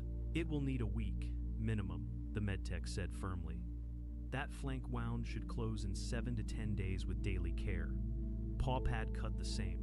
Monitor for infection, change bandages twice daily, no exertion. This animal should not fight again in that span." Eric nodded, relief flooding through him like cool water. "It won't." The crowd thundered, but he heard none of it. He heard only the badger's steady, rasping breaths as he lifted it gently into the crate, patting it with towels. He latched the door, sat back, and for the first time that night, allowed himself a full breath. The payout carts arrived, wheeled by sweating staff, stacked with gold bricks that clinked with each step. Mason stood nearby, staring at his own terminal slip, now verified by 2 guards. His jaw opened and closed, his face somewhere between laughter and fainting. I own a ship. Mason whispered, then promptly toppled backward onto the dirt, out cold. The legend began even before the badger's crate left the pit. Whispers spiraled upward through the stands, caught in every language, translated, embellished. If this was Earth's rat, then what else had Earth hidden? What monsters walked forests and deserts where such creatures were common? Eric ignored them all. He carried the crate through the back corridors, past the scent of burned oil and blood, past the stunned guards who no longer laughed. He stepped out into the night air of Droveth Prime, heavy and dry, stars flickering through the smog. He set the crate down on the back of the transport cart and sat beside it. The badger shifted inside, snorted once, and fell asleep, utterly indifferent to its new legend. Eric leaned back, head against the cart, the noise of the arena fading into the distance. He hadn't come here for glory, or credits, or legend. He had come to get rid of a shipping mistake. Instead, he left with a survivor. And somewhere in the galaxy tonight, across bars, ships, and marketplaces, someone would be whispering about the trial that ended with a small, stubborn predator from Earth standing on the body of nightmares. The honey badger yawned. That was enough. The morning sun cast long shadows across the crystal gardens of Verdun Prime as students made their way to the Galactic Academy. The academy stood like a jewel among the peaceful hills, its white towers reaching toward the sky. For 300 years, only the most gentle species in the galaxy had walked these halls, Lisa. Chen adjusted her flower crown as she hurried across the courtyard. The Corvin student's petals shimmered with morning dew, and her leaf-like hair rustled in the breeze. She was excited about the new term, but also nervous. Word had spread that something unusual was happening today.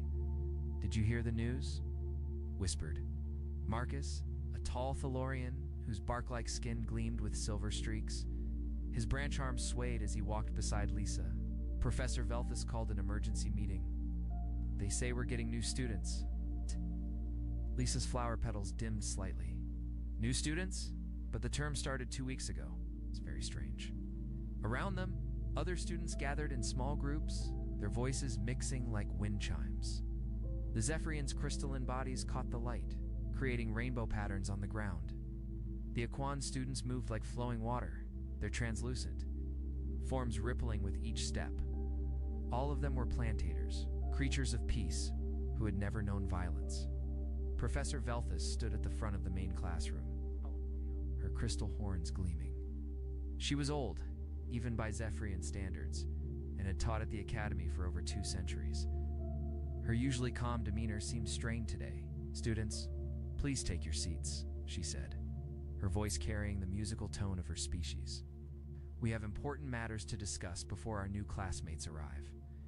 The students settled into their bio chairs, which adjusted to fit each species perfectly. Lisa sat near the window, where she could feel the warm sunlight on her petals. Marcus took the seat beside her, his roots extending into the floor's nutrient channels. "As you know," Professor Velthius began, "the Galactic Academy has always been a place of peace and learning. We have welcomed students from across the galaxy, united in our commitment to harmony and understanding." She paused, and Lisa noticed her crystal form flickering slightly. This was a sign of stress in Zephyrians. However, the Galactic Council has issued new guidelines. They believe our academy should represent all species, not just those who share our dietary preferences. A murmur ran through the classroom. Amy, a young Florian whose stem-like body was covered in soft moss, raised her hand. "Professor, what do you mean by dietary preferences?" Professor Velthus's light dimmed further. "Today we will be joined by 2 new students. One is from a species that has never attended our academy before. The other is from a world that the Galactic Council has classified as extremely dangerous."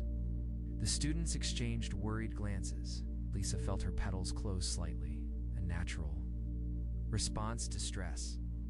She had never encountered anything dangerous in her entire life.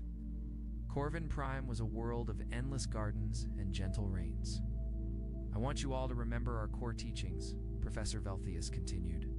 "We believe in the power of understanding and compassion. Today we'll test those beliefs." Before anyone could ask more questions, the classroom door slid open.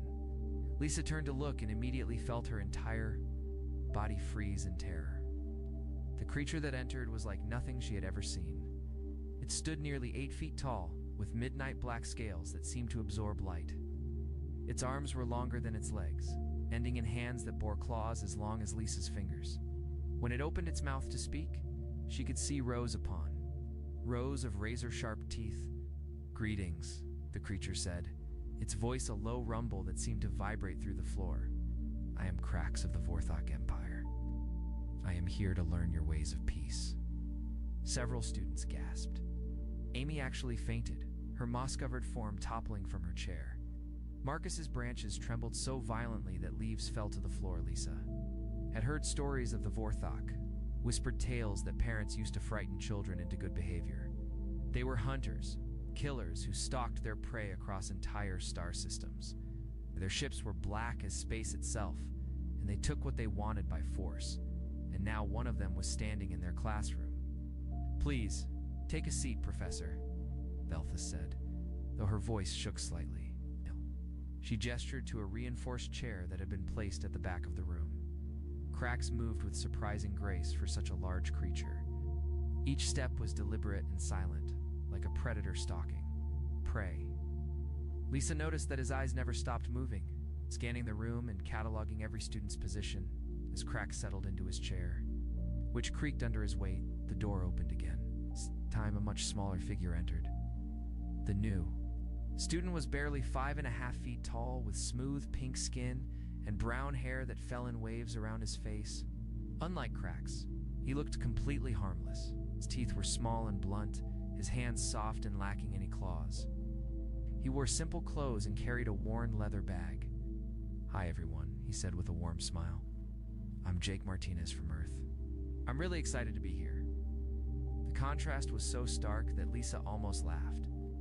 After the terrifying entrance of Krax, this human seemed like a gentle breeze after a storm. His voice was soft and friendly, and his eyes crinkled at the corners when he smiled. "Jake, please take a seat," Professor Velthus said, sounding relieved. She gestured to a normal chair near the front of the room. Jake walked to his seat with an easy, relaxed gait. Unlike Krax, he seemed to pay little attention to his surroundings, nodding politely to students as he passed. When he sat down, he pulled out a small notebook and pen, ready to take notes like any other student. "Now then," Professor Velthus said, trying to regain her composure. "Perhaps our new students would like to introduce themselves properly." Krax stood first, his massive form casting a shadow across half the classroom. "I am Krax, son of Vorthok Prime. My people are warriors and hunters. We have never known defeat in battle." His voice carried pride and barely contained violence.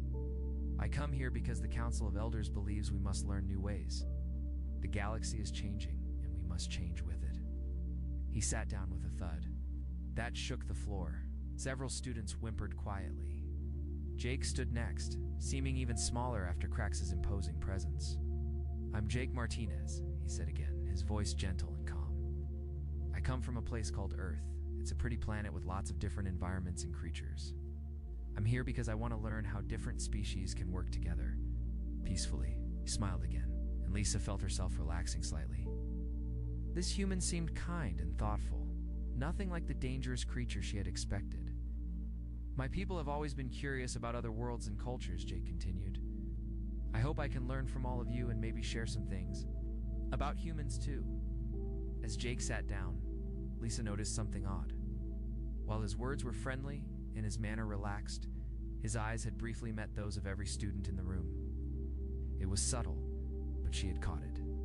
For just a moment, she had felt like he was studying her, but the feeling passed quickly. She decided she must have imagined it. Professor Velthus cleared her throat. "Thank you both. Now let's begin today's lesson on interspecies communication. We'll start with the basic principles of peaceful dialogue." As the lesson progressed, Lisa found herself stealing glances at the two new students. Krax sat perfectly still, his predator's eyes fixed on the professor. Occasionally he would nod or grunt agreement, but he never spoke unless directly asked. Jake, on the other hand, was the perfect student. He took detailed notes, asked thoughtful questions, and seemed genuinely interested in every topic. When Professor Velthus discussed the importance of understanding other cultures, Jake nodded enthusiastically. "That's so important," Jake said during a discussion break. "My grandmother always said that the best way to avoid conflict is to understand what the other person really needs." The other students began to warm up to him. His friendly manner and obvious intelligence made him easy to like. By the end of the class, several students had already invited Jake to join their study groups. Cracks, meanwhile, remained isolated. As the students filed out of the classroom, they gave the massive Vorthok a wide berth. His very presence seemed to radiate danger, and nobody wanted to get too close. Lisa walked out with Marcus and Amy, who had recovered from her fainting spell. They talked quietly as they headed to their next class. "The human seems nice," Amy said, her voice still shaky from the earlier shock. "Much better than I expected." Marcus agreed, his bark rustling thoughtfully.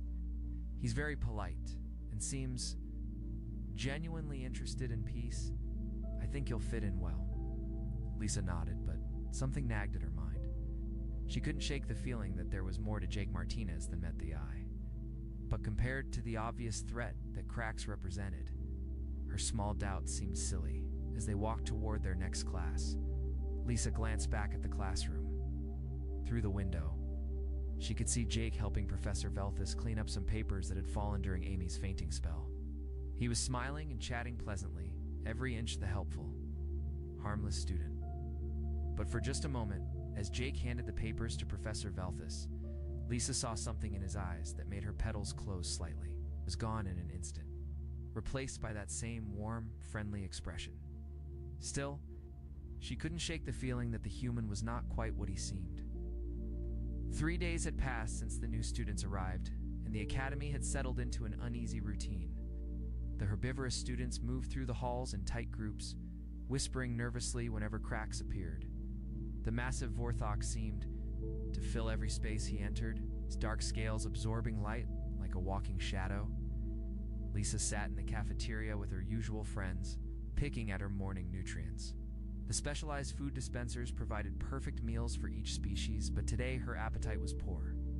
Across the room, Cracks sat alone at a reinforced table, methodically consuming what looked like raw meat from his homeworld. "Look at those teeth," whispered Amy, her moss trembling slightly. "How can something that dangerous be allowed here?" Marcus nodded, his bark-like skin darkening with worry. Yesterday in conflict resolution class, he talked about honor through combat. He actually said that sometimes violence is the only answer. The professor looked terrified, added Ben, a young Aquan whose water form rippled with anxiety. "I think she's afraid he might attack someone."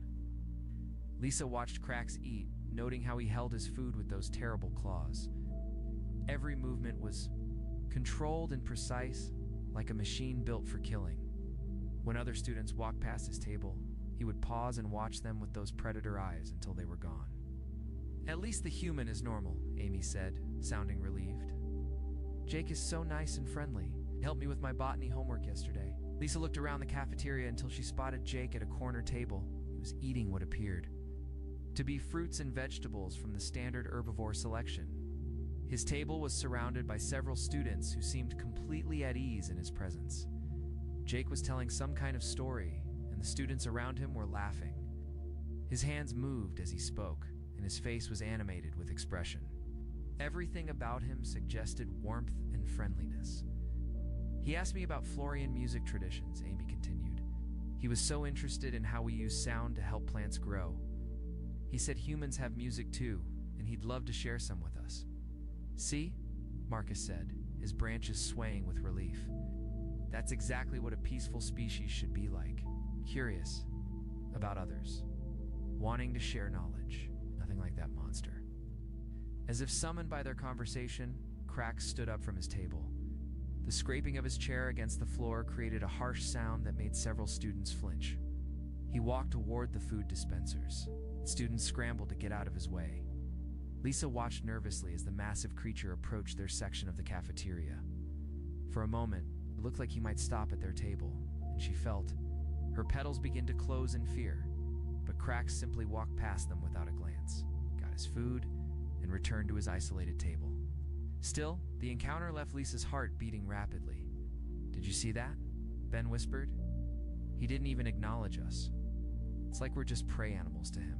Professor Velthus says we should try to understand him," Amy said doubtfully. "But how can you understand something that only thinks about hunting and killing?" Their conversation was interrupted by a cheerful voice. "Mind if I join you?" Jake stood beside their table, holding a tray of colorful fruits and vegetables. His smile was warm and genuine, and Lisa felt herself relaxing immediately. "Of course," she said, making room on the bench. "Please sit down." Jake settled beside them, and the atmosphere at the table immediately improved. His presence seemed to push away the dark mood that Krax had created. "I hope you don't mind me asking, Jake," said, "but I'm really curious about your homeworlds. Earth only has one type of intelligent species, so this is all fascinating to me." Amy perked up immediately. "What's Earth like? Is it as peaceful as it sounds?" "Oh, it's beautiful," Jake replied, taking a bite of what looked like a purple fruit. "We have huge forests, deep oceans, mountains that touch the sky. Lots of different environments and creatures." "Oh, what kind of creatures?" Marcus asked, genuinely interested. Jake's eyes seemed to light up. "All kinds. We have animals that swim, fly, run, crawl. Some are tiny, some are enormous. We have creatures that live in the deepest parts of the ocean and others that soar high. Above the clouds? Are they dangerous?" Lisa asked, then immediately felt silly for the question. Jake laughed, but it was a gentle sound. "Some of them can be, but mostly they just want to live their lives like everyone else. Humans have learned to coexist with them. We study them, protect them, and they're part of what makes Earth special." Ben leaned forward, his water form shimmering. "With curiosity, do humans ever fight with each other?" For just a moment, something flickered across Jake's face. It was gone so quickly that Lisa thought she might have imagined it. "Sometimes," Jake admitted, "but we're always working to find better ways to solve problems. That's actually why I'm here. I want to learn how other species handle disagreements peacefully." The conversation continued pleasantly as Jake asked thoughtful questions about each of their cultures. He seemed genuinely fascinated by Amy's description of the singing forests on Florian Prime, and he listened intently as Marcus explained how Thalorians communicated through root networks. "That's amazing," Jake said. "On Earth, we have to rely on sound and visual signals to communicate. The idea of connecting directly through biological networks is incredible." Lisa found herself warming to the human. He was nothing like the terrifying stories she had heard about Deathworld species. Jake seemed curious, intelligent, and genuinely interested in learning about peaceful coexistence. Their pleasant conversation was interrupted by a commotion across the cafeteria. Krax had stood up again, but this time he was facing another student. Carl, a Zephyrian with particularly bright crystal formations, had apparently said something that offended the Vorthok. The two were standing face to face, with Carl's crystalline body flickering nervously while Krax loomed over him like a dark storm cloud. "Your people are weak," Krax was saying, his voice carrying clearly across the suddenly quiet cafeteria. "You hide behind your pretty crystals and speak of peace, but you have never faced real danger. You do not understand what strength means." Carl's light was flickering rapidly now, a sign of extreme distress in Zephyrians. "We believe that true strength comes from understanding and cooperation, not violence." Krax made a sound that might have been laughter, but it was more like the growl of a hunting beast. "Understanding? Cooperation?" These are the words of prey animals who have forgotten how to survive. The entire cafeteria had gone silent. Students pressed themselves against walls and behind tables, trying to stay as far away from the confrontation as possible. Even the floating food dispensers seemed to hover more quietly than usual. "That's enough," Professor Velthus's voice rang out as she entered the cafeteria. Her crystal form was blazing with authority, but Lisa could see the stress. Fractures in her light. Krax turned to face the professor, and for a moment, Lisa thought he might challenge her too. But instead, he simply nodded once and returned to his seat. "Carl, please come with me," Professor Velthus said gently. The young Zephyrian was still flickering with distress as he followed her out of the cafeteria as soon as they were gone. The normal sounds of the cafeteria slowly returned. Students began whispering nervously about what they had witnessed. "See what I mean?" Amy said, her voice shaking. "He's dangerous. Doesn't belong here." Jake had been quiet during the entire confrontation, but now he spoke thoughtfully. "He's probably just scared." Everyone at the table turned to stare at him. Scared? Ben's water form rippled with disbelief. "That thing isn't afraid of anything." "Think about it," Jake said calmly. "He's completely alone here, surrounded by beings who are nothing like him. Everyone fears him. Nobody wants to talk to him. He's probably defensive because he feels isolated." Lisa considered this. She hadn't thought about how Cracks might be. But he threatened Carl, did he?" Jake asked. "I heard him say Carl's people were weak, but I didn't hear any actual threats.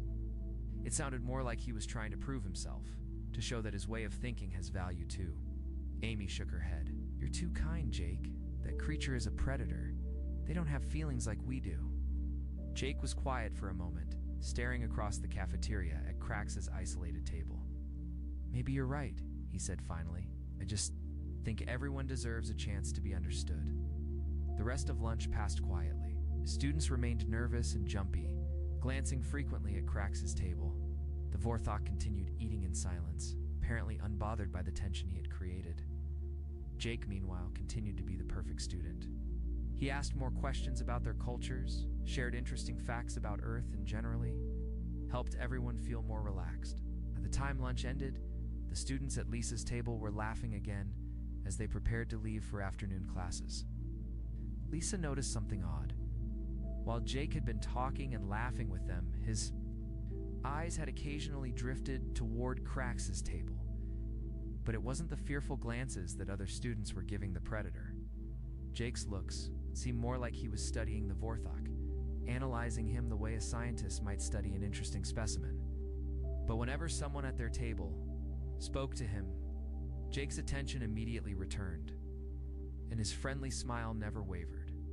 Walking to their next class, Remy chatted happily about how nice it was to have Jake at the academy. 2 weeks later, Professor Velthius announced the field exercise that would change everything. The class would travel to Nexus Station, a neutral trading post where beings from across the galaxy came to do business. Their assignment was simple: use diplomacy and peaceful negotiation to gather resources for a hypothetical colony. "This is your chance to put theory into practice," Professor Velthius explained as they boarded the transport ship. "You'll be given credits to trade with, but remember, no violence, no threats, only peaceful persuasion." Lisa felt excited but nervous as she settled into her seat. This would be her first time off Verdun Prime since starting at the academy. Beside her, Amy was practically glowing with anticipation, her moss shimmering with bright colors. Jake sat across the aisle looking relaxed and friendly as always. He had struck up a conversation with Ben about water recycling systems, asking detailed questions about Aquan technology with genuine interest. Cracks occupied 2 seats at the back of the transport, his massive form barely fitting in the space. Other students had clustered as far away from him as possible, leaving him isolated once again. The flight to Nexus Station took several hours. During the journey, Jake entertained several students with stories about Earth, music, and art. He described concerts where thousands of humans would gather to listen to songs and museums filled with beautiful paintings and sculptures. "It sounds wonderful," Amy said dreamily, "so peaceful and creative." "Humans have always found ways to express themselves," Jake replied with that warm smile. "Art helps us understand each other and find common ground." When they arrived at Nexus Station, Lisa was amazed by the size and complexity of the structure. The station was enormous, with multiple levels and sections dedicated to different types of trade. Beings from dozens of species moved through the corridors, creating a maze of colors, sounds, and smells. Professor Veltis gathered the students in the main concourse. "Remember, you have 6 hours to complete your trading assignments. Each of you has been given a list of resources your colony needs and credits to acquire them. Meet back here when you're finished." She handed out data pads with their individual assignments and credit chips.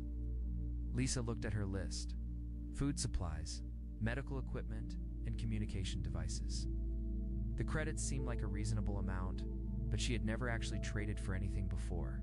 "Good luck, everyone," Jake said cheerfully. "I'm sure we'll all do great." The students scattered in different directions, eager to begin their assignments.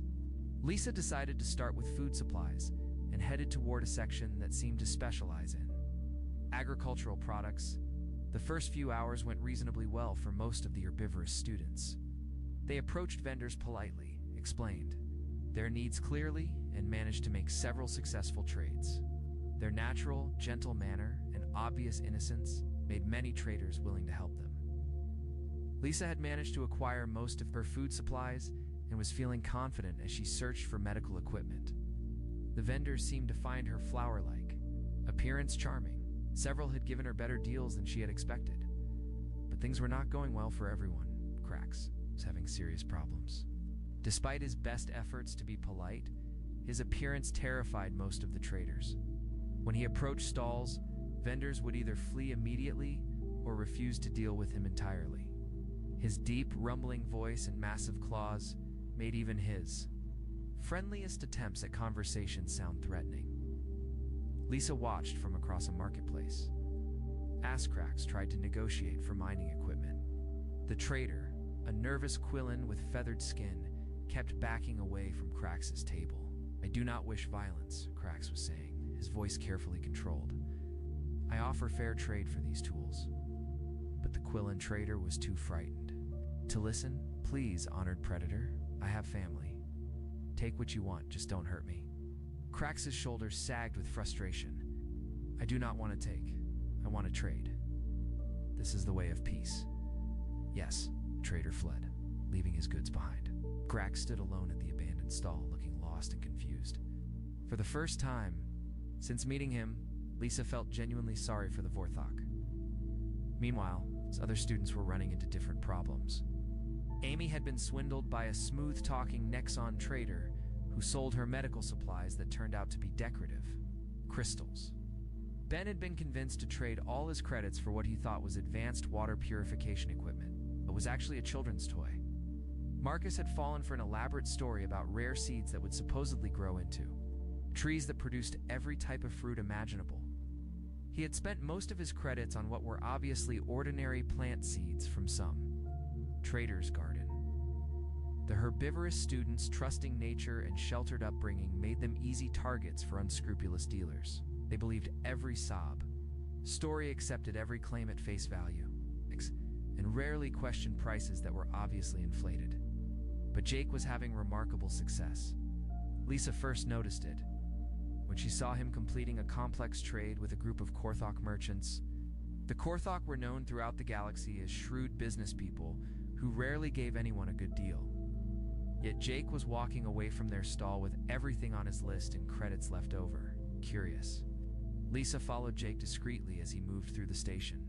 What she saw made her increasingly uncomfortable. Jake seemed to know exactly what to say to every trader he met. With the proud Zenthran merchants, he spoke respectfully about their culture and traditions. With the profit-focused Nexans, he discussed business opportunities and mutual benefits. With the family-oriented Qualians, talked about community and caring for loved ones. But it wasn't just what he said, it was how he knew what to say. Jake seemed to understand each species, psychology, their cultural values, their weaknesses and desires. He negotiated like someone who had studied these beings for years. At one stall, Lisa watched Jake convince a Repthan trader to sell him expensive communication equipment for half the asking price. The Repthan, known for being cold and logical, was actually smiling by the end of their conversation. "How did you know about the mining rights dispute on Repthan 7? Trader asked Jake as they completed their deal. "I make it my business to stay informed about galactic affairs," Jake replied casually. "Information is valuable in any negotiation." The Repthan nodded approvingly. "Wise words, human. Your species shows promise." Lisa felt a chill run through her petals. How did Jake know about obscure mining disputes on distant worlds? When did he have time to learn about galactic politics in such detail? Her unease grew as she continued watching Jake work. He moved through the station with confidence, never seeming lost or confused like the other students. He knew which sections sold which goods, which traders were reputable, and which deals were worth pursuing. Most disturbing of all, Jake seemed to know personal information about the traders he dealt with. He asked about their families, their homeworlds, their business concerns. The traders responded as if they were talking to an old friend, never questioning how this human student knew so much about their lives. "Your daughter must be excited about starting at the Academy of Sciences," Jake said to a Florian trader who was selling medical supplies. The trader's stem brightened with pleasure. "You know about Petal? How wonderful? Yes, she's very excited. It's been her dream since she was a seedling." Jake smiled warmly. "I'm sure she'll do wonderfully." Florian students are known for their dedication to healing arts. As Jake completed another successful trade, Lisa realized something that made her flower petals close tight with fear. Jake wasn't just a good negotiator. He was operating with information that no ordinary student should have. He knew personal details about traders, political situations on distant worlds, and cultural practices of dozens of species. It was as if he had access to detailed intelligence, files on everyone he met. The revelation became undeniable when the pirates attacked. Lisa was in the communication equipment section, trying to recover from a bad trade, when the lights suddenly dimmed and alarms began blaring throughout the station. Emergency announcements echoed through the corridors in multiple languages. "Attention, all beings. This station is now under the control of the Red Nova pirate fleet. Remain calm and comply with all instructions."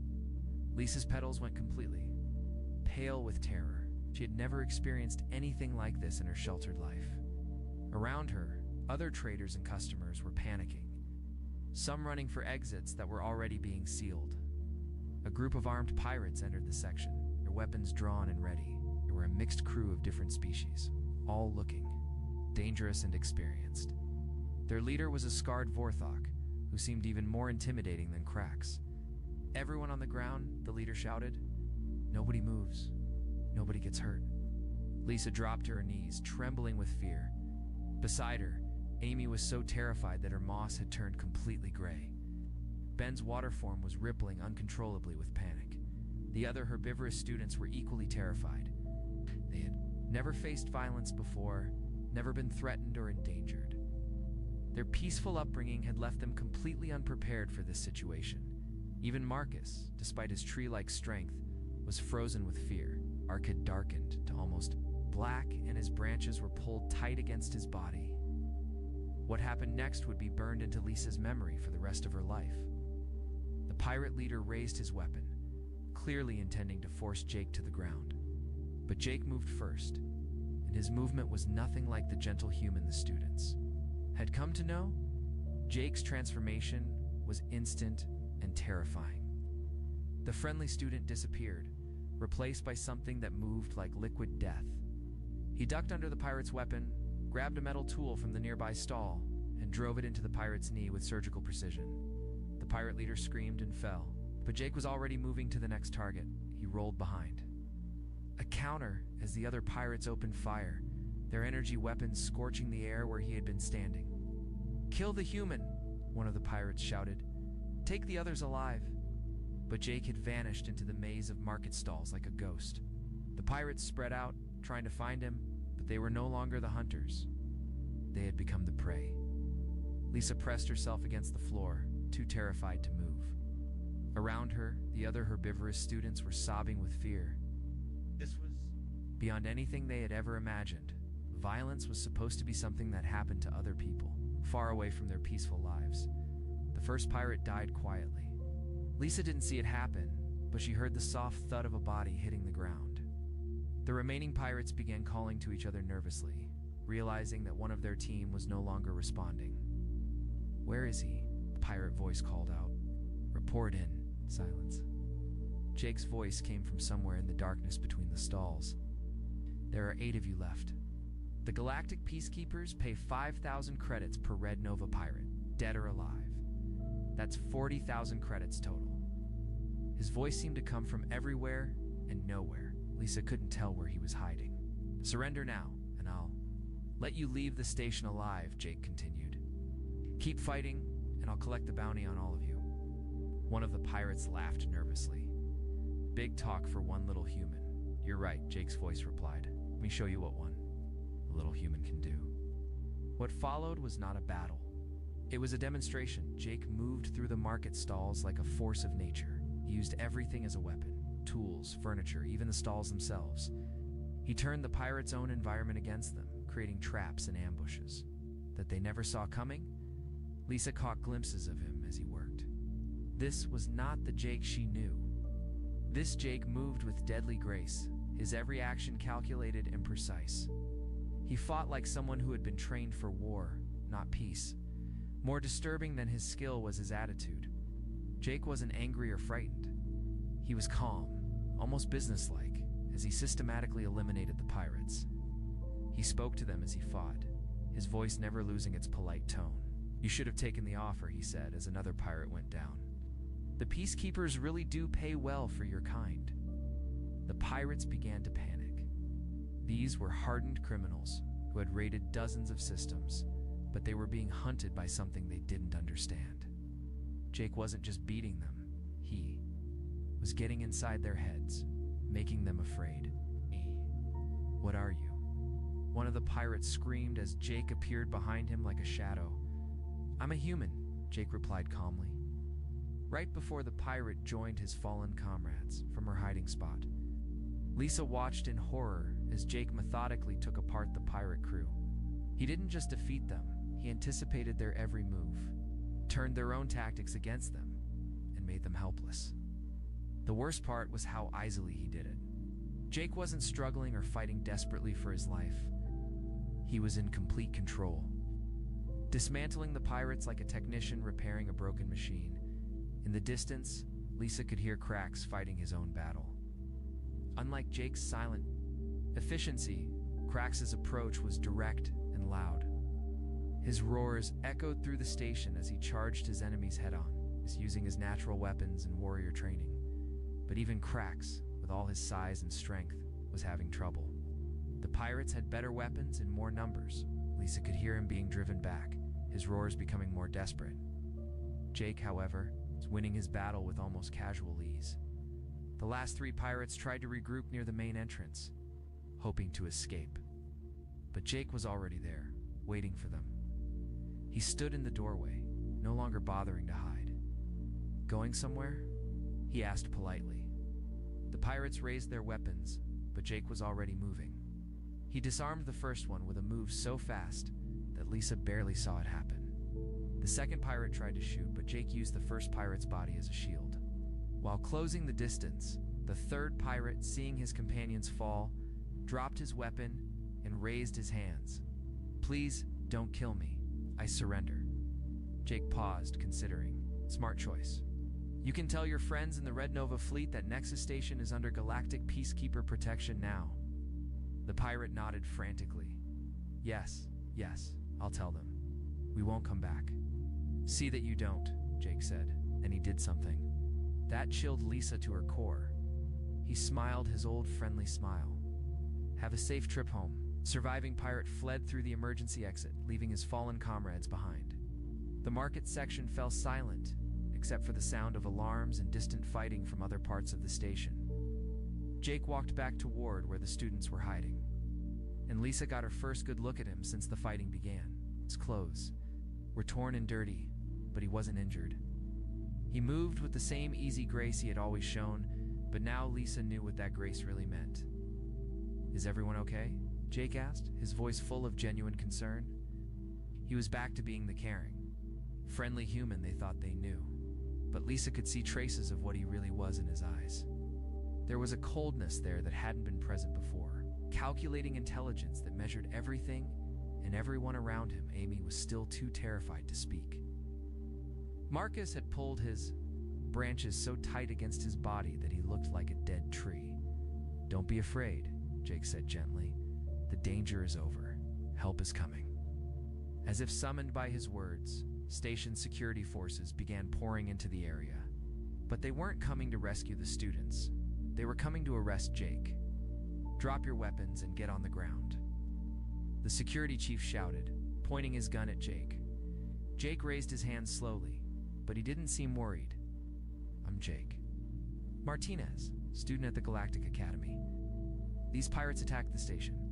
I was defending myself and the other students. The security chief looked around at the bodies scattered through the market stalls. You did this? All of this? They attacked first, Jake said calmly. I have witnesses. Professor Velthus arrived with the security team, her crystal form blazing with stress and confusion. She looked at the scene of destruction, then at Jake standing calmly in the middle of it all. Jake, she said, her voice shaking. What happened here? Pirates attacked the station, Jake replied. I neutralized the threat to protect the other students. Neutralized.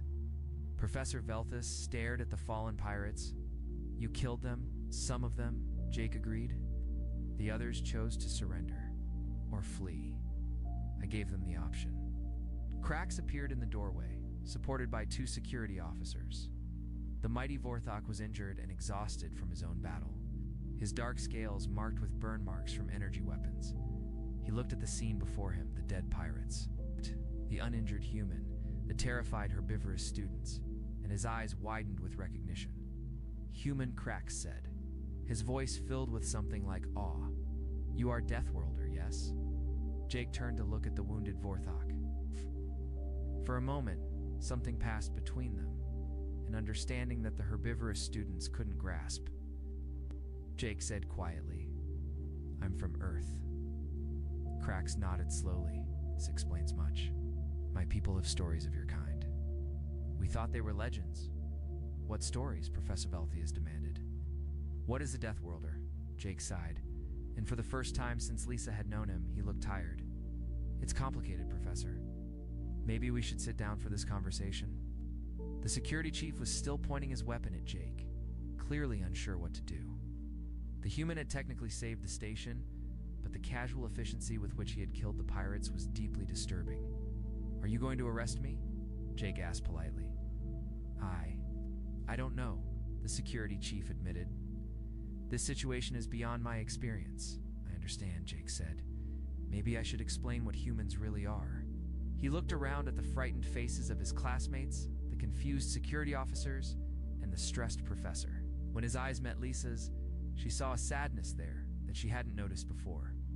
I never wanted you to see this side of me, Jake said quietly. I came to the academy to learn about peace, not to fight. But you're so good at it, Amy whispered, her voice barely audible. Jake nodded sadly. That's the problem. Humans are very good at fighting. We're very good at a lot of things that most species would rather not think about. Professor Velthus stepped forward, her crystal form flickering with confusion and fear. Jake, I need you. To explain what just happened here, I need you to tell me the truth about what humans really are. Jake looked around the destroyed marketplace one more time, then sat down heavily on a nearby crate. Okay, Professor, but you're not going to like what I have to tell you? Cracks limped over and sat down near Jake. The journey back to Verdun Prime was quiet and tense. The students sat in small groups, whispering among themselves and stealing nervous glances at Jake. He had returned to his usual seat, reading quietly from a datapad, but everything about him seemed different now. Lisa watched him from across the transport cabin. Jake looked exactly the same as he had before. Same brown hair, same soft features, same gentle expression. But now she knew what those hands were capable of. She had seen what those calm eyes could calculate in seconds. Amy sat pressed against the window, as far from Jake as she could get.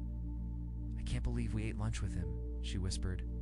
We invited him to our study groups. He saved our lives, Marcus pointed out, though his bark was still dark with stress.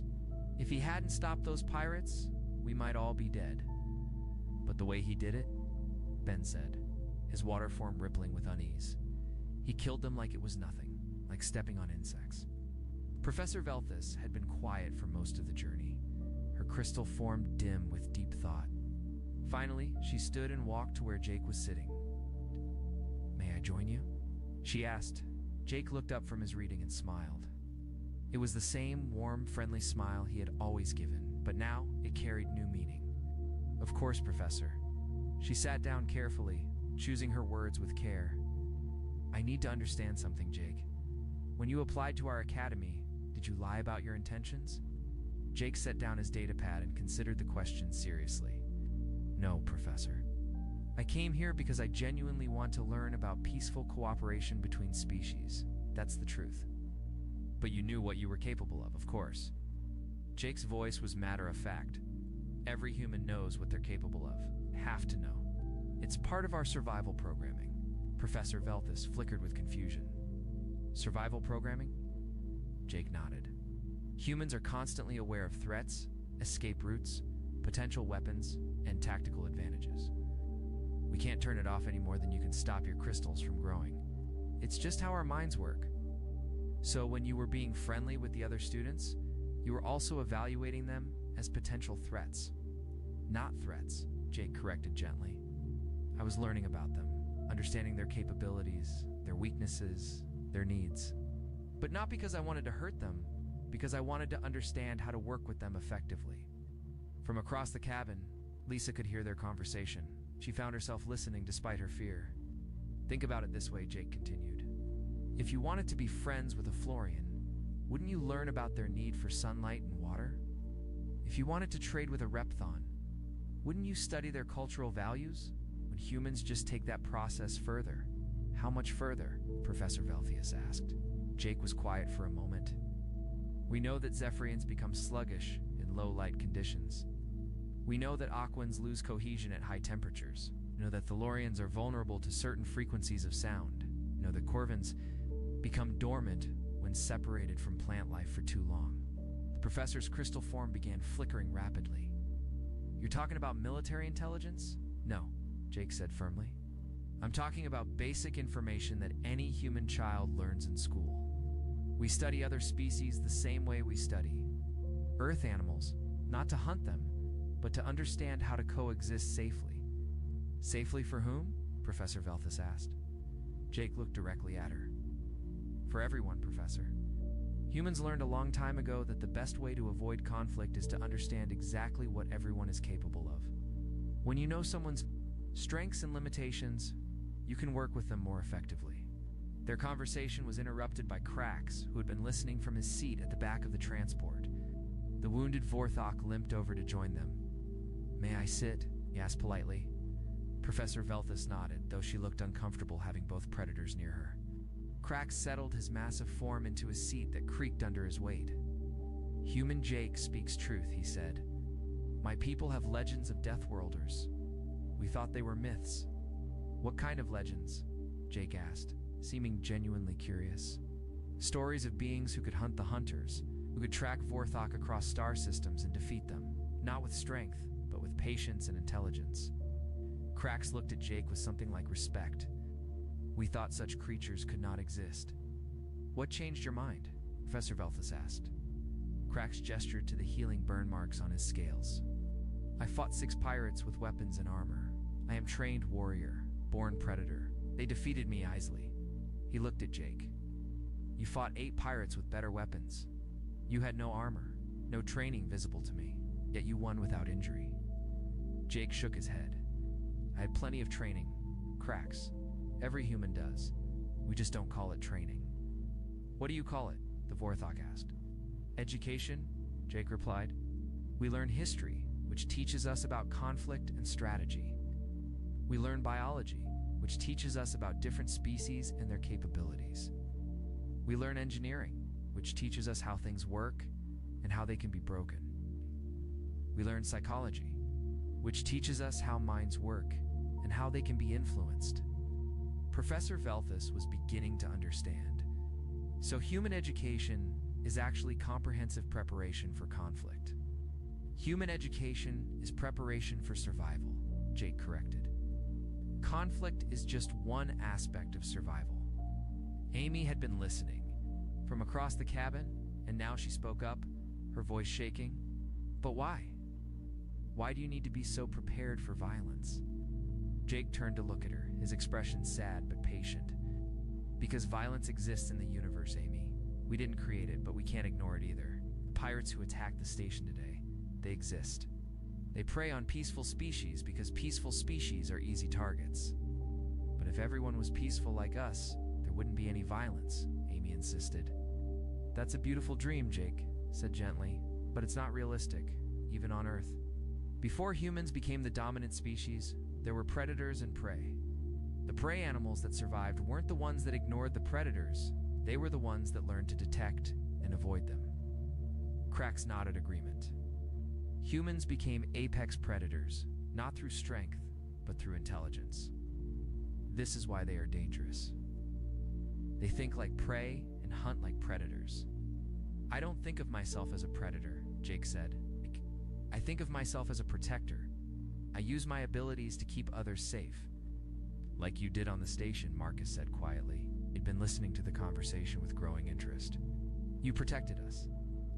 I did what I had to do, Jake replied. But I would have preferred to resolve the situation peacefully. Could you have? Professor Velthus asked. Could you have negotiated with the pirates? Jake considered this seriously. Maybe. Pirates are usually motivated by profit, not violence. If I had something valuable to offer them, or if I could have convinced them that attacking the station would cost them more than they could gain, they might have left peacefully. But you chose violence instead. I chose the option that guaranteed your safety, Jake corrected. Negotiation might have worked, but it also might have failed. When other people's lives are at stake, humans don't gamble with uncertain outcomes. The transport was nearing Verdun Prime now, and the peaceful planet grew larger in the viewports. Looking at the gentle world below, Lisa tried to imagine how it must appear to Jake, not as a safe haven, but as a place where potential threats needed to be identified and neutralized. Jake, she said suddenly, finding her courage, when you look at us, do you see friends, or do you see weaknesses to exploit? Jake turned to her with that same gentle expression he had always worn. I see friends with weaknesses that I want to protect. And when you look at Cracks, Jake glanced at the massive Vorthok. I see a fellow predator who chooses to use his strength to protect others instead of dominating them. Cracks' scarred face showed what might have been a smile. Human sees clearly. On Vorthok Prime, we are taught that strength without honor is worthless. It's better to be weak and honorable than strong and corrupt. That's something humans in Vorthok have in common, Jake said. We both understand that power comes with responsibility. Professor Velthius had been listening to this exchange with growing amazement. You two are more alike than I realized. In some ways, Jake agreed. We're both products of dangerous worlds. We both learned that survival requires strength and intelligence. But we also both learned that strength without purpose is meaningless. So what is your purpose? She asked. Jake looked out at Verdun Prime as the transport prepared to land. To learn how to use human capabilities to build something better. To find ways for predators and prey to coexist peacefully. And my purpose, Cracks added, is to prove that predators can be more than just hunters. We can be guardians. As the transport touched down at the academy, Lisa realized that everything had changed. She was still afraid of Jake, but it was a different kind of fear now. She wasn't afraid he would hurt her. She was afraid of what his existence meant for the galaxy.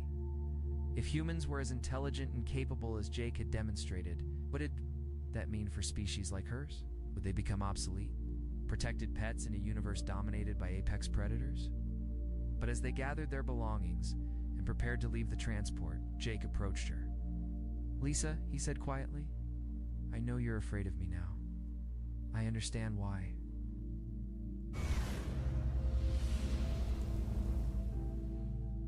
Tobias Marin was about to be murdered over a second-hand engine part, which felt to him like a deeply undignified way to die. He had always imagined something with a little more flair, like accidentally venting himself into a star or getting on the wrong side of a smuggler's daughter. Being turned into a fine red mist because he couldn't find a T-77 hyperdrive core on a godforsaken asteroid felt just sad. The Breaker Boys were not known for their patience, and his was wearing thinner than the hull of his ship. His breath plumed inside his helmet, fogging the visor for the 5th time in as many minutes. This is pointless, he muttered, the words bouncing back at him from the cheap plasteel.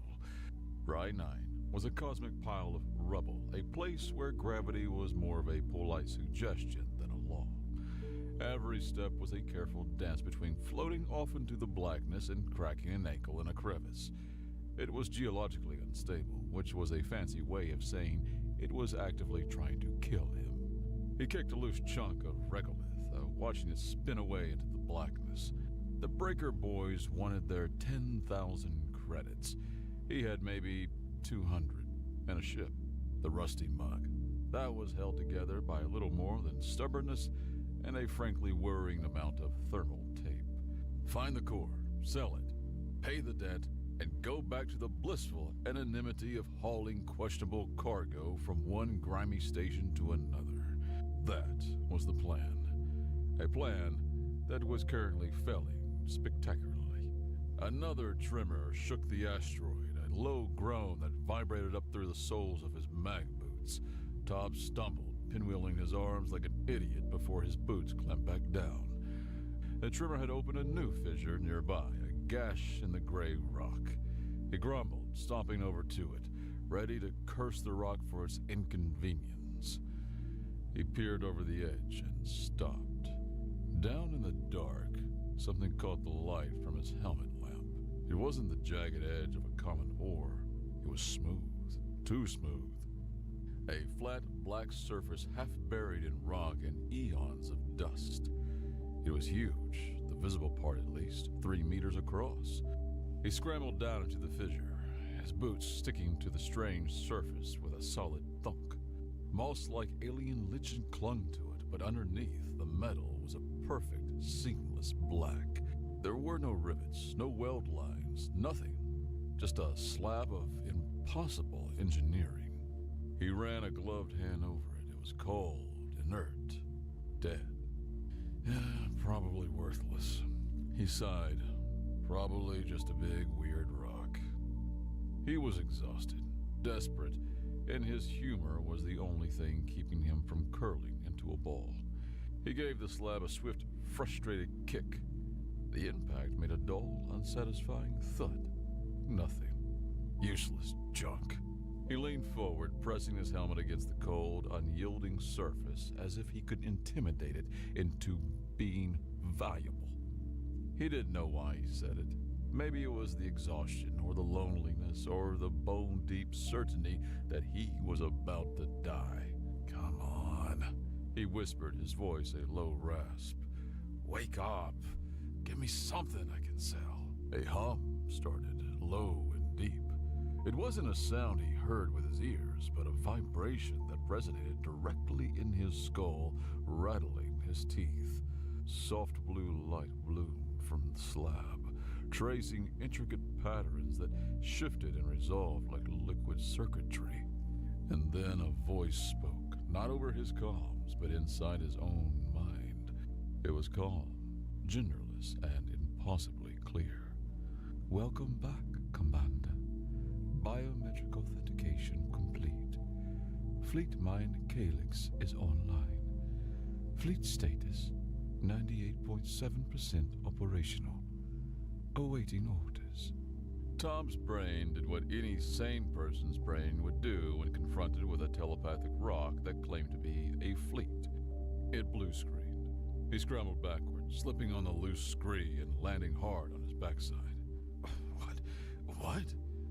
No, shut up, he stammered, pointing a shaky finger at the now glowing slab. Shut off, power down, go back to sleep, or... The voice in his head remained serene. Acknowledged. You have instructed me to shut up, shut off, power down, and go back to sleep. These commands are contradictory. Please clarify your primary intention. The slab, the terminal, pulsed with a gentle blue light. A seam, previously invisible, glowed brighter than the rest. With a soft hiss of displaced air, a section of the slab recessed, and a smaller object rose from within on a pedestal of light. It was a prism of some dark, glassy substance about the size of a Terran football, glowing with the same internal blue energy. I didn't mean it, Tob yelled at the terminal, then felt profoundly stupid for doing so. I was joking. It was a joke. You know, a joke? Haha, very funny. No? Processing concept joke. A statement made for amusement rather than serious intent. Query. Was your wake-up command also a joke? Yes, exactly. It's a joke. A terrible, terrible joke. So just go back to being a rock, please. He eyed the glowing prism. That at least looked sellable and not likely to call a hornet's nest of scavengers over. Negative. The genetic authentication is absolute. Supreme Commander Kali's biometric signature is a non-negotiable activation command. To revert to a dormant state would be a violation of my core programming. Before Tob could process the name Kali, a new sound cut through his panic. The whine of a ship's engines descending fast. He looked up, his heart sinking into his boots. A sleek, angular junker, all sharp lines and aftermarket thrusters, was settling on the asteroid's surface not 50 meters away. It was a scavenger ship, but a high-end one. The kind of ship you flew when you were good at taking things that didn't belong to you. The ship's ramp hissed open and a figure emerged, clad in a form-fitting pressure suit that looked twice as expensive as Tob's entire hauler. They moved with a predatory grace, a pulse rifle held casually but expertly at the low ready. "Don't move, slouch shoulders." A clipped female voice crackled over the universal comms channel. "My ship's long-range sensors picked up a massive energy spike from this location. A Voshian energy spike. Whatever you just woke up, you're going to hand it over. Nice and easy." Tob slowly got to his feet, holding his hands up. He instinctively shuffled to block her view of the glowing prism. "Look, lady, there's been a misunderstanding. This thing, it's just a talkative paperweight. You don't want it, trust me." She stalked closer, her helmet hiding her face but not her intent. "I'll be the judge of that. That's a Voshian command call," she said, her voice dropping with awe as she saw the prism. "I've only seen them in schematics. They're supposed to be inert, dead." "It is, or it was," Tob said, his voice rising in panic. "I just kicked it a little and—" "Commander," the voice of Calyx interrupted, calm as ever inside his head. "I am detecting an armed vessel on a rapid descent vector. Designation, Breaker Boys Class Marauder. Their weapons are hot. They are hailing us." "Oh, perfect." Tob groaned, squeezing his eyes shut. "Just perfect." The Breaker Boys' ship was the antithesis of the sleek junker. It was a bloated, ugly beast of a vessel, bristling with mismatched gun turrets and scarred with years of clumsy docking. A skull and crossbones, crudely painted on its bow, was flaking off. A tinny voice blared across the comms, dripping with false bonhomie. "Tobias, my boy, we saw you had company and got worried. Didn't want anyone trying to buy out your debt before we had a chance to collect." The voice belonged to Rax, a low-level pirate captain whose hygiene was as questionable as his morals. "We'll be taking your ship and whatever that glowing trinket is as a down payment. Be a good lad and power down your life support. Makes the cleanup easier." The other junker, Zana, as her suit's ID tag read, swung a rifle toward the descending pirate ship. "Breaker Boys, bottom feeders. This just got complicated." "Complicated?" Tob squeaked. "Oh, we're about to be spaced by a bunch of thugs. You're trying to rob me, and I've got a ghost in my head. We're miles past complicated and are currently cruising through catastrophically screwed." Zana ignored him, her attention fixed on the pirate ship. "They're powering the main cannon. We've got seconds." Tob was hyperventilating. His life was flashing before his eyes, and it was mostly a montage of greasy engine rooms and bad synth noodles. He was trapped between a pirate with a cannon and a thief with a rifle. All because he'd made a joke to a rock. Desperation clawed at his throat. He wasn't thinking, just reacting. He shouted at empty air, at the voice in his skull, at the universe that had decided to single him out for this cosmic prank. Chillax, just make it go away. There was a half-second of silence. Then, the calm, placid voice returned. Acknowledge, Commander. Sanitizing threat vector. Zana glanced at him. What did you just... She never finished the question. High above, in the blackness of orbit, something happened. A pinprick of darkness appeared next to the Breaker Boys' ship, an absence of light, a tear in space-time. From this tear, a sliver of polished black metal emerged, a drone, no larger than a fighter, shaped like a cruel needle. A beam of pure white energy, thinner than a thread, shot from the drone. It didn't make a sound. It touched the pirate cruiser's bow. For a moment, nothing happened. Then, the entire Marauder simply dissolved. The atoms that composed its hull, its crew, its overpowered cannon were unwound. 1 second, a ship was there. The next, there was only empty space, wavering with residual heat. The needle drone lingered for a heartbeat, then folded back into its non-existent bubble of space-time and vanished. Silence. Zana slowly lowered her rifle. Her helmet was polarized, but Top could feel the weight of her stare. Her jaw, he imagined, was somewhere around her knees. The ship's erasure from existence sent a wave of nausea through him so powerful he had to brace himself against the terminal slab. He hadn't just seen a ship destroyed, he had seen it erased from existence. He quickly snatched the glowing prism from its pedestal before Zana's shock wore off, tucking it securely in his salvage pack. Okay, he said, his voice a weak, trembling thing. New problem. The standoff on the Rusty Mug was a panicked affair, the two of them trying very hard not to scream at each other. The air in the cockpit was thick with the familiar sense of recycled air, faintly burnt wiring, and years of spilled synth-calf. Zana had followed him back to his ship, her pulse rifle never wavering, but the aggressive confidence was gone, replaced by a wide-eyed, shell-shocked caution. So, she said, her voice tight, you have a Voshian ghost fleet at your beck and call. I do not, he protested, waving his hands frantically as he paced the small cockpit. I have a rock that talks in my head and deletes people. He gestured to the glowing prism now sitting on his dash, pulsing with a soft, ominous light. It deleted a pirate cruiser, Tob. She shot back, using his first name with an unnerving familiarity. A whole cruiser without making a sound. That's a doomsday weapon. The Galactic Concord will hang us from the nearest orbital gantry just for looking at that tech. Then what do you want me to do? I tried telling it to shut off. It gave me a lecture of contradictory commands. As they argued, a small, high-pitched voice piped up from near the co-pilot station. The commander is troubled. His divine burden is great.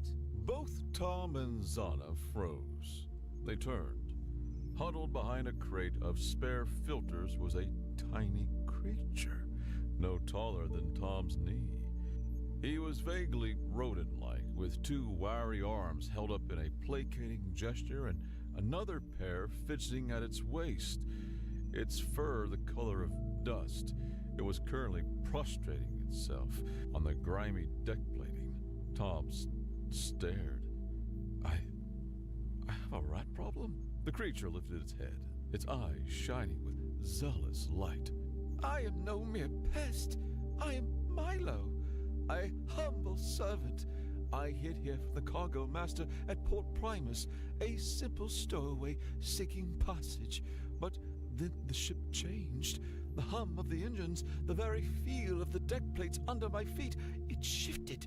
It shifted. I felt the power awaken, and I knew the legends were true.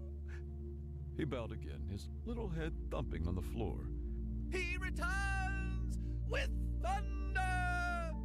It didn't make any thunder. Zana deadpanned, lowering her rifle slightly. It was very quiet, disappointingly so.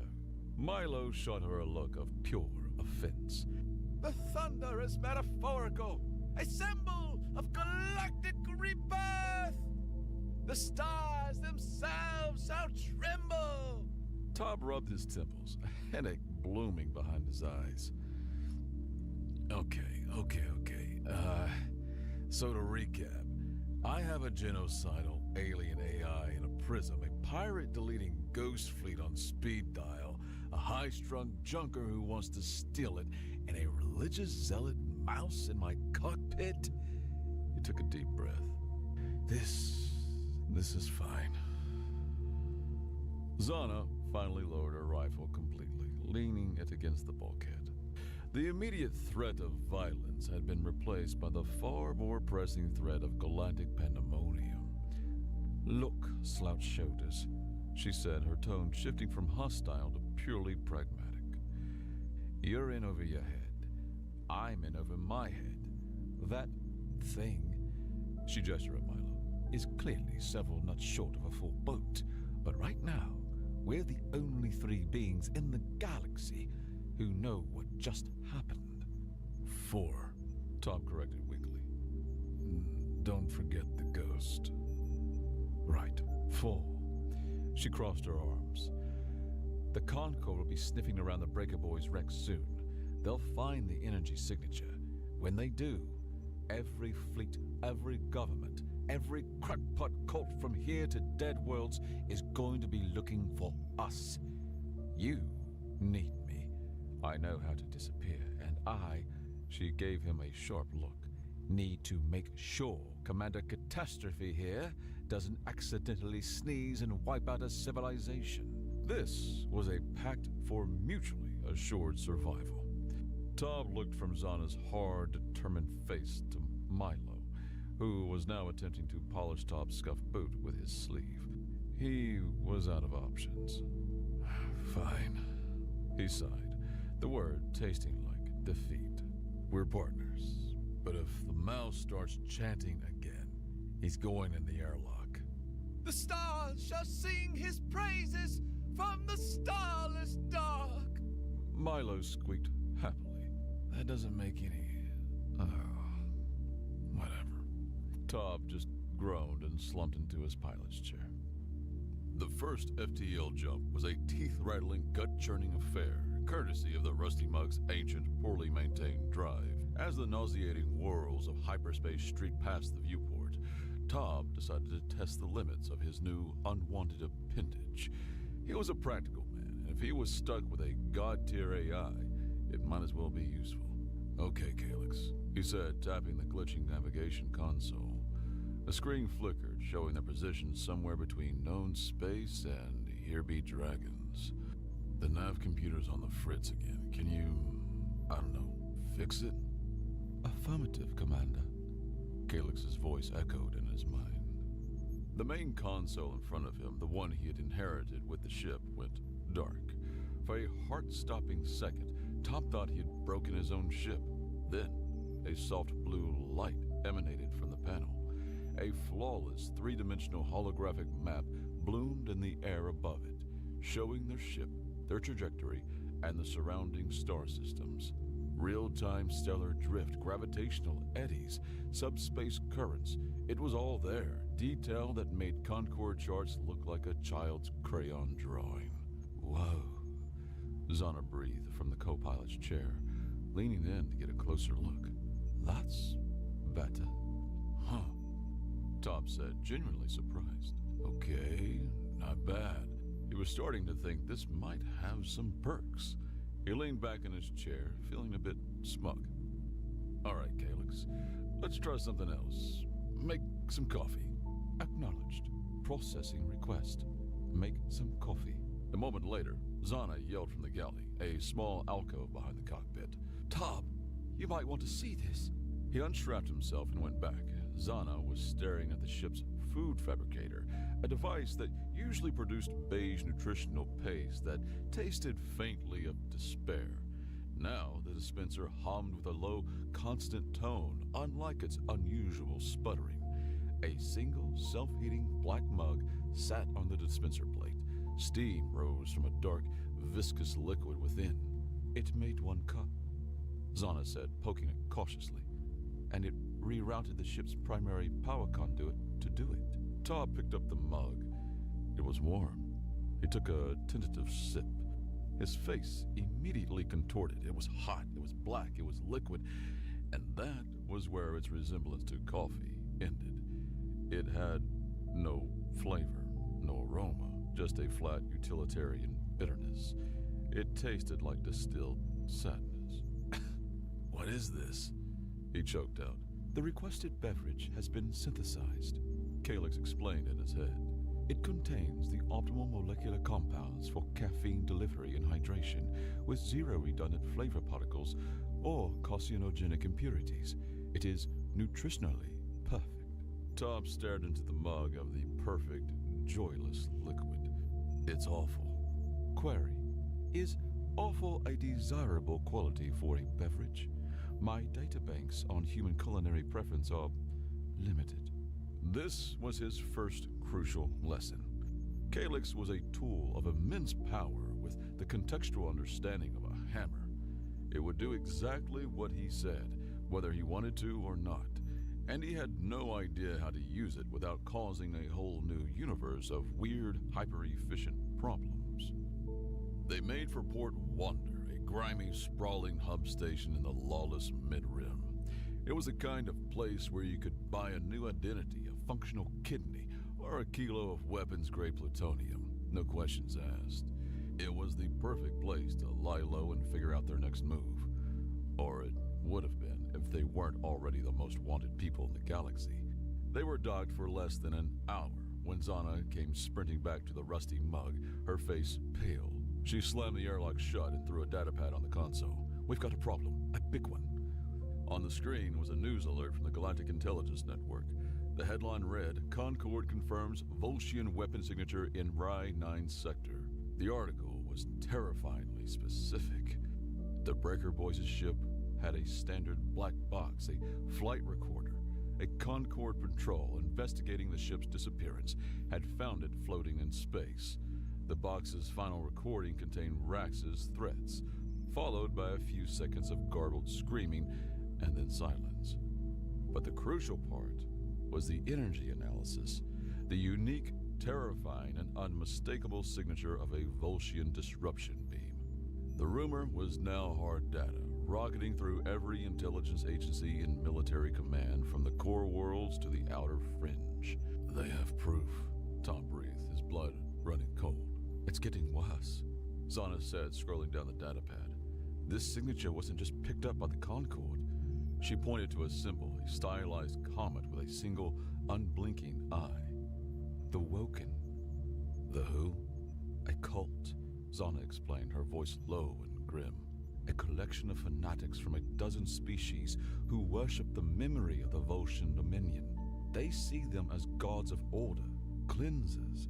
They've spent centuries listening for a sign, maintaining ancient sensor arrays calibrated for this exact energy signature. They saw the beam as a divine sign and answered prayer." "Commander," Chillax's voice cut in, its usual calm, tinged with something that might have been urgency. "I am tracking multiple vessels bearing Woken insignia altering course. Their projected destination is our current location." Tob realized with dawning horror that they weren't being hunted. The fanatics were simply following the light. He had activated a divine lighthouse for a fleet of fanatics who now simply had to come to him, like moths to a galaxy-ending flame. "We have to go," Zana said, already at the helm, her fingers toggling power relays and confirming system readiness on the console. "Now!" "Where do we go?" Tob asked, his voice raw with panic. "They can track us anywhere." "We go dark," she said, her eyes fixed on the new, perfect holographic star map. "And we go deep." The jump was long, desperate flight into the uncharted territories of the Galactic Arm. For days, they flew, the silence on the ship broken only by the hum of the recycler and Milo's quiet, unnerving humming. During the long hours, with the swirling vortex of hyperspace as his only view, Tob tried to understand the entity chained to his DNA. Chillax, he began, trying to sound casual. Tell me about yourself. What are you, really?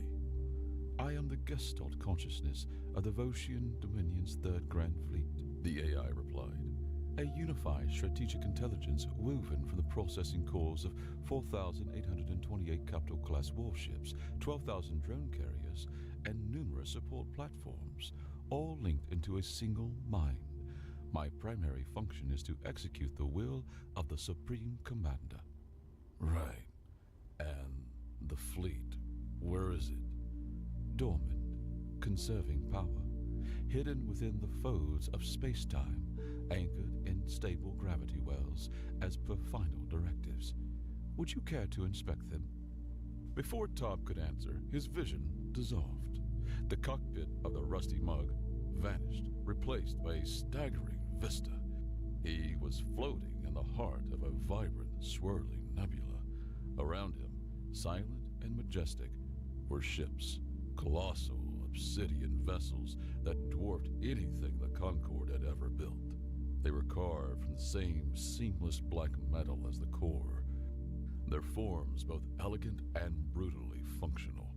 They hung in the glowing gas clouds like sharks waiting in the deep. The silence was absolute, a profound quiet that was more terrifying than any roar. The scene shifted. He was in the crushing gravity of a gas giant, its stormy surface a sea of rolling oranges and reds. Here, nestled in the planet's rings, were more ships, their hulls coated in a patina of ancient dust, thousands of them. Another shift. He was in the cold, absolute blackness of an intergalactic gulf, a dead zone between spiral arms. A perfect sphere of warships was arrayed around a singularity, held in a delicate, timeless stasis. The scale of it was beyond comprehension, a civilization's worth of power waiting for a single word. His word. The tour ended as abruptly as it began. He was back in his pilot's chair, the worn fabric feeling flimsy and unreal beneath him. He was pale, shaking, a cold sweat plastering his shirt to his skin. He felt the phantom pressure of 1 trillion tons of warship on his shoulders. Zana, who had been watching him, said nothing. Her cynical armor seemed to have cracked. Her gaze changed. The calculation of threat and opportunity faded. She saw only a terrified man who had just seen the monster under his bed and realized it was real. Wordlessly, she got up, went to the galley, and came back. She didn't offer words of comfort. She just pushed a nutrient paste packet and a water bulb into his trembling hands. It was a blunt, practical gesture. For her, it was a profound act of compassion. He took them, his fingers fumbling. Thanks, he mumbled. She nodded, her expression unreadable, and returned to her seat. The silence that followed was different, the quiet of two people in the same lifeboat, realizing just how vast the ocean was. If we're going to have any chance, Zana said, breaking the silence, we need to know what we're dealing with, not just the what, but the why. I know a place. The place was a data haven called the Archive of Whispers, located on the shattered moon of a dead world in a system even the pirates avoided. It was run by information brokers who valued privacy and credits above all else. They navigated the rusty mug through a graveyard of decommissioned satellites and automated defense platforms. Zana's skilled piloting, the only thing keeping them from being turned into scrap. Inside the station, they paid an exorbitant fee to a multi-limbed creature floating in a tank of murky fluid for access to a secure data terminal. Tob set the glowing prism on the console beside him.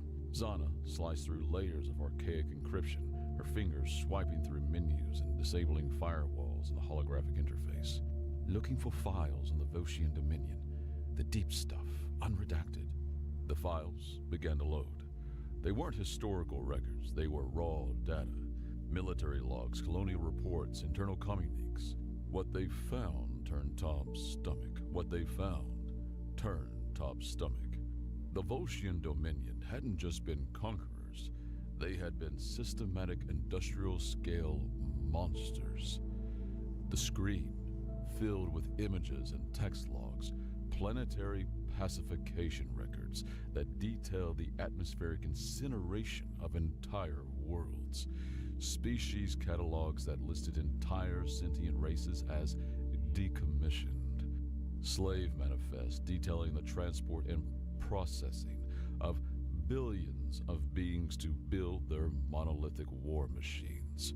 It was a history written in blood and ash, a legacy of such profound horror that it defied belief. Tom felt sick. He turned away from the screen, his face ashen.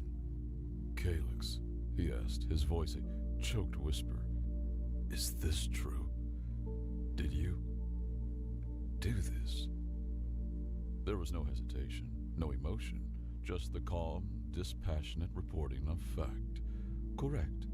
The records all consistent with Dominion archives. The pacification directives were designed to establish order and were 98.7% effective. Effective. The word hung in the air, cold and sharp. He felt the history in his bones, a cold, phantom stain on the very DNA that Chillax had recognized. He wasn't just related to Kali. He was a living echo of him. And the screams of those dead civilizations were now echoing in his head. A memory surfaced, something his grandmother had told him once. A throwaway family story he'd never paid any mind. She had spoken of a lost ancestor from the deep expansion era, a black sheep who had ventured into the unknown and never returned. She had mentioned their family carried a rare, recessive genetic marker from a species that doesn't exist anymore. Something so obscure it was just a strange bit of trivia, until now. The 1 in a trillion chance wasn't a chance at all. It was a curse, a dormant legacy of monstrosity waiting in his blood. He had a choice to make. He had to choose. He could run, hide, and let the Nexus burn, washing his hands of a legacy he never asked for. Or he could become what Chillax thought he was. He could take command. The Woken, he said, thinking out loud. They're a problem. They're fanatics, Zana countered. You can't reason with them. I know. Tom started pacing. They're like a shipment of unstable, poorly labeled explosives. You don't want to get near them, but you also can't just let them sit there while you're dealing with a fire. You need to give them their safer space to go. A different job. He stopped. Zana, get me a channel to their flagship. Top, what are you going to say? I'm going to offer them a promotion, he said grimly. A moment later, the face of the high priest with skin like cracked glazed ceramic filled the screen. You dare contact us, pretender? The creature hissed. Tom met his gaze. He didn't try to sound like a warlord. He just sounded like himself. Tired, but determined. You seek a cleansing by holy fire, an act of will. This swarm is a mindless plague. There is no glory in being devoured by pestilence. A true commander does not let an accident do his work. He leaned in. Help me stop this plague, and then when the battle is won, we will decide the fleet's true purpose together. You can be the arbiters of a new age, or you can be the fools who cheered for a wildfire as it burned down your own house. Your choice. He cut the channel before the priest could reply. Then he turned to the empty air. Chillax, open a channel to the entire fleet. Acknowledged. All 4,828 capital ships are now receiving. Tob swallowed hard. His voice, when it came out, was quiet, but it carried across light years into command centers of thousands of sleeping warships. Okay, look. My name is Tob Marin. I'm not Supreme Commander Cali. I haul garbage for a living. He took a breath, the weight of the Archive's revelation heavy on him. But there are people in the Nexus system, trillions of them, and they're about to die. The old Dominion, what it did, it was wrong.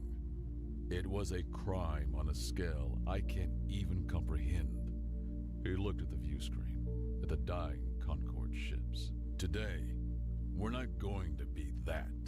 Today, we're not conquerors. We're not sanitizers. Today, we protect. It was a repudiation of everything Cali stood for, a defiance aimed at his own genetic legacy. He clenched his fist. Chillax, wake them up. All of them.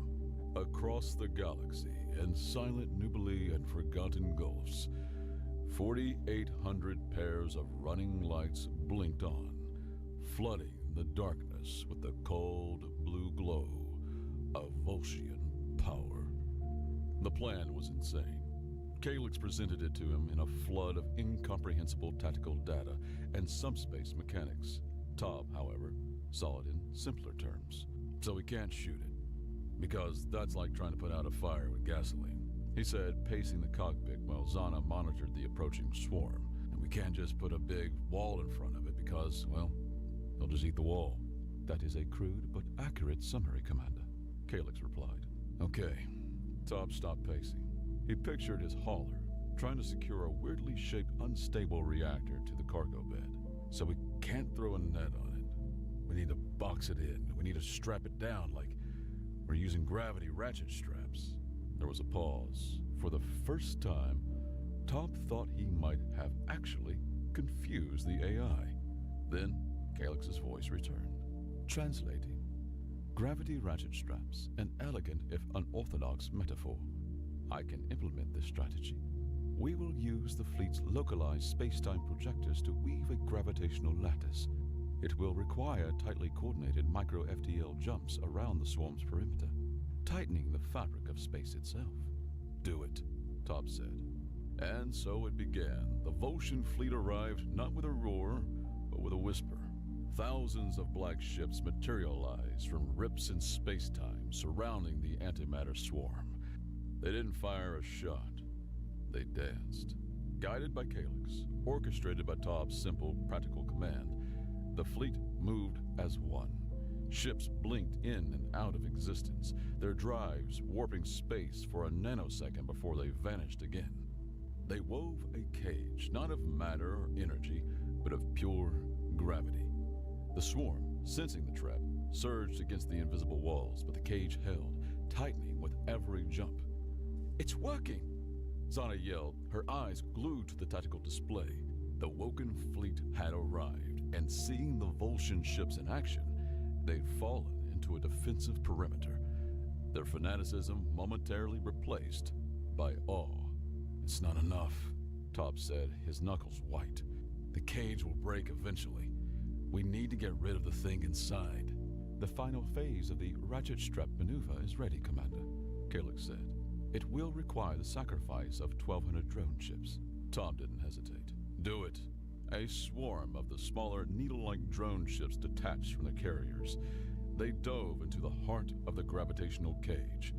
At Chillax's command, they overloaded their singularity drives in perfect unison. For a single, silent moment, a light brighter than a sun erupted inside the cage, the birth of a new contained black hole. The antimatter swarm, caught in the inescapable gravity, was pulled down into the singularity, its infinite hunger consumed by an infinite end. The light vanished. The gravitational cage dissipated. The swarm was gone. The Nexus was saved. Tob collapsed into his pilot's chair, every muscle in his body screaming with exhaustion. He felt utterly, completely drained, as if the fleet's effort had been channeled directly through him. On the view screen, the Concorde fleet, battered and shocked, was cautiously approaching, their weapons hot, ready for a fight. They found only the silent, waiting Volscian fleet, arrayed in perfect alignment and one small, battered junk hauler floating at its center. The debriefing with the Concorde Admiral was the most surreal experience of Tom's life. He, Zana, and a very well-behaved Milo sat across a holographic table from a grim-faced triumvirate of the sector's highest-ranking military officers. You are in command of this fleet? The Admiral asked, the words tasting like acid in his mouth. Looks that way, Tom said, sipping a gulp of water. The Concorde demands you relinquish control of these weapons immediately. They are a threat to galactic peace. Tom almost laughed. That fleet just saved you, your ships, and several trillion civilians from being eaten by a cosmic plague. That plague was created by the same people who built the fleet. Seems to me the fleet is the only thing that can handle its own messes. As for galactic peace, he leaned forward slightly. You weren't doing a great job of keeping it in the Outer Rim when I was worried about the Breaker Boys. The fleet stays with me. The Admiral's face was a thundercloud, but he had no leverage. An entire Volscian fleet was sitting on his doorstep. He had no choice but to agree.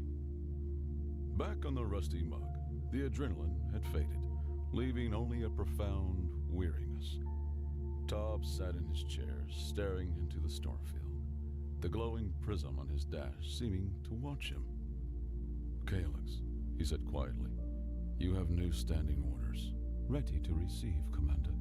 "First, stop calling me Commander. My name is Tob. Got it?" Processing. This contradicts core identity directives, but the Commander's, Tob's, order is primary. Acknowledged. Tob. Good. Now for the important part. Your new mission is to patrol the lawless zones, the places the Concorde can't or won't go. You will respond to distress calls. You will defend helpless colonies from raiders.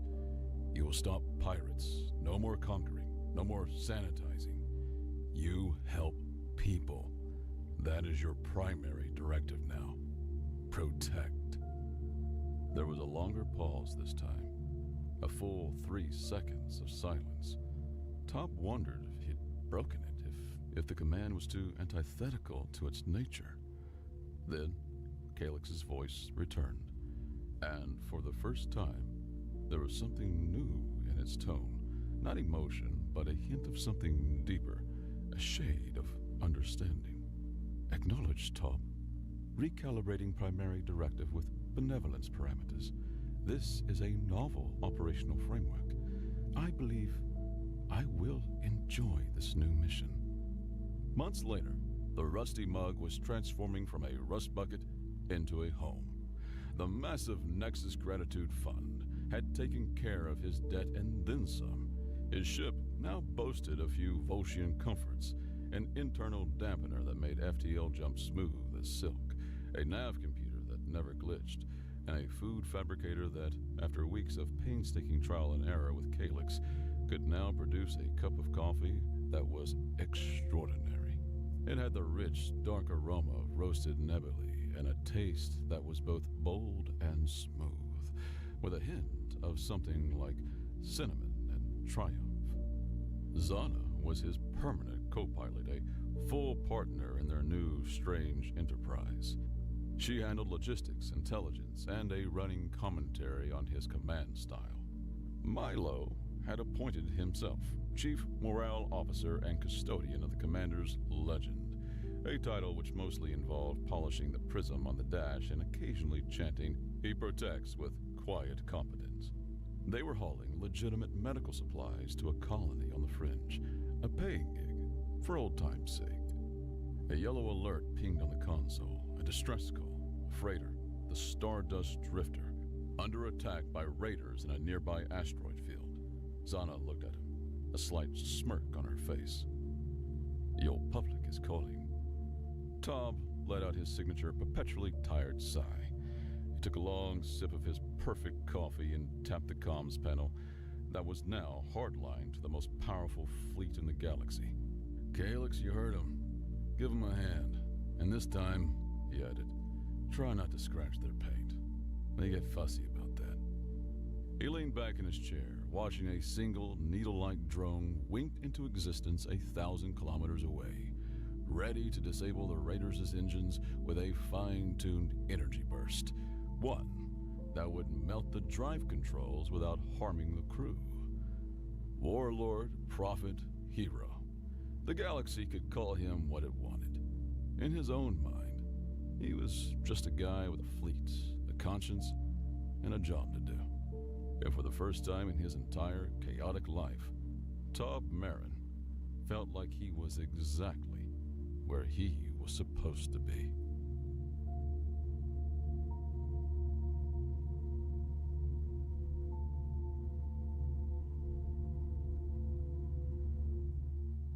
The twin suns hung high in the sky, casting a merciless glare over the barren expanse of the desert planet Orishevan planet.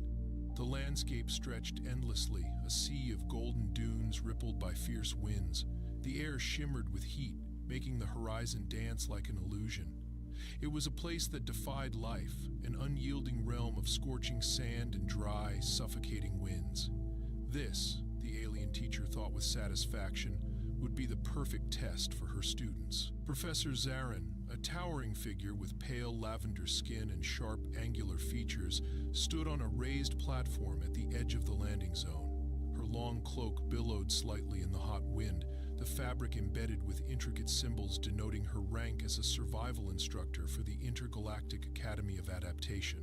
She was renowned for her challenging methods and unflinching belief that most species in the galaxy lacked the resilience to survive without their precious technology. Her golden eyes scanned the group of students assembled before her, a diverse collection of beings from across the galaxy. This, she announced, her voice carrying an authoritative edge, is Orash 7, a planet where no species has survived more than a single planetary cycle without external assistance. Your task is simple. Survive for 48 hours. Prove to me that you possess not only intellect, but the instincts necessary to endure. The students shifted nervously. Among them were representatives of some of the most advanced species in the galaxy. There was Lorak, a reptilian being from the humid swamps of Xylaris, whose scales glinted iridescently under the sun's rays. Beside him stood Mira, delicate avian creature from the clouded skies of Mur, her feathers trembling in the arid wind. Next to her loomed Chillax, a heavily armored insectoid from the volcanic world of Brask, whose chitinous exoskeleton seemed impervious to the heat. Finally, almost unnoticeable in the crowd, was the lone human, a young woman named Stacy. Stacy stood quietly at the back of the group, her face partially obscured by a hood to shield her from the blistering sun. She was shorter than most of the others, her frame lean and unassuming compared to the imposing figures around her. Yet her eyes, a piercing shade of green, gleamed with quiet determination. She had joined the academy as part of an experimental program to study the adaptability of humans in extreme conditions. Her presence was regarded with skepticism by her peers, and Zarin in particular seemed to regard her as little more than a curiosity. Humans, Zarin had once said during a lecture, are an anomaly. Their survival stems not from innate superiority, but from sheer luck and primitive instincts. They are a species of improvisers, reliant on their crude methods and unrefined tools. It will be fascinating to see how long this one lasts. Now, as Zarin surveyed her students, her gaze lingered briefly on Stacy. The professor's lips curled into a faint smirk, as if already anticipating the human's failure. You will each be provided with a standard survival kit, Zaron continued. Inside, you will find basic tools and rations sufficient for a single day. Beyond that, you are on your own. Use your environment, adapt, improvise, or perish. The students exchanged uneasy glances. The airlock of the ship hissed open, and a dozen drones floated out, each carrying a sleek metallic survival kit. As the drones distributed the kits, Stacy caught hers and examined its contents. Inside were a small multi-tool, a collapsible container for water, a single nutrient bar, a thermal blanket, and a rudimentary shelter device. It was hardly enough for 48 hours on a planet like this. But Zarin clapped her hands, and the sound echoed sharply in the arid air.